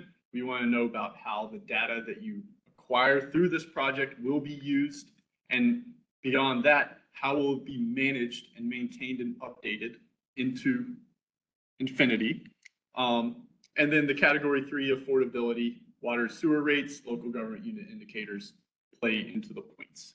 So show the priority rating system again. You got the challenges and benefits of the project in category 1, system management. Basically, what do you know about your internal asset management team? Rate setting practices. Do you have current management strategies for asset inventory data, or are you developing new strategies? Let us know, and we will score you accordingly. And then the operating ratio hasn't changed. I think I just spotted something, Jen, that we might want to fix for the next time. I know we've gone to percentiles for the rates. That's for the fall. Thank you. So this is correct. Ignore me. This is correct. 107 is the threshold and the operating ratio. It's all discussed in the priority rating system document for the exact explicit nuance. And then the last bit, the affordability. How much is your monthly bills? And then how many indicators, local government unit indicators, Again, the same ones from our affordability calculator built into our scorecard to determine that last few points there. So for category 1, we need you to discuss your top 3 challenges that your system faces in the next 5 years and how this project will benefit these challenges. The challenges must ideally directly relate to some type of asset management. Whether it is staff have trouble locating valves. That's a very common claim. It's very much point worthy. But what we don't want to see is that one of your challenges is getting a developer to come in and build that new neighborhood. Sorry, an AIA is not going to address those future needs of your system. We want to define and determine your short-term needs in the immediate future and what those baseline costs and revenue requirements are. So make sure you consider your permits, any enforcement actions that DWR, permitters, regulators have imposed, and then required and approved plans. Source water management plan, your local water supply plan, all these are great resources to start pulling together an AIA application. If you're distressed, we also need you to discuss anything you've already done to address those reasons for being distressed. So the gentleman here started at a 12, you said, and now you're down to a 9. Boom. Hey, that's one step, and that can work. So in your application, let's make sure you discuss that. So we know what you are doing to get on that path to de-designation. And if you have past asset management capital planning efforts, tell us what you did. What came out of it? What initiated it? Why did you do it then? And then why are you updating it now? And as with all of the questions in the AIA and MRF priority rating systems, there's rationales for kind of what we look at for the different thresholds of points that are available. Category 2, system management. This really gets into who in your system is going to manage and maintain and keep this asset management plan a living document. We want to know who, what, when. The why should be self-evident, to keep a document updated and live and active. So fairly self-explanatory there. Again, a lot of detail in the application scoring rationales for these points. But focus on during the project, and this is often confounded some. We want to see kind of 2 sets of system management discussions. We want to see who in your utility is going to be working on this project as this project is going. Who is going to be in charge of coordinating, making sure that information gets put into whatever information system you might have. And then the second bit of conversation we need and narrative we need is after the project's done, how are these things going to be maintained, funded if you're purchasing equipment or say subscribing to a GIS software. We need to know that you're going to budget annually to maintain that subscription. If you don't put that in there, you will get fewer points. I can guarantee you. So we need to know that you've considered what else it's going to take for you to keep this asset management plan living and active and valid. So take those into consideration as you're going. Again, scoring rationales has some good detail in there. And the last category, affordability. We want to know your rates per 5,000 gallons. If you're water only, then obviously provide your water rate sheet. If you're water and sewer, we need to see both rate sheets. And again, we use the affordability calculator, just that little piece in the LGU indicators, but we don't necessarily need the affordability calculator in the application. These are all grants. The affordability calculator is determined loan versus grant split and eligibility. These are all grants, so you don't have to do the affordability calculator. The only piece is that, again, for SRP funded AIAs, there is a local match. For VUR funded AIAs, which is the only ones available this round, there is no local match. So I want to call that out. And that match is based on the number of local government unit indicators that exceed the state benchmarks. So for funded projects, same as earlier in the VUP section, you got your letter of intent to fund. And then the formal milestones that we've put in, you have your preliminary scope submittal and approval. You have your executed grant agreement and executed contracts is the next milestone. And then finally, toward the end of the project, those deliverables and closeout dates. Disbursements are only made on incurred project costs. Again, after you have an executed contract in hand. And so we can only start dispersing once you've incurred project costs. There are a few first payment items. Hopefully they will be relayed appropriately. They're always listed on our offer document itself. So you should have a clear expectations of what's there. But also we're going through a website update to make sure that information's more readily available to you. Again, the grant period has not changed. It's still 2 years, but now it's from the letter of intent to fund date. So make sure that as soon as you get that letter of intent to fund, if you're a consultant, let's go ahead and start working and getting that local government unit scope in. If you're a town, ping your consultant, say, hey, we need to get that scope in ASAP, because then you can get your project going a little faster. Again, for VUR, there's that 1.5% fee attached to the funded amount. And it's only the funded amount. So if you have a $200,000 funding award for a $400,000 project, well, it's only 1.5 on that $200,000 that we fund. Again, there's no local match for VUR funded AIAs, and up to 10% of the funding can be used for software or equipment. Most often that is a GIS subscription, but also can be equipment for routine programmatic system management and asset management. So a nozzle for a vac truck because you have a particular size pipe that, you know, the company that you normally contract with to clean your lines, they don't have that nozzle, so you want to have it. Yes, you can absolutely purchase that, but it needs to be built into a programmatic way of cleaning your lines. We don't want to just give you equipment that you'll use every now and then when you need it. No, it needs to be built into a programmatic method. So we can help you develop those plans and policies. You know, big fan of those types of activities that are, you go out to the field, if you touch one piece, well, let's work it and make sure the valve can be exercised and closed when you need it to be closed, or opened when you need it to be closed. So valve exercise programs are great. Meter replacement programs are great. Obviously, we can't provide the meters, but we can help you develop that plan as part of the AIA. And then lastly, again, mapping, great way of just figuring out where the things are in your system.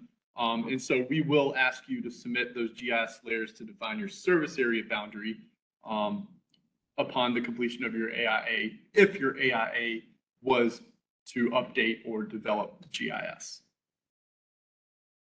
So that was nice and quick, nice and brief. Any questions on the AIA program in the room or online? Excellent. Well, I will roll right into the merger regionalization feasibility study grants.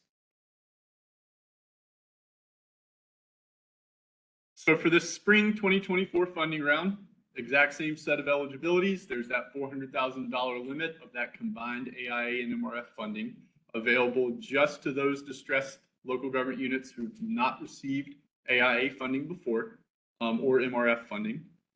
There's a 1.5% fee on that funded amount, same as for the AIAs, but there is never a match on the MRF grant program, regardless of the funding source. So wanted to call that out there. The statute that set up the merger regionalization grants, the language is at the top, determine the feasibility of consolidating management or provide regional treatment to realize economies of scale. So that can be hopefully across the board.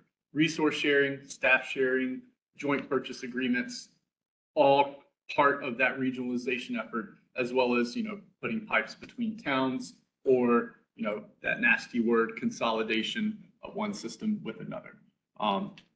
We can fund all those investigations, but it must be, MRF grants must be between at least 2 utilities and must address one organizational, financial, or operational kind of realm within those utilities. The regionalization side, of course, interconnection, regional treatment, regional water supply, or collection are, of course, results of those projects, and we can help you determine that feasibility. And it's not just the feasibility financially, but it can also be politically, staff. You know, do you have the resources in 10 years to make sure that you're able to continue in a water and sewer authority? Well, we can help you investigate that as part of the MRF. And then the same considerations down there at the end must help address distressed local government unit statutory requirements, and VU funding must go to the distressed local government unit or their public partners. Down here at the bottom is our website for the merger regionalization feasibility grants. So you can find some more information there. So again, MRFs, they are not required for all distressed systems, but if you need to go down that journey, that road to figure out if merger or regionalizing is your path forward to viability or to de-designation, then of course we will encourage you to apply for our funding. You must have at least one applicant and one partner, but you can have multiple partners. Totally fine. We encourage the more the merrier. And the non-distressed partner may apply on behalf of the distressed local government unit.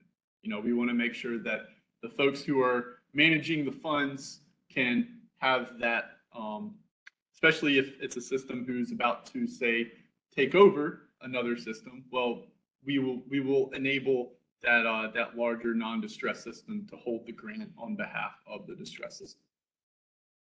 Distressed system MRF scopes must include at least 3 alternatives plus the no action business as usual as is alternative. You can identify new options that were not addressed in a previous study. So say one study looked just solely at merging with no consideration for some type of joint staff or resource sharing agreement. Well, if that merger was deemed unfeasible and there were some recommendations to look at some other potential economies of scale opportunities, well, you can come in, apply for an MRF to look at those other alternatives. That is certainly eligible. Again, consider your reasons for why your system is distressed and how merging regionalizing can lead to your viability. We certainly want projects to focus on that come out of the Viable Utility Reserve. But specifically to VUR funded MRFs, we can fund studies that look at decentralized alternatives. We are doing that right now out in Wayne County, courtesy of the Viable Utility Reserve. For the state reserve, decentralization is not eligible, but for Viable Utility Reserve, decentralization is eligible. So I want to call that out. And as always, with all of our AIAs and MRFs, a subsequent MRF can further the results of a previous MRF. For the application components, it's the exact same with one addition as to the AIA. Same top set of items, narrative question responses, common. And then the last piece are those letters from potential partners. It can either be a letter or it could be a full-on resolution committing to participating, nicely in the project. And we have some language in our priority rating system guidance so you can easily copy paste, enter your town name, put it on letterhead, sign it, submit it to us with the application, and that covers that requirement. If you say you're doing a merger regionalization study with one other partner, and that partner does not provide a letter of support for the project, that application will be deemed ineligible. You did not have all the pieces, and so we don't want you investigating merger opportunities with a system that doesn't know you're looking at their system to investigate merger opportunities. We got to have that. We've got to make sure everyone's on the same page starting the project. So make sure you have that letter from potential partners. It's non-binding. It's just to participate and be a willing partner during the study. Here's the priority rating system for the merger regionalization feasibility program. As I said, with the asset inventory assessment, points are awarded for basically good behavior in the AIAs. For the MRFs, it's flipped around. We want MRF funding to go to the systems that need merger or regionalization solutions the most. And so if you're the smallest applicant, you have the most violations, you have the least internal controls, maybe you have 2 staff. You have a town clerk who's also part-time financial director, and then you have a part-time town manager who probably town manages in another town. You're probably going to get funded over the system that has even 4 or 5 full-time staff in their local government unit. Because we are well aware that staffing is one of the biggest limitations, biggest limiting factors for a successful and viable utility. And so we obviously want to help provide you options and alternatives for a better form of organization and management. The other pieces in here, you can see in the AIA, these points are all halved. So there's obviously a bigger weight. 8 of the total 20 points in the MRF are based on that affordability.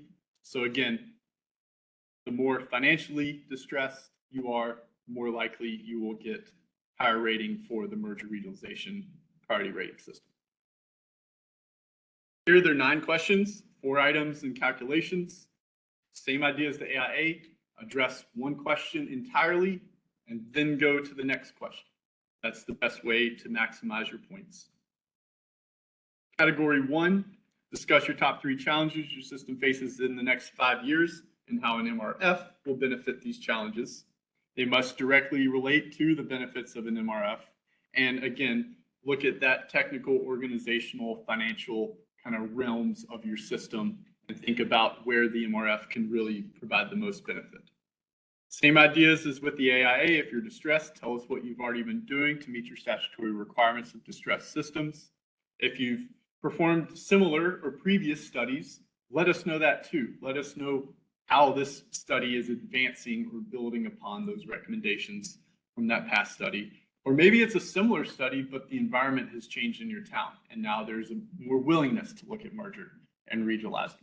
That's completely valid as well, but we need to know that. If we see an application from 5 years ago that looks like the exact same scope in an application we have now, and we don't know what's changed in your town, well, we're probably going to say that's ineligible because it looks like the exact same project, even if you have completely different staff, completely different motivations. Let us know what has changed, and we can make it fit. Proximity between partners is a big piece. All other things equal, if we have an option between funding an MRF between 2 towns that are 5 miles apart and 2 towns that are 10 miles apart, we'll fund the one that's 5 miles because we think proximity is a stronger indicator for success, as well as past collaboration. If you've worked with another town and now they're your partner and you're building a tighter, more robust relationship, tell us about that. And we know that the MRF will help advance that existing collaboration and relationship. One thing that we must have declared, and this is more kind of the big picture, what's next idea, is that confirmation that at least one system, whether the applicant or the partner, has adequate unallocated capacity to expand. Ideally, these are merger regionalization projects that occur between one town that has all the treatment capacity and one town that needs the treatment capacity. And so if we can get that flow to the town with the capacity, help them fill out their, probably 10 million gallon plant that they're only using 2 or 3 million gallons a day, well, that will be beneficial to both parties.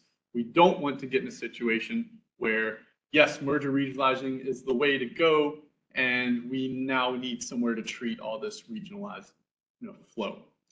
That will be a lot harder to make happen with the funds that we have. And again, for all the questions in the MRF priority rating system, there are thorough scoring rationales. The category 2 system management.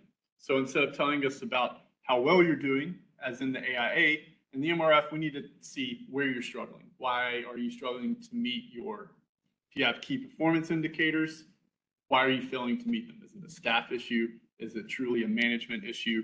Or is it just inherently your system is not profitable? You can't get in the black. That's fine. We understand that. But the system management here will allow us to say, okay, this system is struggling the most due to the least fault of their own. And so we will likely score you higher in this category than a system who perhaps willingly neglected their system. Great idea to do at any point in time whenever you're just having your annual meetings, annual budget retreat. But here in the MRF application, we want you to define if your system has it, or start defining, if you don't, your desired level of service for your customers. Who is going to always have service?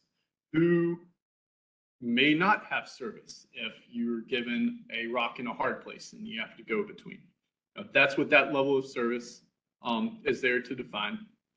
The operating ratio for MRFs, we just look at the most recent year, and if it's below 1, then you get the point. If it's above 1, you don't get the point.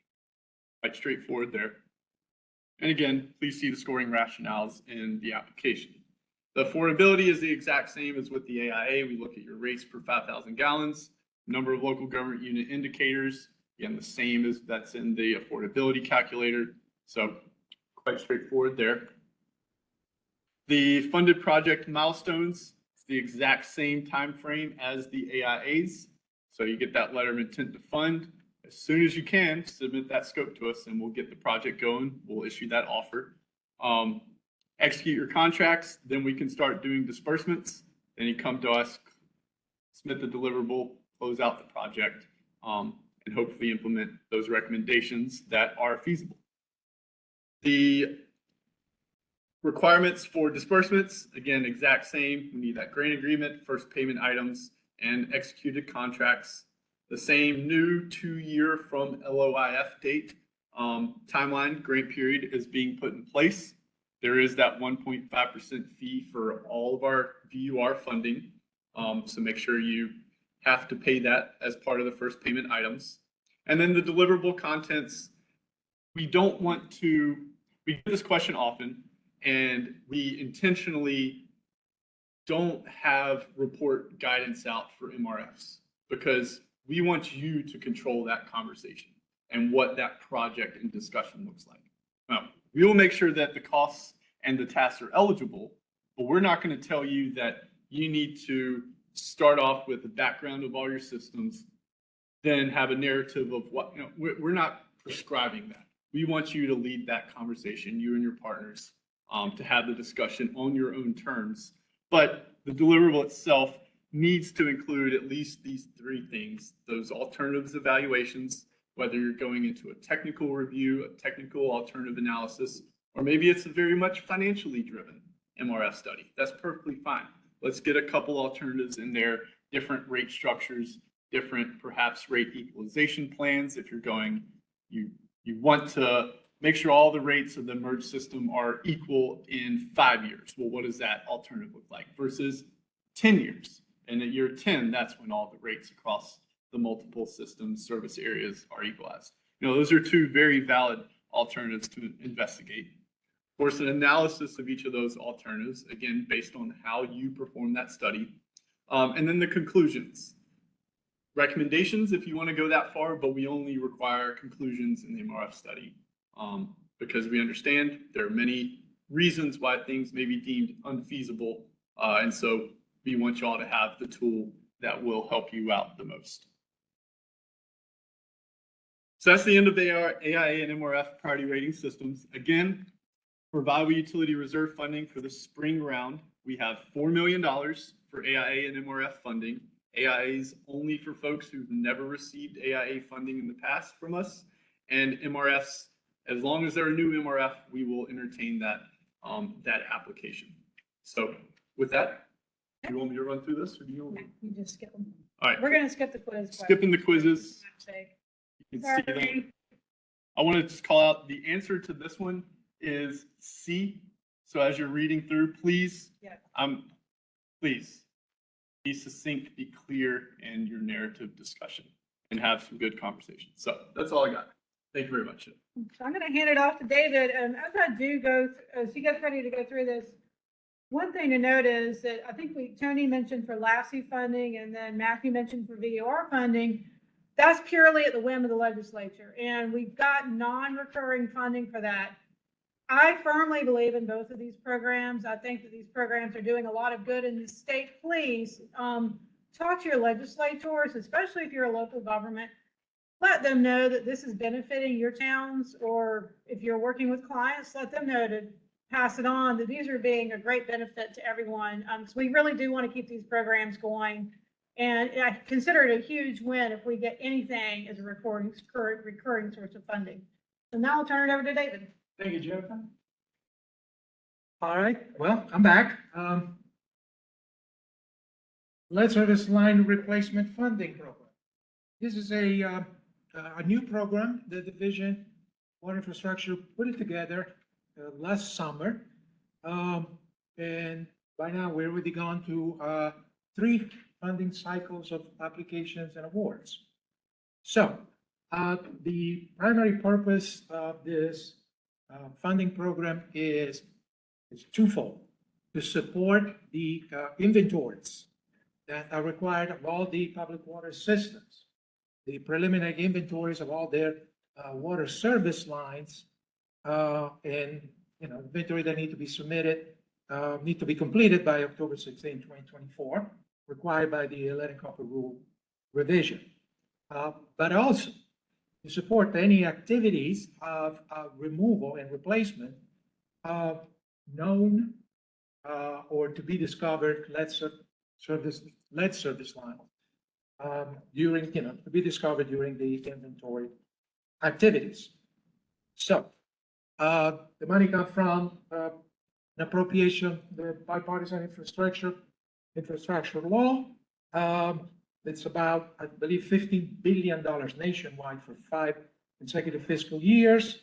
North Carolina has received 2 initial allocations for the first 2 fiscal years, 2022 and 2023, $87 million each. Okay, we don't know yet what the allocations to North Carolina for the last 3 years will be. Looking at what the numbers that, the money that we have, as you can see,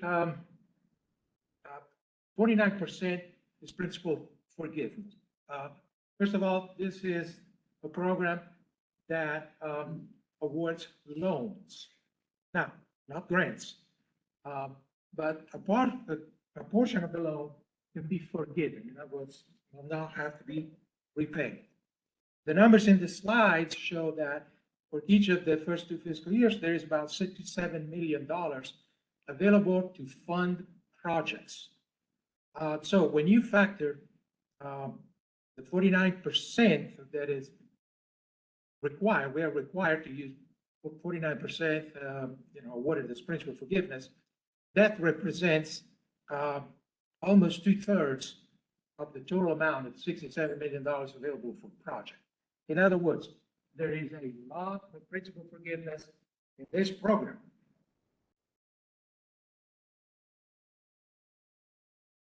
Eligible funding recipients, you can see on the slide, local government units, nonprofit water utilities, investor-owned water utilities.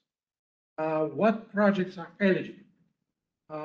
Project that exclusively involved inventorying, discovery or investigation, and replacement of lead service lines. We saw earlier this morning that for projects that may aim at removing lead in other portions of a water distribution system, such as mains, for example, this funding program would not be available, but the drinking water SRF will be.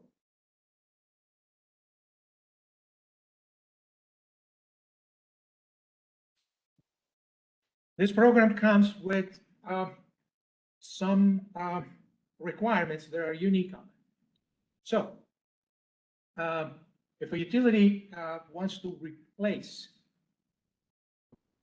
a lead service line, it has to replace it both on the public side and the private side.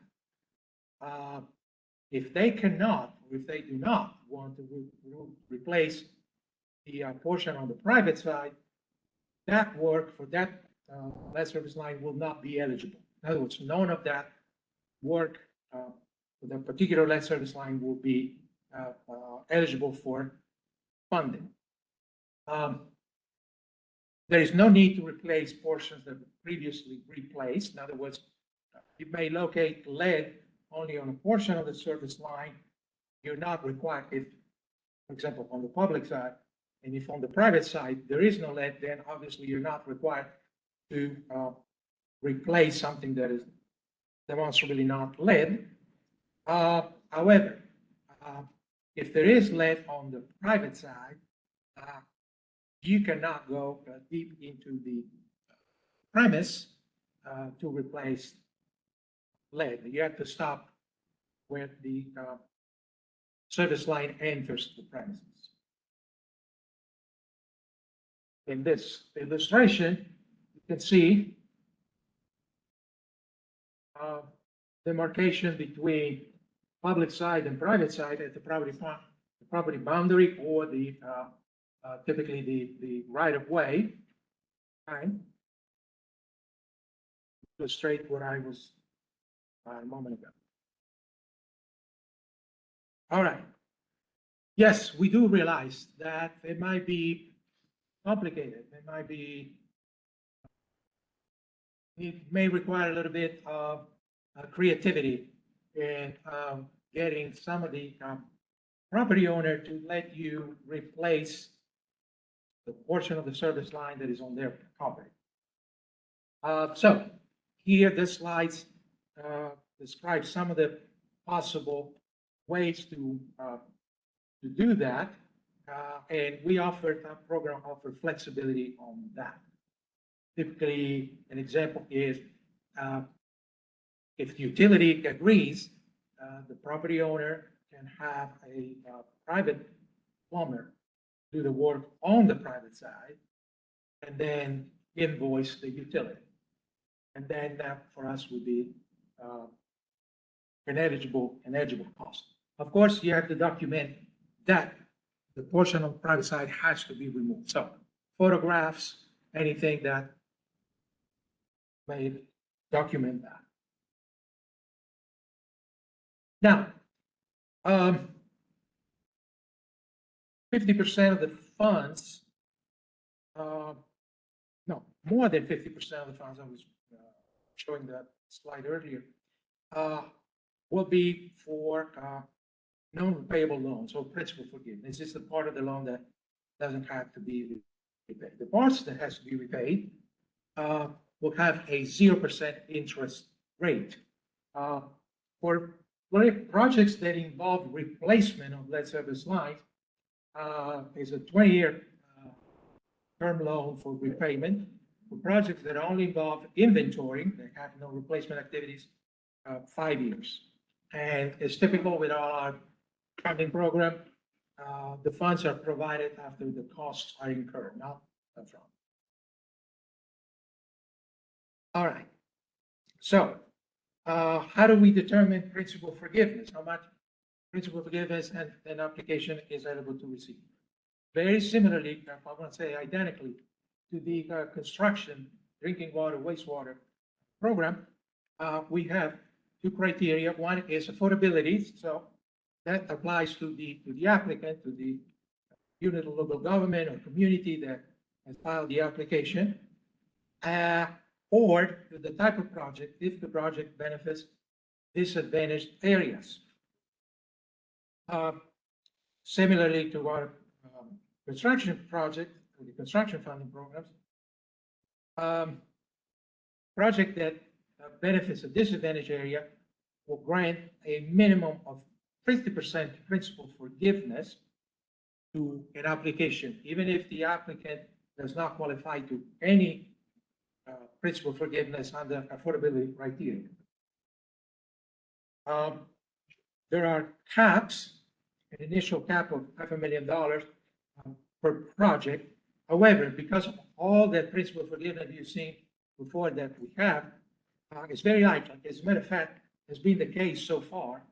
The initial principal forgiveness determination is going to be exceeded because there is additional principal forgiveness available. Question? The stress system, you got on the evaluation, it says in your 5-year repayment. Now that's for inventory. for inventory projects only. It's nothing to do with, the applicant being, distressed. Right. I'm just asking, can they get greater than 5 years stay in the door? Call. Says 5-year term of loan inventory only project. Correct. But it's not just for the stress system, it's for any kind of system, distress or not. So the stress systems don't get a break if they do it. They, in 5 years is a hardship. Yes, but typically inventory projects are not very expensive. They're not millions and millions of dollars unless they are large systems. Okay, so, Yeah, even hundreds of thousands of dollars would get off. well, depending on their affordability determination, they may qualify for a very high principal forgiveness component, 75% or higher, up to 100%. So, Not been many of them. Yes, there have been a few. all right. Most of them have been sticking. Part of the allocation that doesn't go to funding project goes to fund activities by Department, DEQ, in support of disadvantaged and small communities. In other words, there is money through another program, not administered by our division, administered by Public Water Supply section. There will be money for conducting inventories at no cost to the small and disadvantaged systems. But I'm not here to talk about those.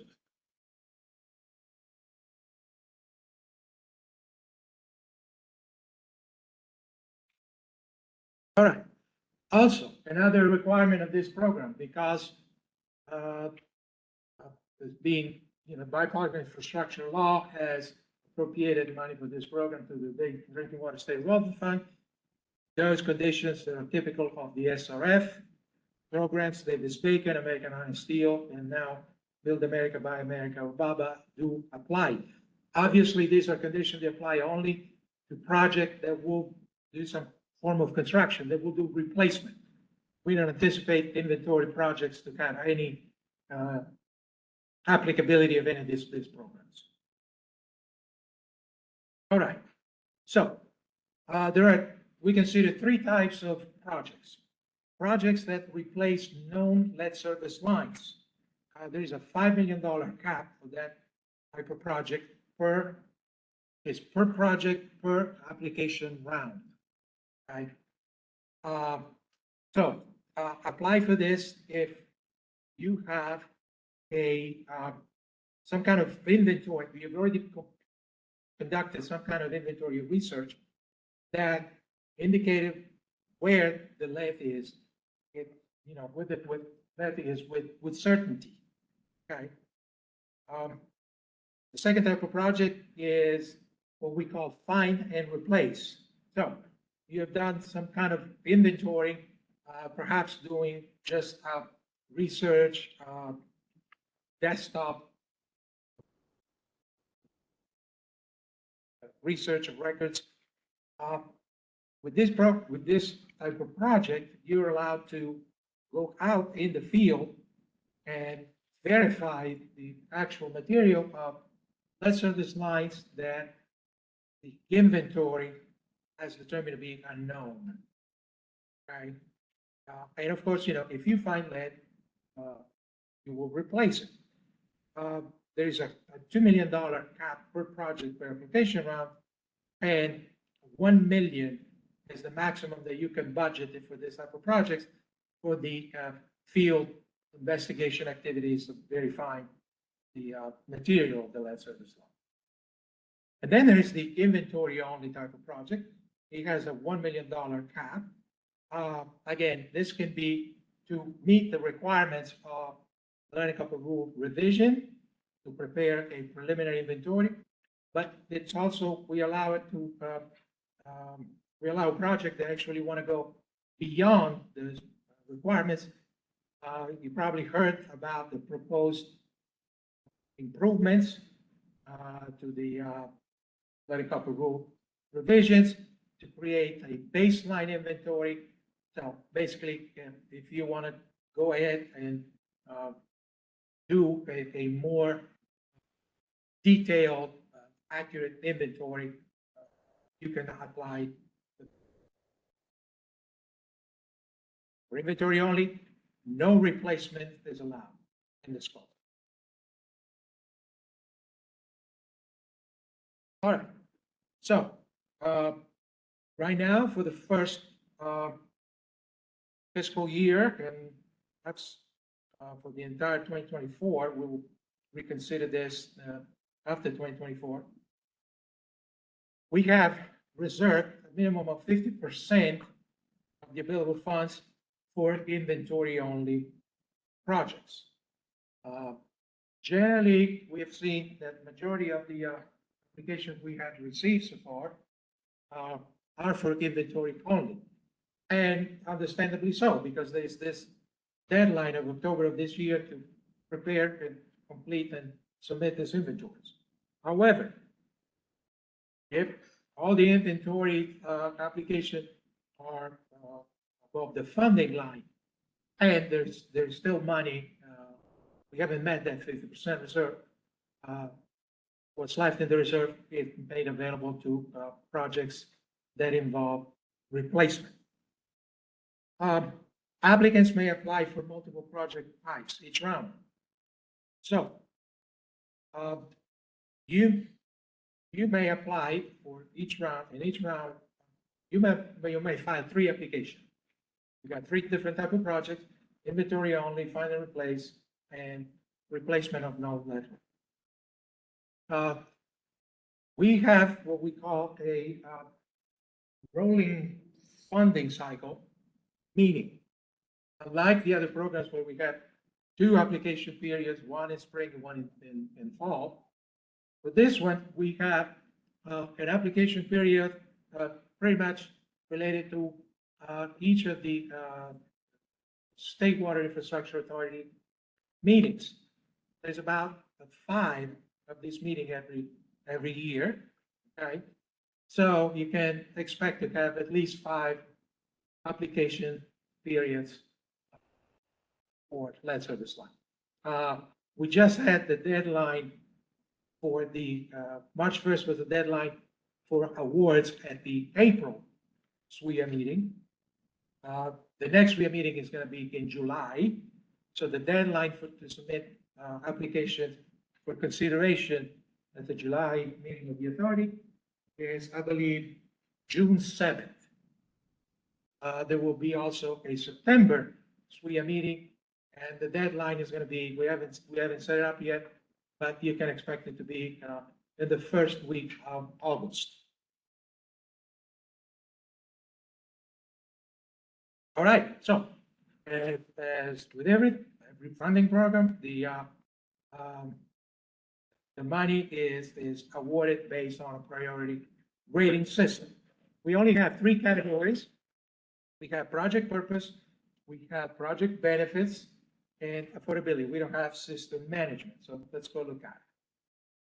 Project purpose, you see the 3 types of projects: elimination of known lead service line, finding and replacing, and inventory only. And you can see that the highest points are earned by application, by project that remove known lead service line.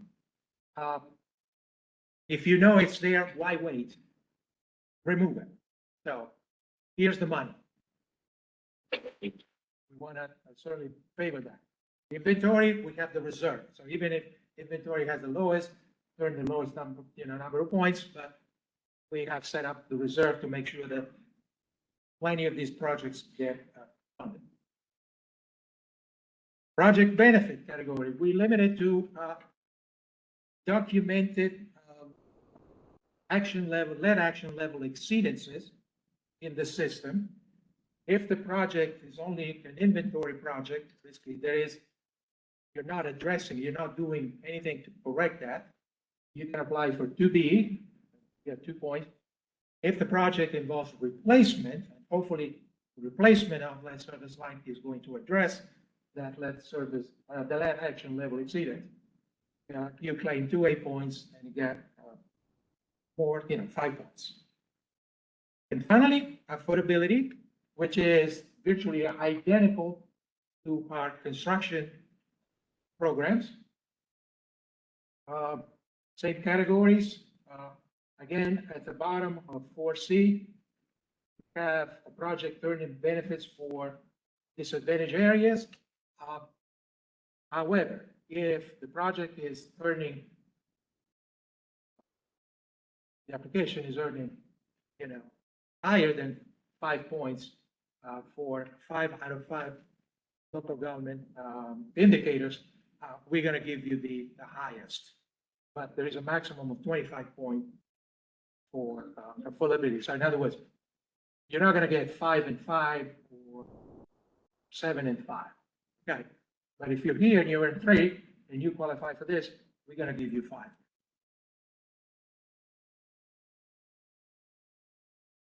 Application form. This program uses a different, unique application form, does not use the common application form. Okay? There is the address or the webpage where you can download the application. It's very, very, very close to the common application form. Because it just doesn't have a lot of things that don't apply to this funding program. So it's in a way, it's a simplified compared to the common application form. And that's all I have for now. So how do I do? We're going to skip these and Matthew's going to run us completely home. So go ahead. Excuse me, any questions before I move to the next slide? All right, thank you.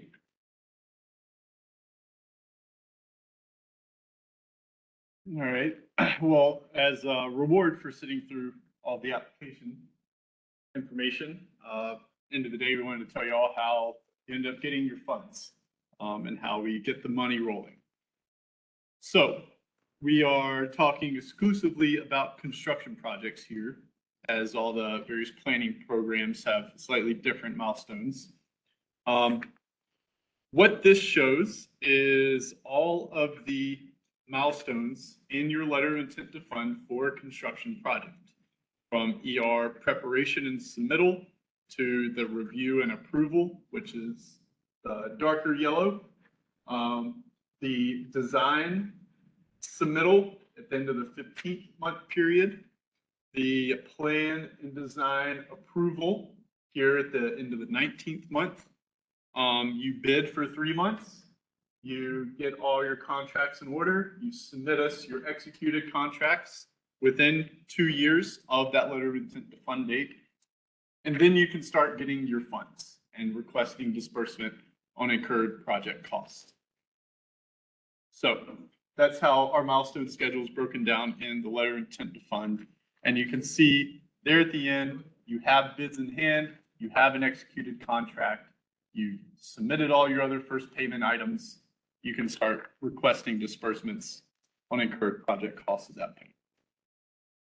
So the 2-year deadline to get under contract is a statutory requirement for all of our construction programs. And then further, there is a 1-year deadline of after the agreement has been signed to get under contract. So looking back at this schedule, here we have month 0 when the letter of intent to fund is issued. And so you have 2 years to get under contract. Now, after the plans, or rather after the engineering report is approved, which is that first milestone, that is when we will issue the funding offer for the grant loan principal forgiveness package that we've made, that we've awarded to you. So after the engineering report is approved, we will discuss with the local government commission if you have a loan, or we'll just issue the grant offer if it's full-on grant or 100% principal forgiveness. And so then from that date, from that engineering report approval offer issuance date, you'll then have 1 year to get under contract for your project.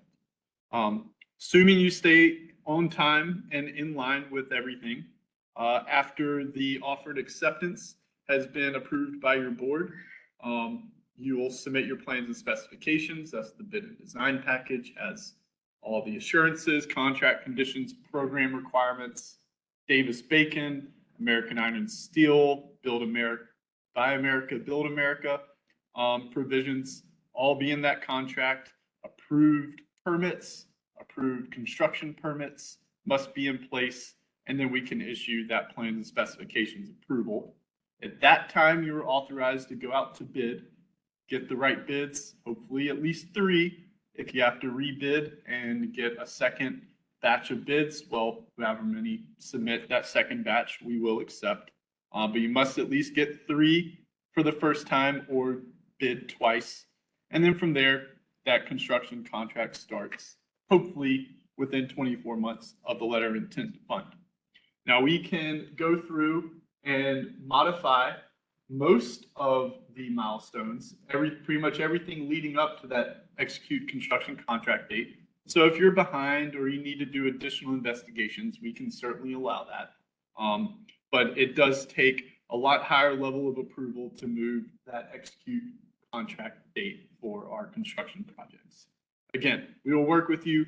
We'll be flexible as much as we can. But to the points made earlier, you can submit your engineering report right after you get your letter of intent to fund. We've had projects that submit their plans and specifications package right after they submit and receive their letter of intent to fund. So you can accelerate the process as much as you want. We certainly encourage that, especially in this known construction environment. So I mentioned the local government commission once again. They are the ones who approve all debt in North Carolina, all public debt. And so they will review your loan package at that engineering report approval stage. And they will basically say, yes, this local government unit has the capacity to take on this debt that we are awarding for this project. That does not mean local government commission is issuing the actual promissory note for that loan. That promissory note occurs after the bids are in hand. Project goes up or down in costs, well understood that happens. And so we will set that promissory note amount, that actual loan instrument amount, based on the bids in hand project costs. So if you're taking on a loan, think you're taking on a loan, make sure you get your financial audits in order. That is one of the requirements for the LGC to approve any debt. For all of our, yes, so question online said that the local government commission approves the loan after bids in hand at bid opening. Yes, so the loan, the debt instrument, that promissory note is approved after bids are in hand. The offer is made after the engineering report. So I want to clarify that those are 2 different instruments. One is the offer that says DWI SWIA has approved your project for funding. We have an ER that's been approved. Here are all the eligible costs, and here are the eligible dollars that we're awarding. After the bid, that is when we have that final set in stone project cost, and that is the basis that we will issue, or we will request the local government commission to draw up that loan document, and then you will be sent that directly from the local government commission for execution. There's a question in the back. I want to make sure we got it. Nope. All right. For our fees, and again, these are statutory requirements. If you're receiving a loan or principal forgiveness, it will be 2% of that funding amount. And then if you're receiving a grant, it will be 1.5% of that funding amount. ARPA, we didn't have the grant fee requirement. So if you haven't been in our program in the last few years, or have only been in our program over the last few years, this may look new to you, but this has always existed as long as our programs have existed. And that's what obviously funds our staff and our ability to do what we do. The loan fee or the grant fee, however it's broken out, if it's a 50-50 loan principal forgiveness and then the other 50% is grant, well, then half of that funding package will be subject to 2%, and the other half will be subject to 1.5%. So it's always based on what that piece of the package is where the fee applicability is. And then the disbursement of funds, again, calling out in the statute how that is authorized. It is based on the progress of the project, disbursement of incurred project costs, and that documentation must come in the form of invoices, purchase orders. Just depends on what costs are being incurred. And of course, those costs must be used only on approved eligible project costs, which are relayed throughout the engineering report approval. We will have a list of eligible project activities on the plans and specifications approval. We will have a revised set of eligible activities based on the design and bid. And so that's where that list of approved costs is housed. So the first payment checklist, this is, again, for all construction projects. We need to have that countersigned offer, the resolution accepting the offer in the funding package. The notice to proceed from the contract must be fully executed. And we understand that you may partially execute a contract and then wait for that pre-construction meeting to issue the notice to proceed, or wait for materials to start arrive to issue. That's fine. We just cannot disperse funds until we have that executed notice to proceed. The sales tax certification form, which says you're either requesting sales tax incurred on the project from us, or that you will take it out of our requests and you will request it from the Department of Revenue. Either way is fine. The authority to award from us, that is just for construction projects. And what that says is, we've reviewed your bid package, you solicited and advertised the contract appropriately. This was the project that we have awarded. And so, and then you got the right number of bidders and they all bid, and you were able to tabulate the bids properly and per NC procurement law. So with that document, the authority to award says you can award the construction contract. Of course, we need those executed construction contracts to know, okay, what was finally agreed on, especially if there was value engineering or negotiation. Bids came in high, you may have to take something out. Well, we have to make sure that the project does not substantially change if things are taken out. And so we will certainly want to be at least involved in what the results of those conversations and negotiations were, again, to make sure the project is going to be constructed as it was applied for. And then lastly, wage rate certification. I believe that was an ARPA requirement, but effectively it's part of those conditions in the construction contract, depending on the funding type. It has various amounts of Davis-Bacon, American Iron and Steel, and or Buy America, Build America requirements. So that's the first payment checklist. The last payment checklist, whenever you're ready to close out your project, consists of, we have our own closeout checklist that must be signed by the funding recipient. Basically make sure that they got all the things that they need to insert the project into their asset management plan, into their GIS system, that they got the red line drawings, that they got their permit approvals as constructed. The owner certification of completion and engineer certification of completion, those are both public water supply section on the drinking water side and division water resources documents for wastewater. Very standard for construction projects. And I saw an online question. I'll get to that in a second. The last two things are our final change order eligibility determination, making sure that the final quantities in the contract are zeroed out and that we know what was put in the ground was actually put in the ground and being requested for disbursement. And then, of course, our final inspection report, making sure that all the paperwork is in place. You must hold on to Davis-Bacon documents specifically for 3 years after project completion. So it just establishes those expectations for after the project, as well as allowing our staff to come in and make sure that, yes, the 12-inch line that you said you were going to put into the ground was actually a 12-inch line and it went where you said it was going to go. I saw an online question. Jen, can you follow that? Okay, cool. So the question was about an acronym sheet. We have one. We can certainly post that. Come on up. if you pre-registered for the training, it might be in that information I sent you. So if you're online virtually, check the email I sent you last week. If not, we'll make sure to get that up online. So thanks. Excellent. Thank you. So that's the main nuts and bolts here.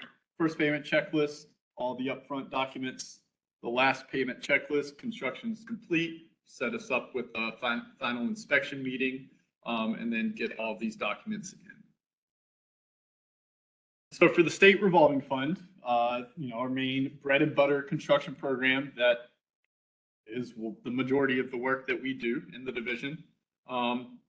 The conditions in there are several sets of conditions and assurances in the actual offer itself. There's a space in those conditions for you to sign along with executing the other the entire offer.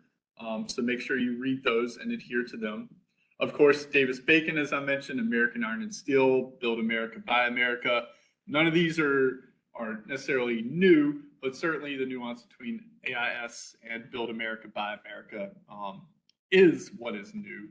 And so make sure that you read your offer and acceptance letter because it defines what all those conditions are. For everyone's information and for a resource, we put together a few of the national waivers that are out there for Build America, Buy America, as well as here on this slide, the guidance straight from the EPA's website for what those provisions entail.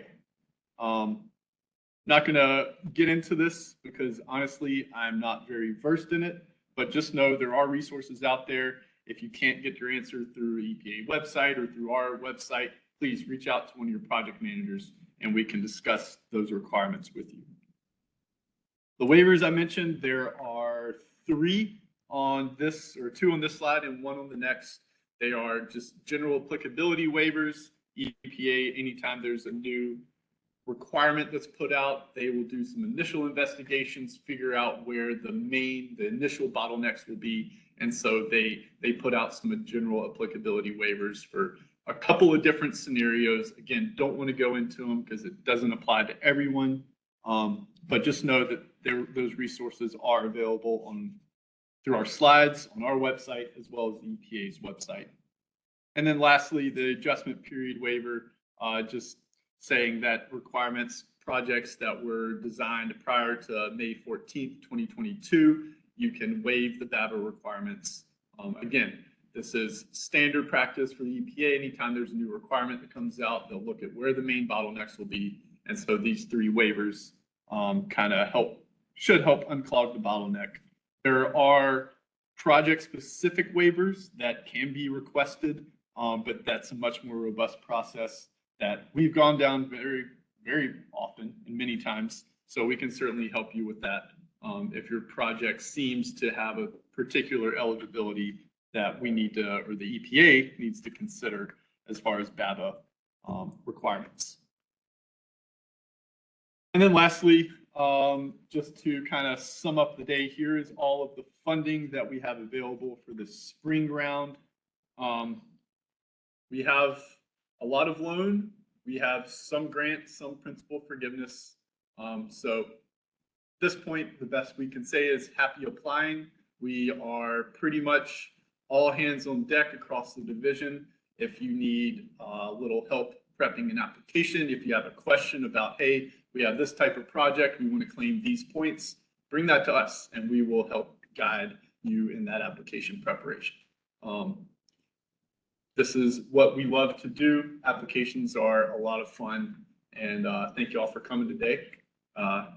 Take some of our money and let us give it to you. Take all of it.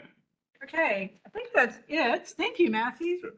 Any questions? Y'all, thank you for those of you who are in person today. I know it's been a very long day, and thank you for those who hung in there online as well. We have so many supervisors and program managers now. We do not have room on our slides for them. So please check out our website if you have any questions. And also, as you are getting ready to apply, y'all have completed the first step by going to training. We are available, as Matthew said. We love to do help with applications. We love to grade them, but we also want to provide you help as you're getting ready to put them through. Feel free to contact any one of us about that. And if you contact me, if I don't know the answer, I'll forward it to whoever does. If you want us to review your application, we're glad to do that. Just set up a meeting with us. We do have regional office staff. I think all of y'all are there, are pretty much local. Come in, meet with us, set up a Teams meeting, however you want to do it. We can go through your application up to when you submit it. Once you submit it, it's all over, and we can't help you provide technical assistance essentially. So, but we are there to help. We are there to answer questions. And so thank you for coming again. Have a safe trip home, and we will see you later. Thank you all online as well. Have a great evening. And please remember to fill out your evaluations. Thank you.